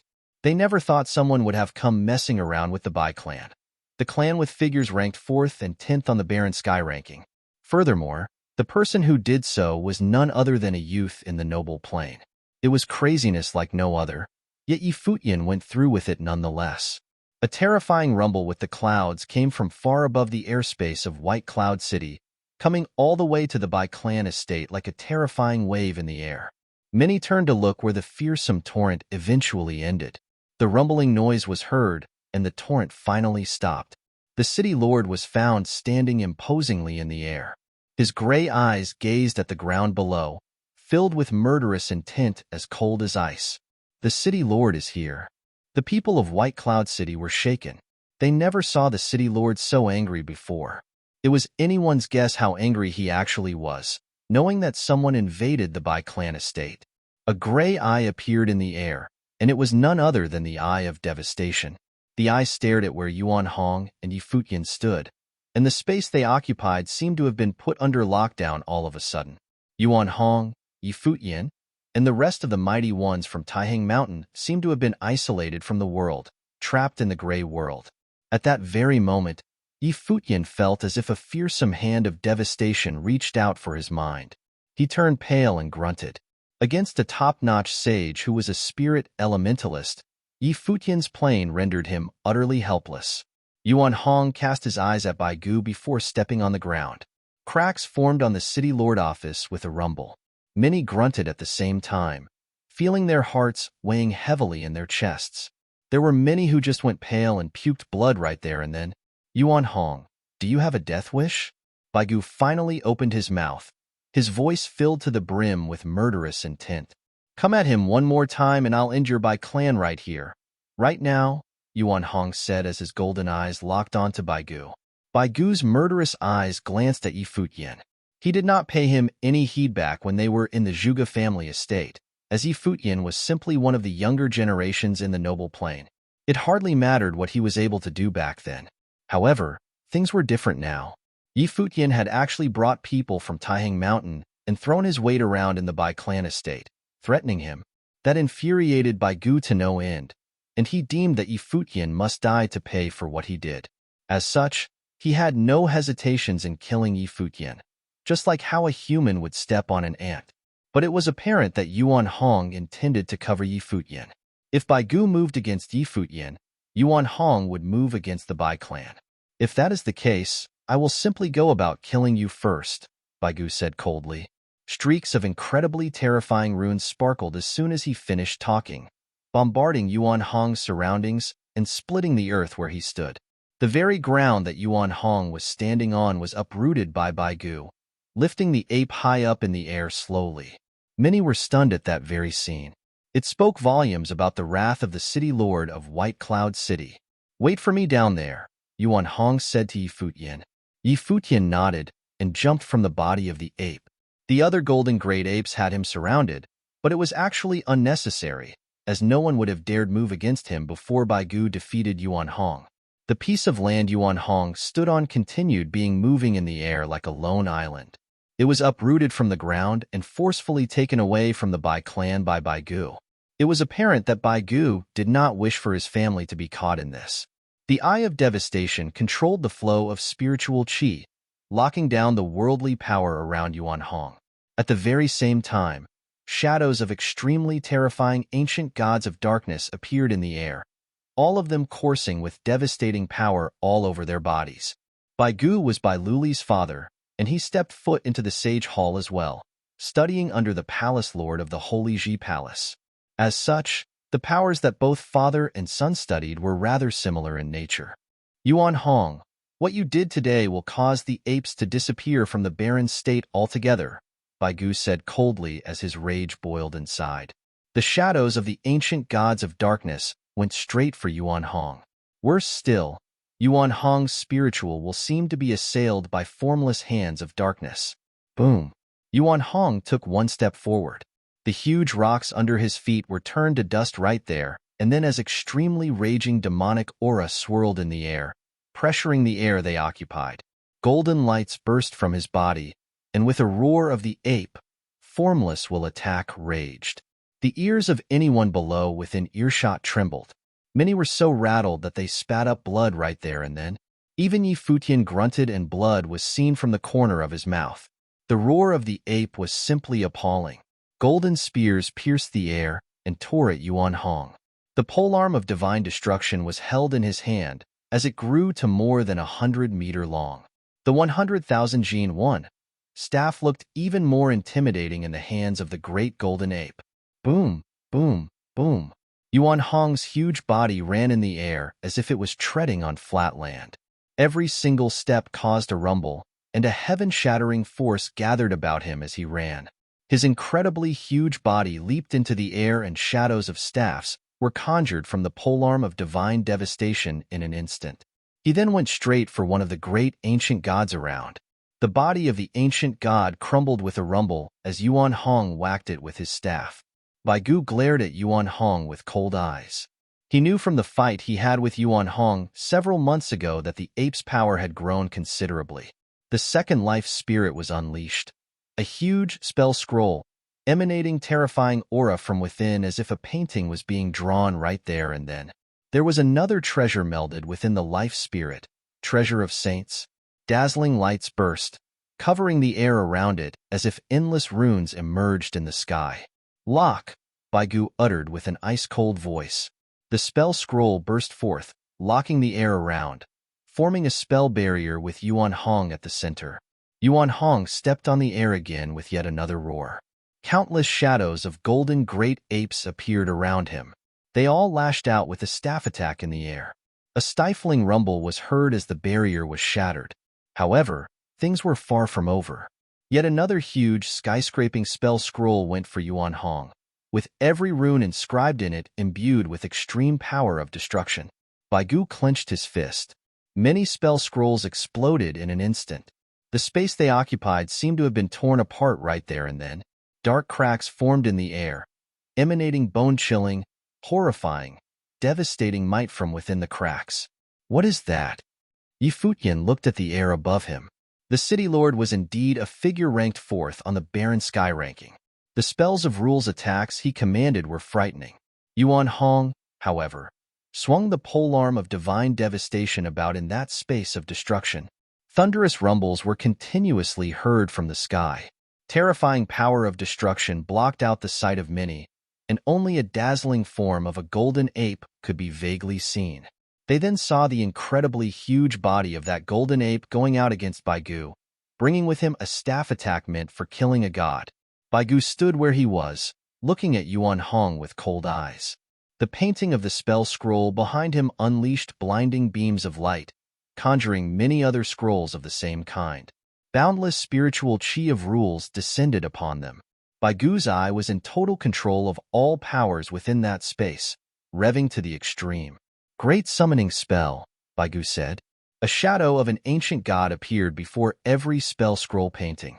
In that instant, all the ancient gods became filled with raging power, heading straight for Yuan Hong. Shadows of ancient gods were seen in Baigu's eyes as he looked forward and said, Yuan Hong, now experience the newest power I have come to develop, the Heaven Destruction Print. As soon as he finished, many of the ancient gods' immensely huge bodies went charging at Yuan Hong and lashed out with enormous palm prints. The prints resonated, making the air around them vibrate. Many looked at the scene and thought that the City Lord was indeed a figure ranked 4th on the barren sky ranking. He was near invincible at his current plane. Yuan Hong swung the polearm of divine devastation about, bringing shadows of staffs to block out the sky, lashing out from the air. A rumble was heard in the air, but it was not the end of things. He seemed to be training with his staff techniques in the air. Golden storms whipped about, and a build-up of incredible force about to tear everything apart was felt. When the 6th attack of the 9 heavenly attacks was unleashed, a beam of light cut through the air. Yuan Hong held onto the polearm of divine devastation and swept before him. The staff shadows cleaved right through those terrifying ancient god prints in the middle, before lashing out at the shadows of the ancient gods themselves. The bodies of the summoned ancient gods continued to crumble from the blinding golden light conjured. Terrifying force went straight for Baigu himself. The air rumbled for a bit as Baigu was sent flying. The eyes of many stared at Yuan Hong. He was like an immutable golden demonic god standing there. On that day, he defeated the City Lord who ranked 4th on the barren sky ranking, Duanjin, an old Chinese measurement unit. Chapter 690. Sage Tianqing and the Sword Demon stared at the battlefield in the air. The Sword Demon had been there to see Futian in action back when he was entering the Holy Ji Palace 4 years ago. He knew that the staff technique that Yuan Hong used was the same as the one used by Futian back then. That was probably where they were connected. That staff technique was naturally suitable for the apes, and the evolution of the 81 strikes of heaven-traversing staff techniques was also apparent. Sage Tianqing and the Sword Demon stared at the battlefield in the air. The Sword Demon had been there to see Futian in action back when he was entering the Holy Ji Palace 4 years ago. He knew that the staff technique that Yuan Hong used was the same as the one used by Futian back then. That was probably where they were connected. That staff technique was naturally suitable for the apes, and the evolution of the 81 strikes of heaven-traversing staff techniques was also apparent. Did Yuan Hong see Futian's immense potential and, as such, pass down the staff techniques to him? Is Taihang Mountain trying to create a saint as well? The aura in the air was terrifying. Many were shocked to their cores. Yuan Hong, who was ranked 18th on barren sky ranking, defeated the one who ranked 4th on the same ranking. It was impossible for anyone to not find it shocking. It was no surprise why Yuan Hong and Futian dared throw their weight around in White Cloud City. Both of them came prepared. The city lord of White Cloud City lifted his head. The murderous intent in his cold eyes grew even more terrifying as he glared at that golden monster. It was totally unexpected for him to be beaten by a beast. He ranked fourth on Barren Sky ranking, and his renown as the city lord of White Cloud City brought him immense prestige throughout the entire Barren State. There was no one who did not know him. He went on to fight yet another mighty one ranked on the Barren Sky ranking after many years. The entire Barren State was watching. It was one fight he could not afford to lose. Black, devastating storms hung high in the sky. The entire space turned gray. The light of the spell scroll glittered. One painting after another was arranged in a stack, and a shadow emerged from the last one on the stack. The shadows that subsequently emerged were all that of the city lord himself. A pair of huge gray eyes appeared in the sky, devouring all powers in the vicinity and turned the space into a world of sorcery. Countless shadows of the city lord appeared within Yuan Hong's mind, intending to put his mental powers on lockdown. The devastating storm whipped about outside. Yuan Hong felt his spiritual will faltering. Yet another storm of an even more terrifying nature coursed throughout his body. He stood while countless shadows of golden great apes appeared around him, dancing about, wielding the staff techniques. Irresistible powers emanated from the techniques, and Yuan Hong's body seemed to have resonated with the entire space around him. He lifted his head and let out a roar of the apes. Rumbling noises were heard as the countless shadows of golden great apes roared as well. Yuan Hong's body grew even larger, turning into something like a true golden ancient god. As he stood proud in the air, the powers of the world that were placed under lockdown seemed to be free of their shackles. Kill. The city lord conjured a shadow, and boundless spiritual will went assaulting Yuan Hong's mind. Kill. Yuan Hong uttered the same word with a roar. The polearm of divine devastation was brought down upon the city lord. Many felt themselves trembling within. They knew that if both parties ended up unable to kill each other, things would become peaceful between them as a ceasefire agreement would be reached. But if they were actually able to kill each other, neither of them would have hesitated to do so. Devastating storms consumed the entire space they were in. The golden body, which resembled a demonic god, lashed out with a staff attack. The hearts of many jumped as if the attack was something meant for them as well. The scene was simply too terrifying to behold. Stifling sounds were heard as the formless storm engulfed the air. Many below closed their eyes, feeling as if they were being consumed by the storm. When everything turned quiet after a while, Yuan Hong was caught panting, yet his golden body stood proud in the air. The city lord was sent flying far away, his expression ashen and his clothes bloodied. The city lord of White Cloud City has been defeated. The hearts of many jumped crazily. Bai Gu, who ranked fourth on the Barren Sky ranking, lost to Yuan Hong of Taihang Mountain. Is the Barren State going to shake after this? There is no doubt that the ranking on the Barren Sky ranking will see changes soon enough. If the ranks were to be rearranged, Yuan Hong might have been able to take the place of the city lord of White Cloud City after that battle and be ranked fourth. The eyes of Sage Tianqing and the Sword Demon were practically frozen. That battle shook their minds as well. Yuan Hong of Taihang Mountain ventured outside and swore to protect Futian in an unwavering manner. Now, he defeated the city lord of White Cloud City to announce his presence. Even the Holy Ji Palace would have been unable to ignore him after all that. You planning to snuff out Taihang Mountain? Yuan Hong's voice boomed as he glared at the city lord of White Cloud City coldly. Bai Gu looked incredibly distressed. There was to be no talk of destroying Taihang Mountain, given that he was not even able to kill Yuan Hong. If he insisted on destroying Taihang Mountain, Yuan Hong could just crush White Cloud City right there and then. Nobody was an island. Bai Gu, if you insisted on meddling with the affairs of my third brother after this battle, don't blame me if I go mess with Bai Luli, Futian threatened him in a chilling tone.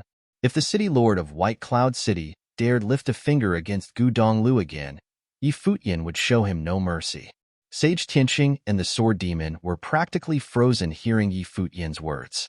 Bai Luli was more than just the young city lord of White Cloud City.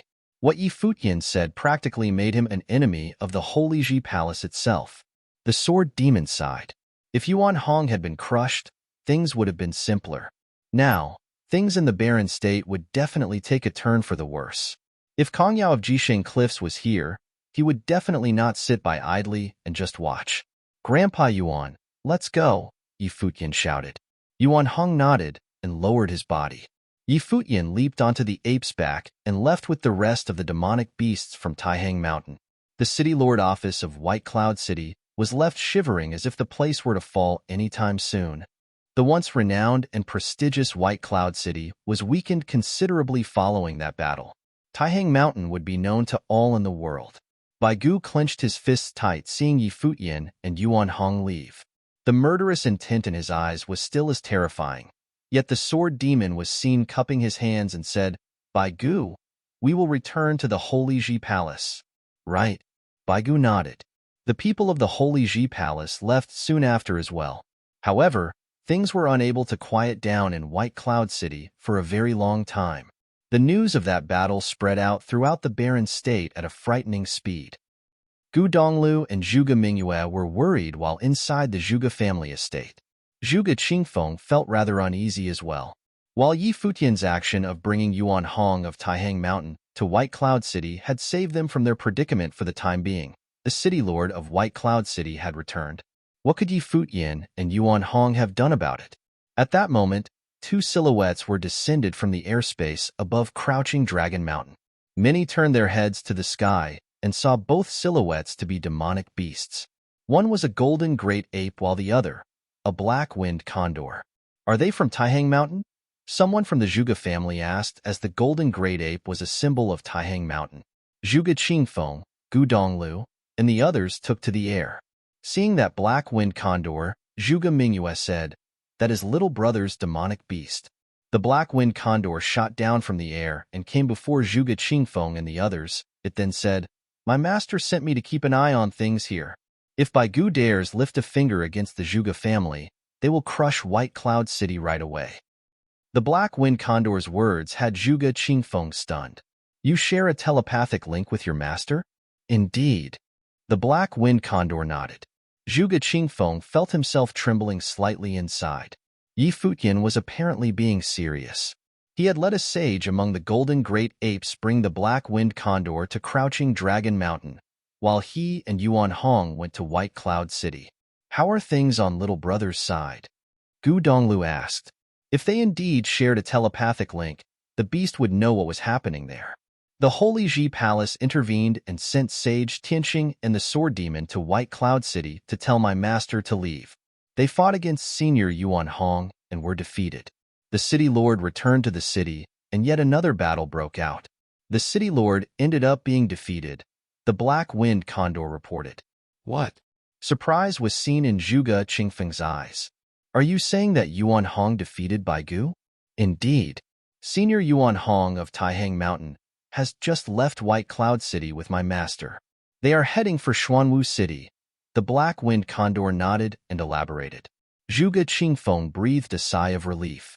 He had not expected things to unfold as such. However, he was hardly happy about how things turned out. In fact, he felt rather bothered about it all. The Holy Ji Palace had gotten themselves involved in this, and he knew well what that meant. The Holy Ji Palace's participation saddened him. Little brother loved creating miracles, Zhuge Mingyue said with a smile. With the city lord of White Cloud City defeated, he would probably never show up in the Zhuge family estate again. But Jisheng Cliffs will probably not just let things slide, Gu Donglu said softly. He felt heavy inside as well. He did not wish for anyone to get involved in this. Yet, what Yi Futian did for him had officially gotten him tangled up in the mess. Jisheng Cliffs would probably hate him for it. What happened in White Cloud City would take some time to reach Xuanwu City. Yuan Hong and Yi Futian got there at blinding speed. Zhuge Qingfeng went to greet him personally after they arrived at Crouching Dragon Mountain. His eyes looked rather peculiar seeing Yi Futian standing on the back of Yuan Hong. Yuan Hong had just defeated a figure ranked 4th on the Barren Sky ranking. His name would have been known throughout the Barren State soon enough. Little brother, you shouldn't have gotten yourself involved in this, Gu Donglu said to Yi Futian. The storm would throw Yi Futian into the vortex. No one knew what lied ahead for him. Third brother, Yi Futian looked at Gu Donglu and said with a smile, the students of the cottage will always stand together. No one is allowed to mess with any of us.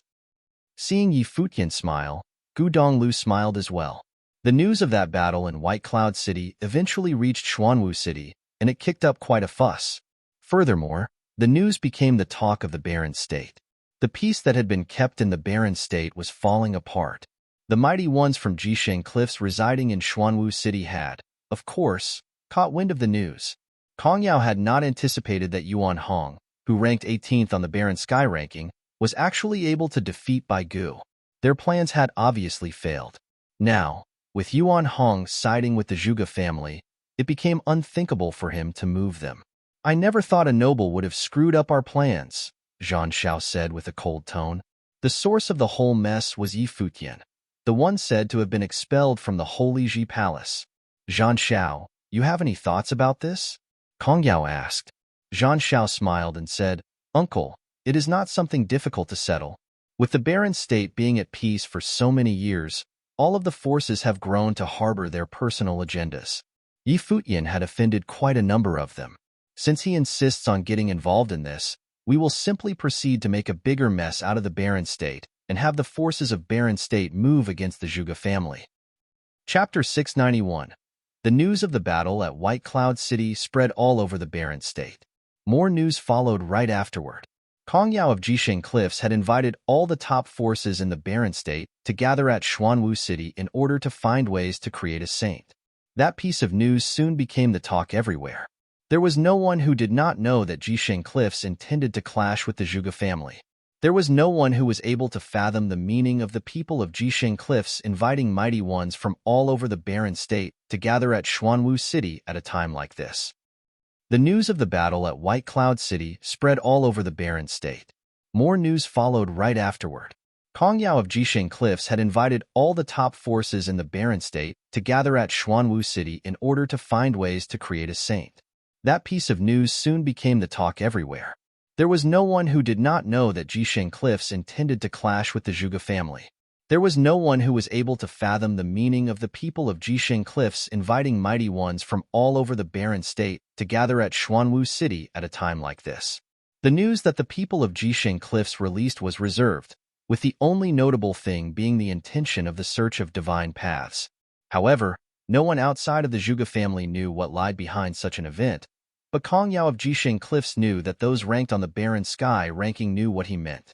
The end of year 10009 of the Divine Prefecture calendar was an unsettling time. Many in the barren state felt they were at the precipice of an epoch, witnessing the arrival of chaotic times. When year 10010 of the Divine Prefecture calendar finally arrived, Yi Futian was training in Moon Tower at Crouching Dragon Mountain.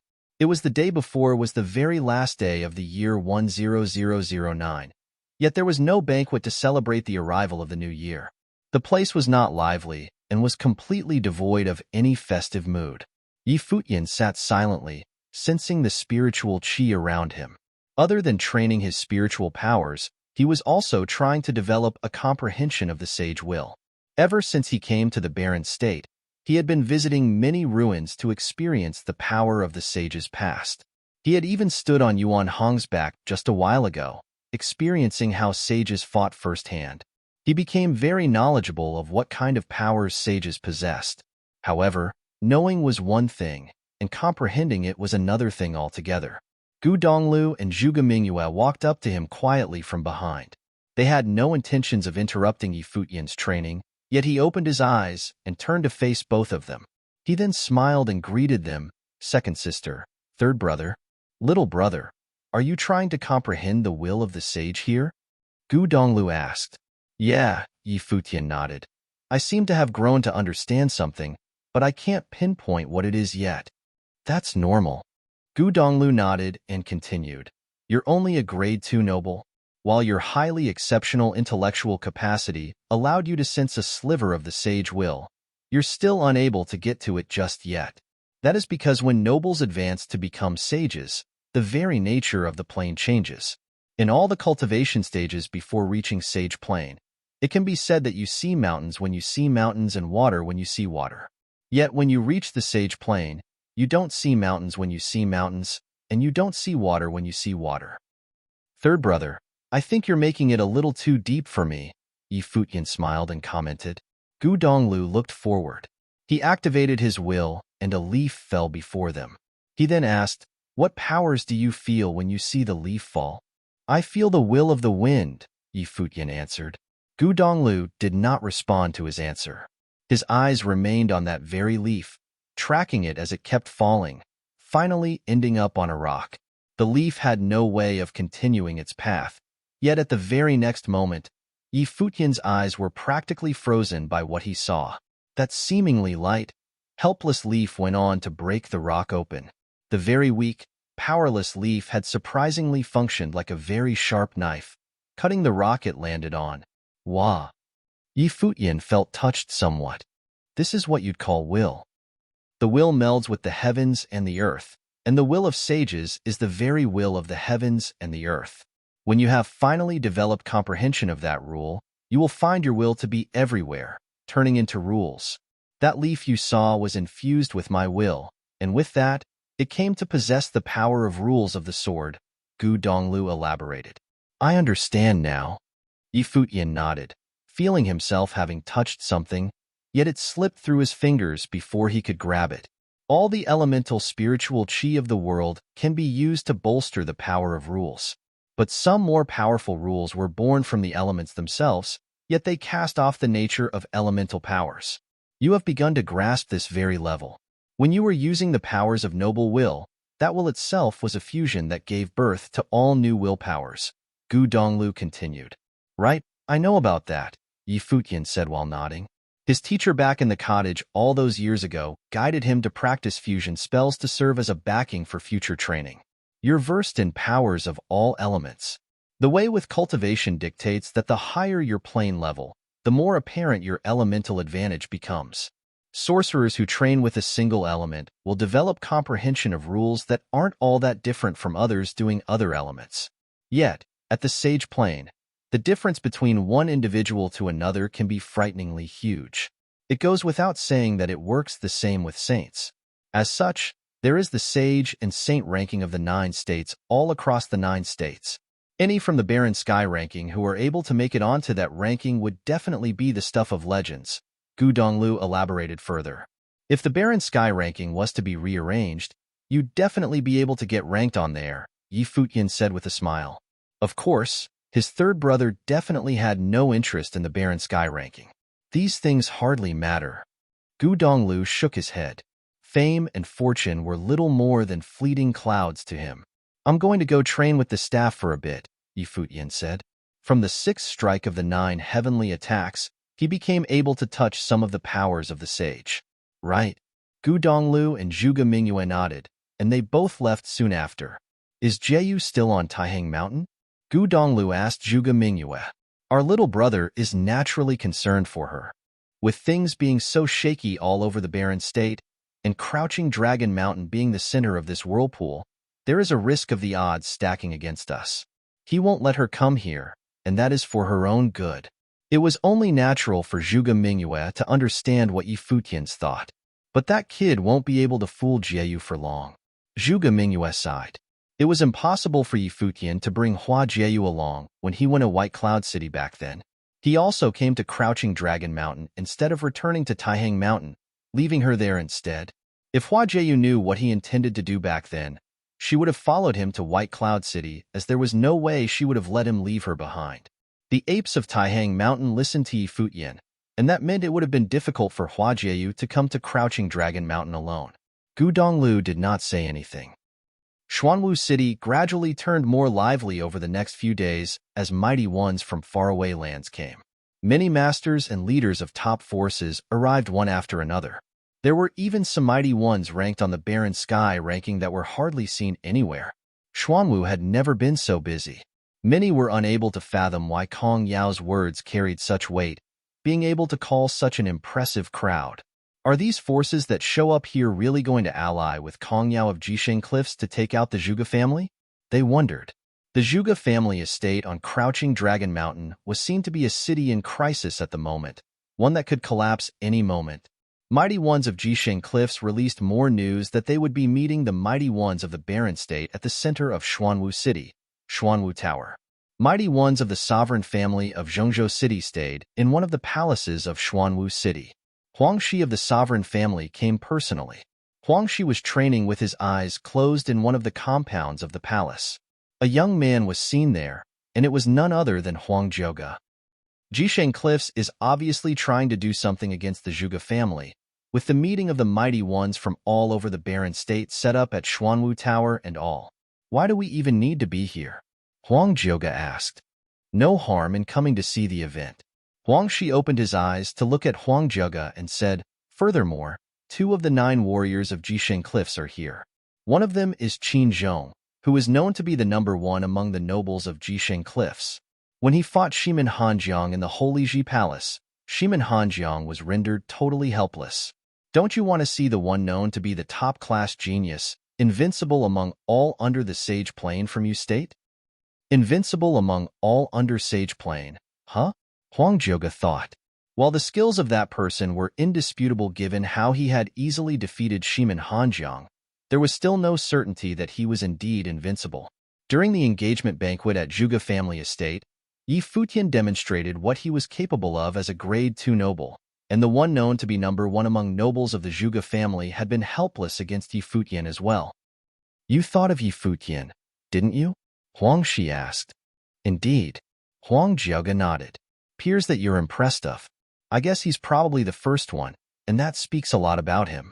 But getting involved with the matters of Jisheng Cliffs and bringing the demonic beasts from Taihang Mountain to kick up a fuss in White Cloud City, he indeed seemed like he had a death wish. Huang Shi added, you probably need to be concerned for that friend of yours. The Zhuge family had divine implements, and Yuan Hong defeated the city lord of White Cloud City. Jisheng Cliffs can't do anything to move Crouching Dragon Mountain.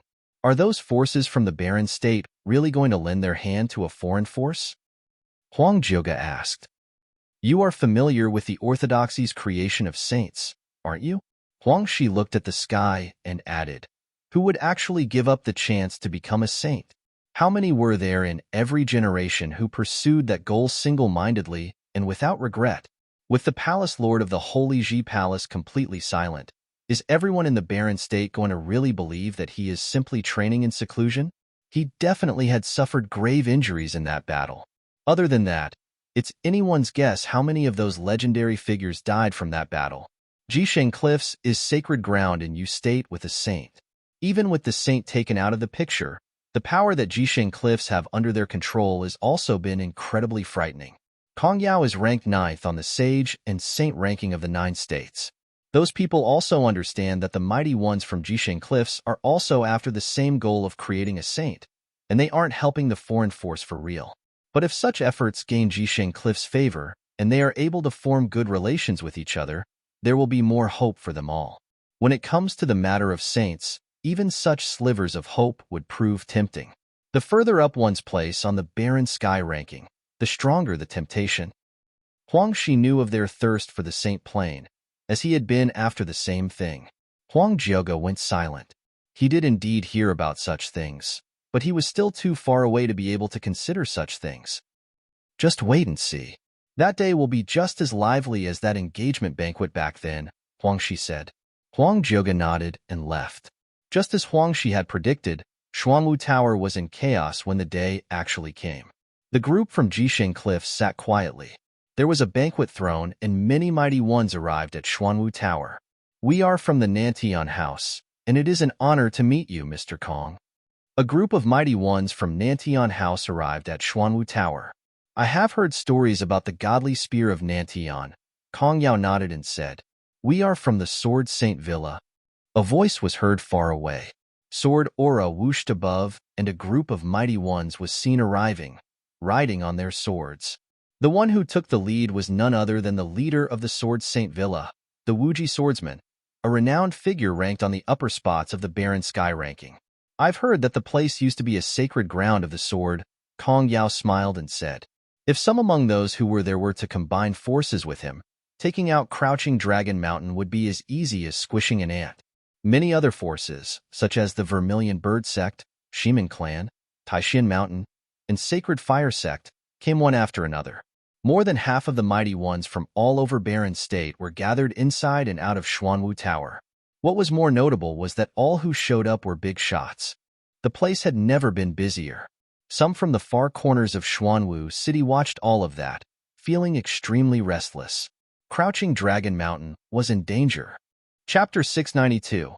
A crowd gathered before Xuanwu Tower as various powerful individuals arrived. Huangxi from the sovereign family had come as well.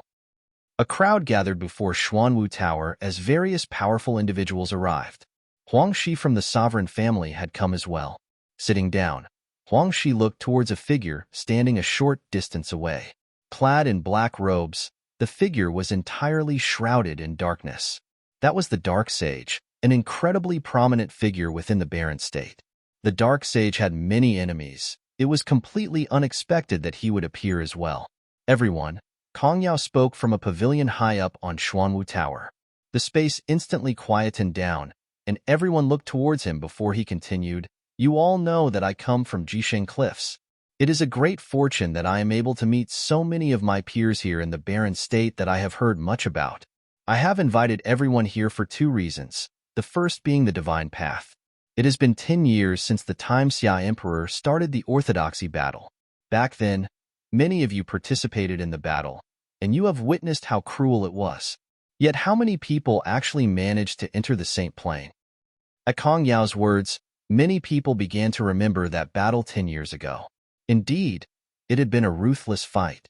Those at the top of the Barren Sky ranking were all already at the peak of the Sage Plain. But even so, the path to attaining the Saint Plain was built upon the bones of many. Many amongst these people had even been afraid to participate in this most vicious of battles. There had been many before them who had lost their lives there. This had been the case for generation after generation, where countless battled to their deaths without regret. Even the palace lord of the Holy Ji Palace had not left the palace after so many years, and everyone present had a vague idea why. Kong Yao said, "I know the Barren State has not had a person of the Saint Plain in many years. Is it simply a lack of ability on the part of the people here? Most of you here are incredibly talented, and for you to have been able to reach this stage, who would call themselves weak? An opportunity is what you all need. In every orthodoxy battle, the Holy Ji Palace is the one leading armies into the fight. But compared to the other powers in the 9 states, the Barren State has historically been the state with the weakest overall capabilities. I'm not saying this to belittle you. I'm merely stating the truth. This is why people from the Barren State have not stood a chance at the orthodoxy battle." He then continued, "The divine path is an incredibly difficult one to take. Death is a constant threat, not just to everyone here, but to me as well. If you all are willing, join me at the next orthodoxy battle. You can increase your chances of success by fighting alongside Jisheng Cliffs." Everyone listened quietly. Even as they knew Kong Yao was speaking the truth, they were careful not to take his word completely. However, they had come here to meet him after all. Some had just wanted to catch a glimpse of Kong Yao from Jisheng Cliffs to at least get to know him a little.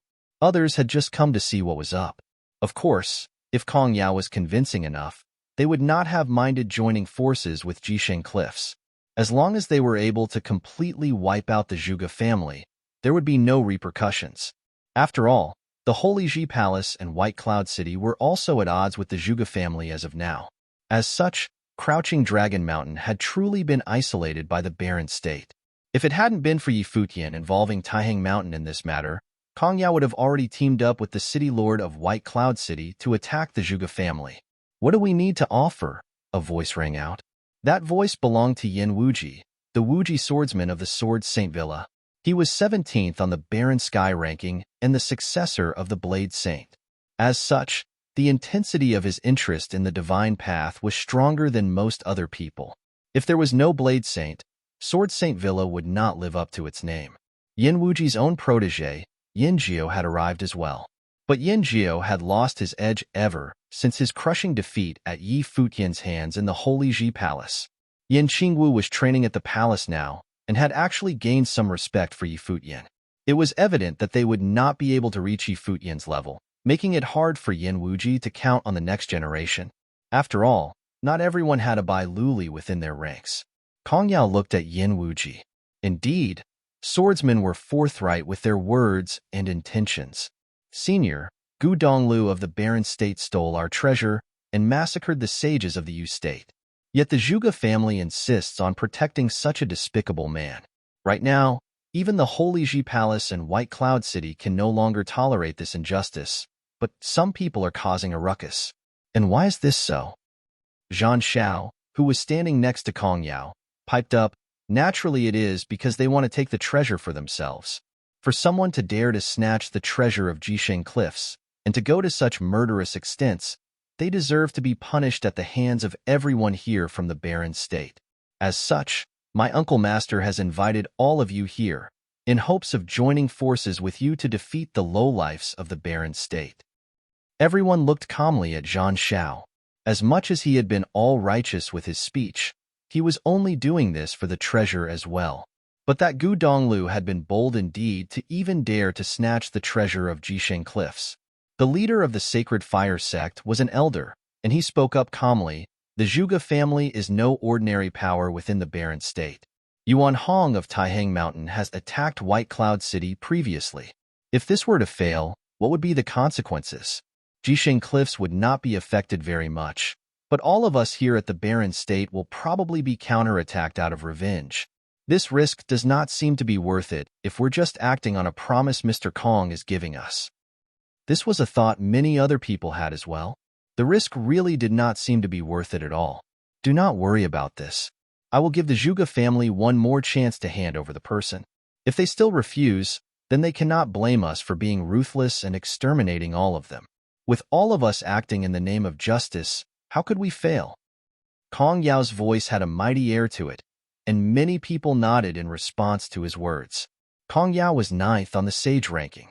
As long as he and the rest participated, there was no possibility of failure.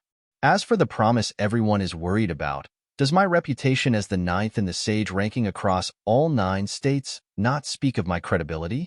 Kong Yao responded calmly. Everyone was silent. Kong Yao would not be disadvantaged in any way by this matter. If he had publicly made a promise, indeed he should not renege on his word later on. If they really were intent on their journey in the divine path, then a chance to live longer was akin to an additional chance to aim for the Saint Plane. Over at the divine path, being alive alone was an opportunity on its own. In one of the quarters within Crouching Dragon Mountain, Gu Donglu and Yi Futian were standing together, gazing towards Xuanwu City in the distance. They both knew that Xuanwu City was having a banquet this very moment that was organized by Kong Yao, who had invited various powerful individuals in the barren state. They also knew that many of the barren state's best fighters had arrived as well, including many powerful individuals in the barren sky ranking. By now, Yi Futian knew the reasons behind the bad blood between Gu Donglu and Zhang Xiao and understood why Zhang Xiao didn't just want the treasure, but also to take his third older brother away as well. "Youngest brother, do you still remember what I said to you before? In this world, reason is undeniable," Gu Donglu said calmly. "Yes, I remember. You told me that was what teacher said. Though reason may be undeniable, fists are even more powerful than reason. So oftentimes, it's more effective to talk using fists than with reason." Yi Futian nodded. "Exactly. That's why reason right now seems insignificant, because Jisheng Cliffs packs a great punch." Gu Donglu spoke slowly. Once a person has something they want to protect, they become wary and afraid of many things. From then on, they become cowardly as well. "Third older brother isn't afraid for his own safety, of course," Yi Futian responded. He knew what his third older brother was referring to. "Fear is fear. There is no point trying to sugarcoat it," Gu Donglu said, not minding the implications of his words. At the same time, it is exactly because one has something to protect that sometimes fear turns into courage as well. When one truly reaches that point, they'll be able to let go of everything. Yi Futian remained silent as he looked at his third older brother. "I may be sorry about certain things in my life, but I don't regret anything." Gu Donglu began to float up slowly. "Third older brother," Yi Futian replied, his gaze hardening. "If I could relive this life, I wouldn't change a thing," Gu Donglu said, before turning into a flash of lightning and disappearing from where he was in a flash, charging out of Crouching Dragon Mountain. A brilliant streak of light shot through the sky, almost like a comet. Yi Futian's heart seized up and he leaped into the sky, shouting, "Grandfather Ape!" Thump! At the bottom of the Zhuge house, a crack of thunder was heard and Yuan Hong leaped into the air as well. Yi Futian landed on Yuan Hong's shoulders in a flash and said, "Let's go." Third older brother was right. If one thought what they were doing was right, then there was nothing to be regretful about. Now that things had come to this, there was nothing left to fear. Since those people wanted to massacre the Zhuge family and take third older brother away, why should they wait at Crouching Dragon Mountain for their arrival? Thud. Yuan Hong stepped through the sky, causing it to shake. Everyone at the Zhuge house looked up towards the sky to see Yuan Hong leaving Crouching Dragon Mountain in just a few steps. Afterward, a greater thundering sound was heard as the demon ape of Taihang Mountain chased after Gu Donglu. Many figures began leaping into the sky. There was no sadness in Zhuge Mingyue's eyes. On the contrary, she was absolutely calm, a radiant smile on her face. When he had appeared that day at the wedding, she had already prepared herself. Whether she lived or died didn't matter anymore. He had not been wrong, and he would not have any regrets at the end of it. In a flash, she too turned into lightning and chased after him into the distance. Zhuge Qingfeng looked at Zhuge Mingyue and spoke up, "Everyone, listen up." Countless people in the house looked up towards Zhuge Qingfeng. Could it be that the head of the family was really going to launch an attack first? "All of you, stay here at Crouching Dragon Mountain. You are not to go out and join in this tussle," Zhuge Qingfeng ordered, before catching up to Zhuge Mingyue. Everyone at Crouching Dragon Mountain looked at Zhuge Qingfeng's disappearing figure and felt a sense of bleakness. This was the strength of one who was head of the family. He took on everything upon himself. Before Xuanwu Tower, many people had gathered, and the powerful figures from Jisheng Cliffs were mingling and chatting. It was a lively atmosphere. But then, the ground began to rumble and Kong Yao, who was seated within the Jisheng Cliffs pavilion, frowned. He gazed towards the distance before his expression changed. Could it be that those people were coming down from the mountain on their own? Everyone looked towards the distance as well. Very quickly, they saw a handsome scholar in a white shirt moving through the sky towards them. It was Gu Donglu. "Gu Donglu," Zhan Shao stared at him and laughed coldly. "You finally have the guts to face us yourself? Zhan Shao, you only know how to hide behind the power of your sect. Though you have the reputation of being one of the 9 warriors of Jisheng Cliffs, you are nothing but a despicable fellow. I, Gu Donglu, am humiliated to be associated with you." Gu Donglu shot Zhan Shao a cool gaze before turning to Kong Yao. "When I was training in the Yu State, I often heard of the sacred grounds, the Jisheng Cliffs, as well as your name. It's better to see for myself than to just listen to hearsay, and what I have seen of the people from Jisheng Cliffs so far does not live up to the prestige of those sacred grounds." Chapter 693. At Gu Donglio's words, countless eyes fell on him. Back then at Bai Luli and Zhuge Mingyue's engagement banquet, Gu Donglu had made a solitary appearance on Crouching Dragon Mountain to announce to the whole world that Zhuge Mingyue was the woman he wanted. In the battle with Bai Luli that followed, Gu Donglu had then shown himself to possess incredible talent that was in no way inferior to Bai Luli's. At Gu Donglio's words, countless eyes fell on him. Back then at Bai Luli and Zhuge Mingyue's engagement banquet, Gu Donglu had made a solitary appearance on Crouching Dragon Mountain to announce to the whole world that Zhuge Mingyue was the woman he wanted. In the battle with Bai Luli that followed, Gu Donglu had then shown himself to possess incredible talent that was in no way inferior to Bai Luli's. However, after that, Gu Donglu had gone into hiding on Crouching Dragon Mountain in response to the pressure being exerted on him by Jisheng Cliffs. Now, he had finally made an appearance once more before insulting Zhan Shao, one of the 9 warriors of Jisheng Cliffs, and then disrespecting Jisheng Cliffs as well. It seemed like Gu Donglu really had a death wish. Kong Yao looked up, the look in his eyes sharp as a knife. How dare Gu Donglu claim that the cultivators at Jisheng Cliffs were not worthy of its illustrious reputation? Gu Donglu, how dare you insult the holy grounds of the Yu State? Zhan Shao spat coldly. Take him down. Boom.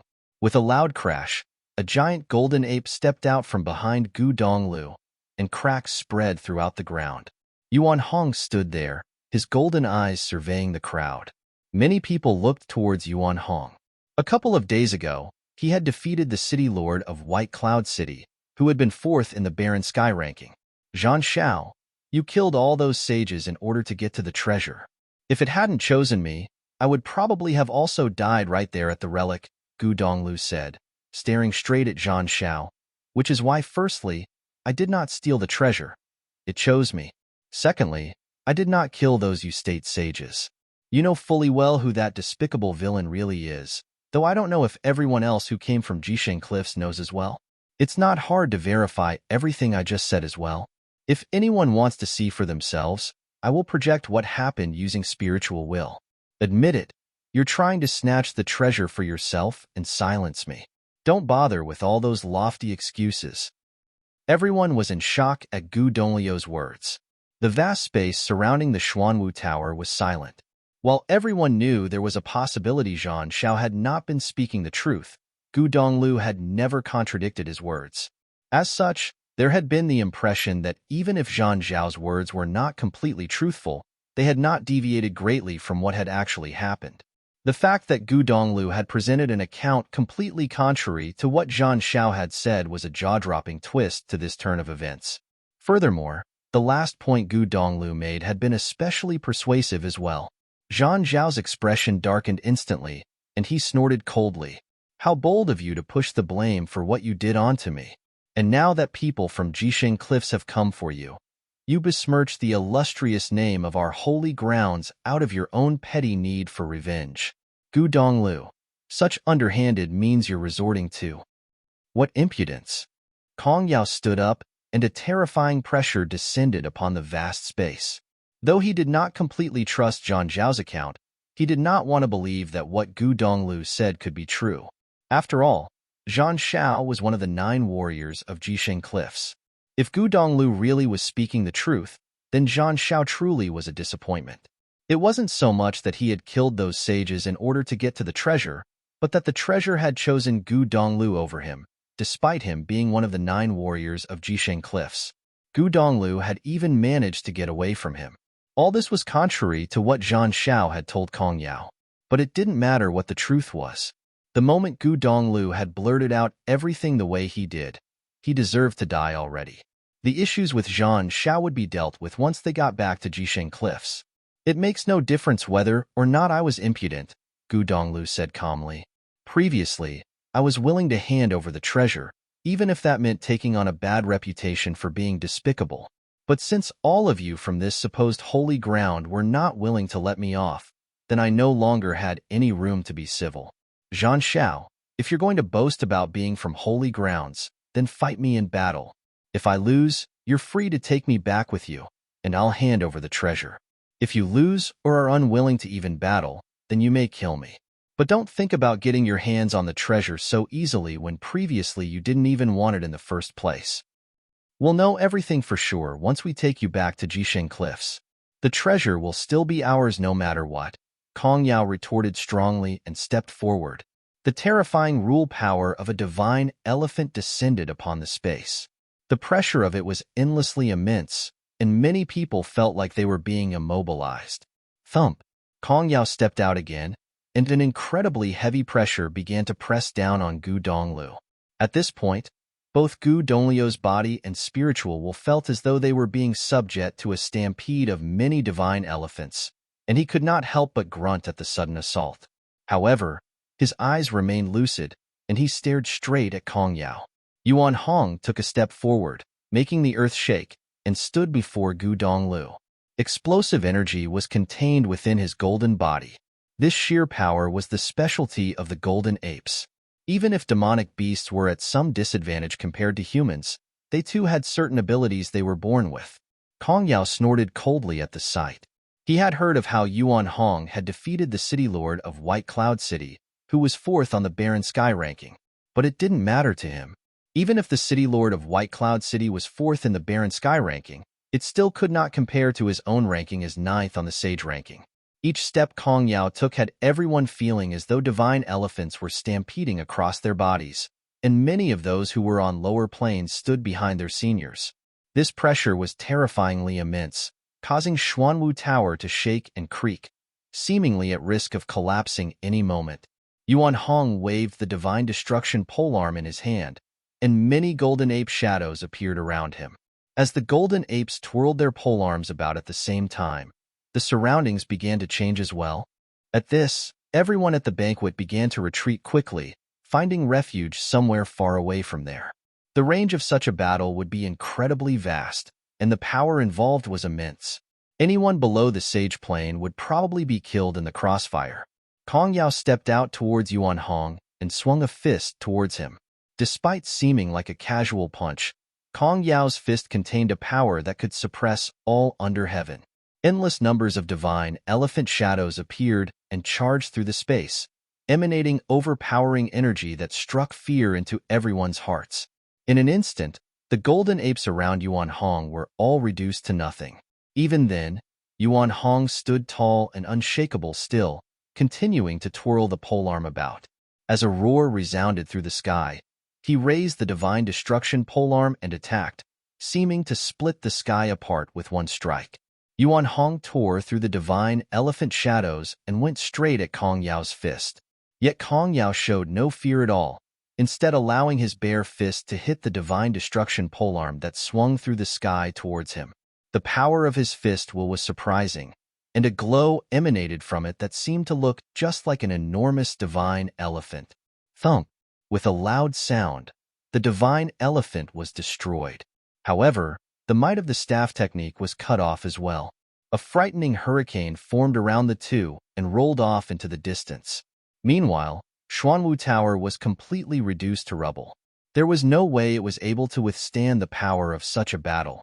Right then, Zhuge Qingfeng walked over to stand before Yuan Hong as well. Since the battle had begun, he too would not back off.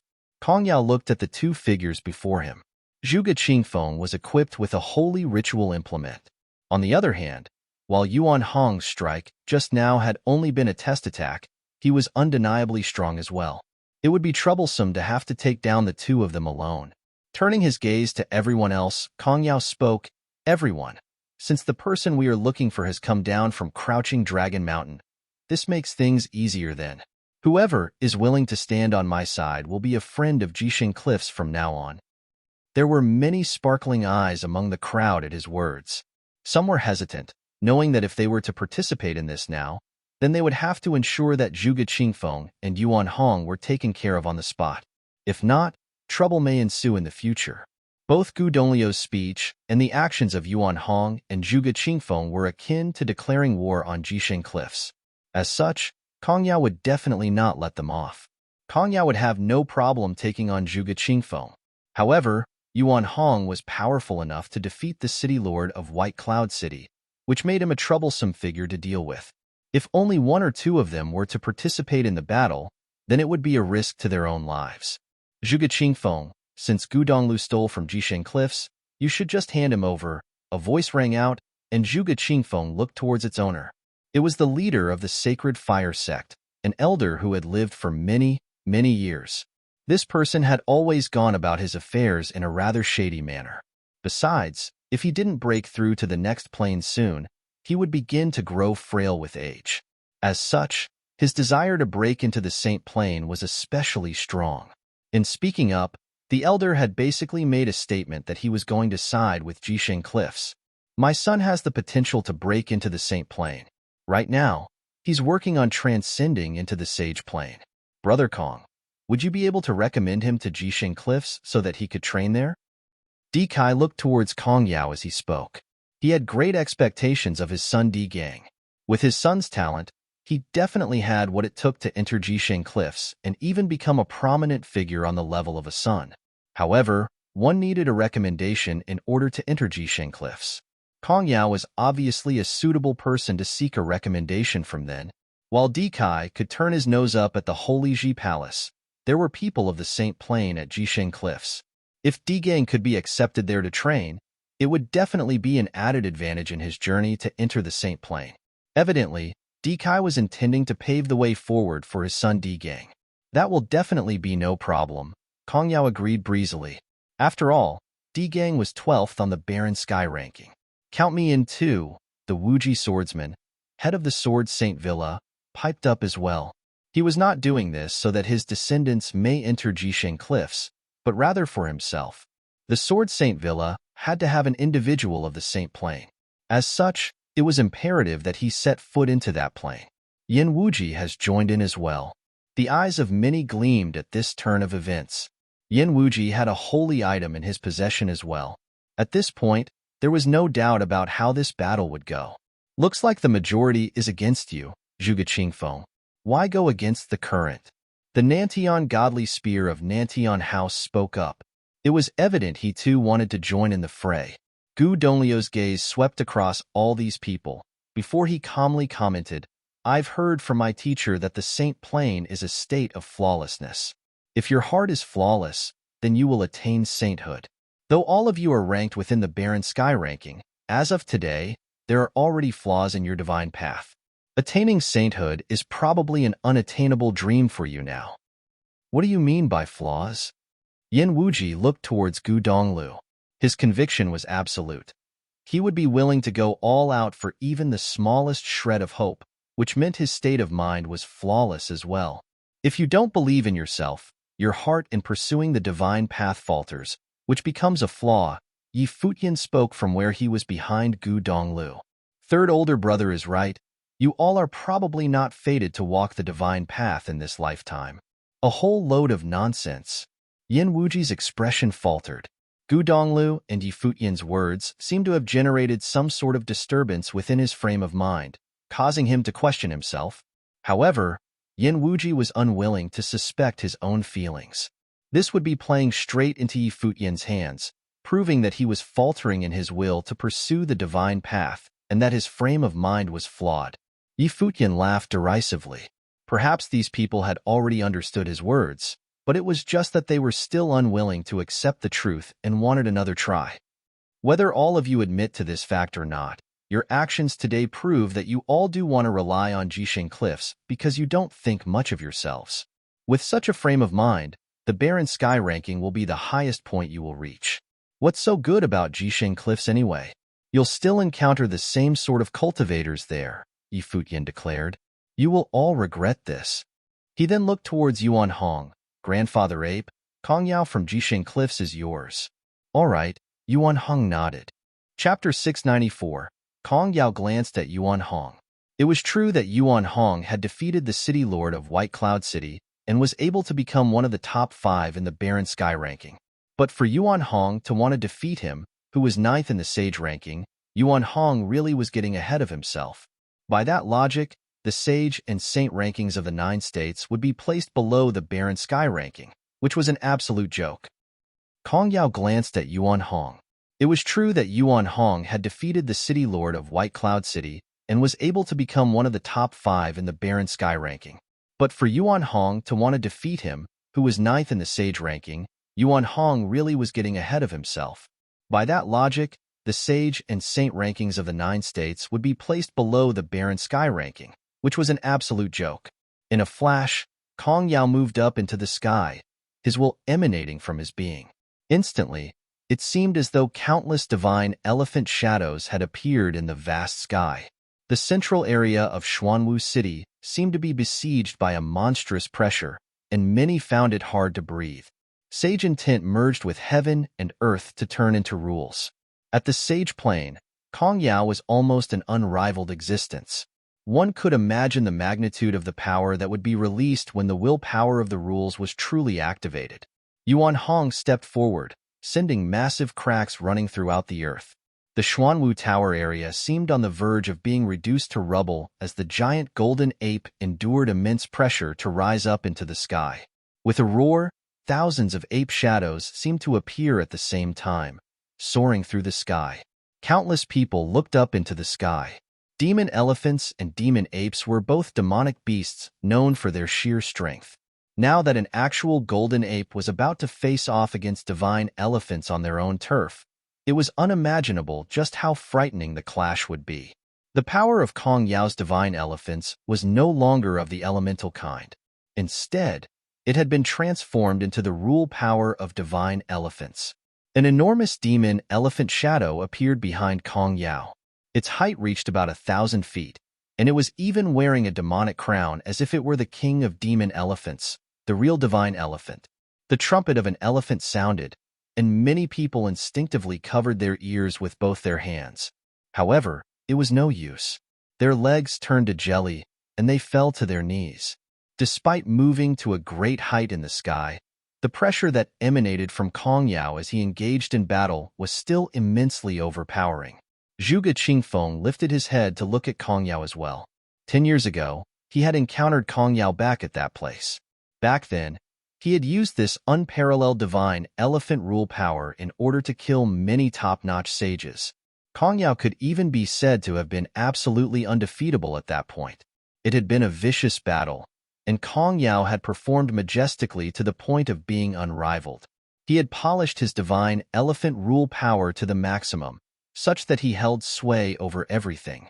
The divine elephant life spirit seemed to contain an endless rule power, which emanated a great pressure.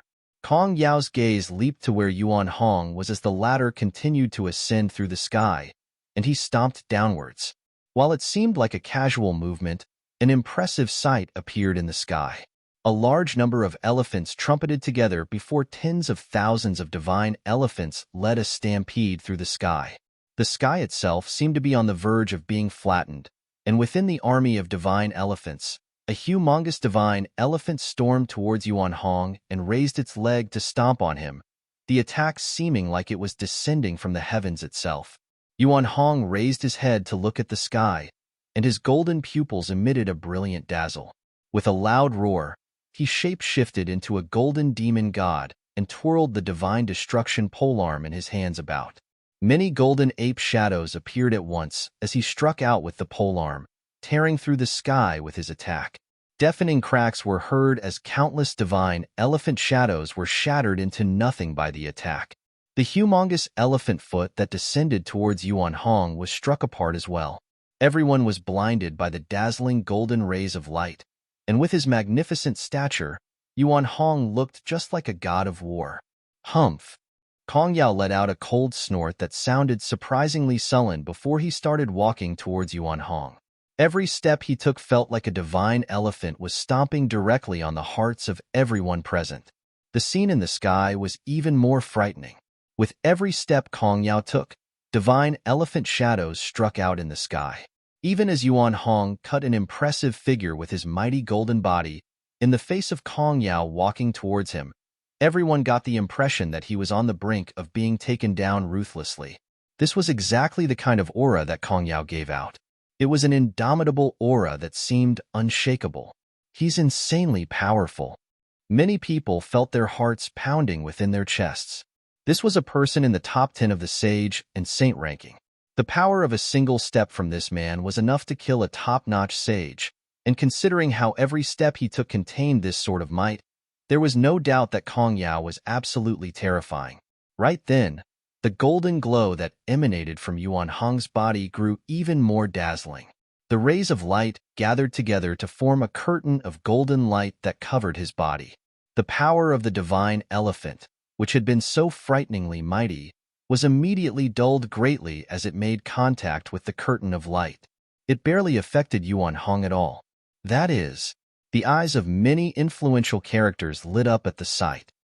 "It's a divine implement," said Yen Wuji of the Sword Saint Villa, whose gaze was sharp as a blade. He felt the energy emanating off the divine implement, as did many others in the crowd. Kong Yao definitely felt it the clearest, and his expression immediately darkened. Kong Yao was ninth on the sage and saint ranking, but he still didn't have a true divine implement within his possession yet. Sage-level ritual implements were of little use to him. He was already at the peak of the sage plane, and his attacks contained the maximum power a sage could have. He would not be able to break through this limit even with the help of ritual implements. Only saints had the right to use divine implements at Jisheng Cliffs, and they were only entitled to borrow these divine implements while going on extremely important missions. Now that Kong Yao had come to the barren state and met two opponents one after the other, he had initially thought that he would be able to just kill them without any problem. However, his opponents had both revealed that they had divine implements on them, and it pissed him off to no end. "Where did this ritual implement come from?" asked the head of Nantian House, who looked incredibly troubled. Could this be an heirloom passed down by the ancestors of the apes? Everyone knew that there had been an ape emperor who accompanied Emperor Yi Qing as he went about conquering the world. However, the golden apes had long been integrated into the barren state since then, and should not have any more connection to that ape emperor. Yet, where had they gotten that divine implement from? A single divine implement alone could potentially affect the outcome of this fight. If Zhuge Qingfeng had been the only one to possess a divine implement, then things could still be resolved easily. As long as Kong Yao managed to keep Zhuge Qingfeng in check, they would be able to kill Yuan Hong before helping Kong Yao to get rid of Zhuge Qingfeng. It would have been an easy win, which was why they had joined in the fight in the first place. However, now it seemed as though things would not go as planned. Are you all not going to make your move? Kong Yao spoke calmly from where he was in the sky. Yuan Hong's own power surpassed that of the White Cloud City Lords. With the addition of this defensive divine implement, Yuan Hong was enough of a threat to keep Kong Yao occupied. As such, Kong Yao could only let the rest join forces to kill Zhuge Qingfeng. A gleam shot through the eyes of Yin Wuji and the rest before they began to release mighty energy. Since they had made a promise to Jisheng Cliffs, they were all in the same boat now. There was no backing out at this point. If Yuan Hong and Zhuge Qingfeng were to get out of this alive, they would be in deep trouble. "Let's go," Yin Wuji commanded, and he leaped up into the air. Sword Qi whistled through the air, and a holy sword appeared behind him, merging into one with his life spirit. This was the holy sword Yin Wuji's ancestors had passed down to him. The holy sword shot through the air, and even those who stood a great distance away felt as though their bodies were about to be torn apart. Everyone began to retreat further still, even those who were at the Sage Plain. This was a battle between those at the top. Zhuge Qingfeng stood within an 8 trigrams formation that glowed brightly in the sky. He was surrounded by images of himself, and the terrifying energy of destructive lightning crackled within the formation. Crack! The holy sword landed on one of Zhuge Qingfeng's shadows.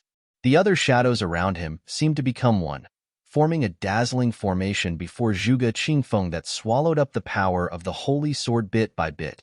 The earth around Zhuge Qingfeng was torn apart relentlessly, and the buildings nearby were reduced to rubble as well, resulting in a scene of pure destruction. Within the crowd, Zhan Xiao, who had already retreated far away, shot Gu Donglu a frosty gaze before giving those from Jisheng Cliffs a single command: "Take Gu Donglu down." Kong Yao was the main powerhouse of this party from Jisheng Cliffs. They had originally planned for Kong Yao, who was 9th in the sage ranking, to simply descend upon the barren state, capture their man, and leave, which was why the rest of the party were not incredibly powerful people. However, there were still several people in the party who were archmages. At Zhan Zhao's order, they stepped forward. Powerful individuals from Taihang Mountain were standing guard by Gu Donglu and Yi Futian's side. At the sight of those from Jisheng Cliffs advancing towards them in an attack, they stepped forward as well, causing the earth to shake and rumble. A massive battle erupted immediately. The citizens of Xuanwu City had never seen a battle of this scale before. It was probably a sight that was only seen back during the time of the saint. Amidst the chaos of battle, Gu Donglio's eyes were locked on Zhan Xiao. He did not retreat but walked forward instead. Step by step, he moved towards Zhan Xiao and spoke, "Zhan Xiao, you do things using such underhanded means, yet your abilities are beyond subpar. You are one of the 9 warriors, yet you are such a coward. I hope you'll still be able to keep your position as one of the 9 warriors when you get back to Jisheng Cliffs after this." Zhan Zhao's expression was steely. The party from Jisheng Cliffs had taken note of Gu Donglio's humiliating insults towards Zhan Xiao. Furthermore, the truth Gu Donglu claimed to speak was an incredibly huge blow to Zhan Zhao's reputation. If Zhan Xiao didn't manage to take back the holy item, it was highly possible that he would be punished once he returned to Jisheng Cliffs. Right now, he had to kill Gu Donglu and get the holy item back in his possession in order to atone for his mistake. "I just didn't think you were worth the effort. Since you're begging for death now, I'll grant your wish." Zhan Xiao stepped forward, and the energy of an upper-level sage emanated from his being. Zhan Xiao was of the same plane as Gu Donglu. Upon seeing that Zhan Xiao was finally participating in the fight, a cold, murderous intent flashed in Gu Donglio's brooding eyes. With a step forward, Gu Donglu released his life spirit, which seemed to appear in the form of a celestial being. Ancient characters surrounded it, and heaven and earth resonated with each other. Compared to his battle with Bai Luli back then, Gu Donglu was even more eye-catching now. The glow emanated from his life spirit was even more dazzling as it seemed to be one with both heaven and earth. The will of heaven and earth itself seemed to be at the disposal of Gu Donglu. Zhan Xiao, Gu Donglu roared. At the sound of Gu Donglio's voice, Zhan Zhao's mind was suddenly filled with a buzzing. Zhan Xiao, Zhan Xiao, Zhan Xiao. Voices buzzed in Zhan Zhao's ears, and a powerful willpower wormed its way into his mind. He saw countless images of Gu Donglu, and his spiritual will was shaken. It was as if Gu Donglu was everywhere surrounding him. Zhan Xiao suddenly felt like he was in a trance. Zhan Xiao then vaguely caught a glimpse of the shadow of the real celestial being. It was indomitable, as if Gu Donglu had managed to walk directly into his mind. Zhan Xiao, Zhan Xiao, Zhan Xiao. Voices echoed in his mind as the shadow of the celestial being grew clearer. His spiritual will was shaken, and Zhan Xiao suddenly sensed a great danger before him. In a flash, he retreated and drew his ritual implement before him. Almost at the same moment, the thousands of shadows became one, and Gu Donglu appeared directly before him. Swiping through the air with one finger, the sky itself seemed to be torn apart by the immense power of the laws of the sword. A stream of blades shot through the space, and even as Zhan Xiao retreated hastily, he felt blood surface through cuts in his skin. His body also felt as though some of the laws of the sword had entered it. Coughing up a mouthful of blood, Zhan Zhao's face turned pale. This here is one of the 9 warriors of Jisheng Cliffs. Gu Donglio's voice boomed throughout the space. Zhan Xiao grew paler still. Gu Donglu was going to utterly destroy his reputation. You're tuning in to the Warrior Lore YouTube channel. Don't forget to subscribe and join us on this journey to catch the most captivating stories.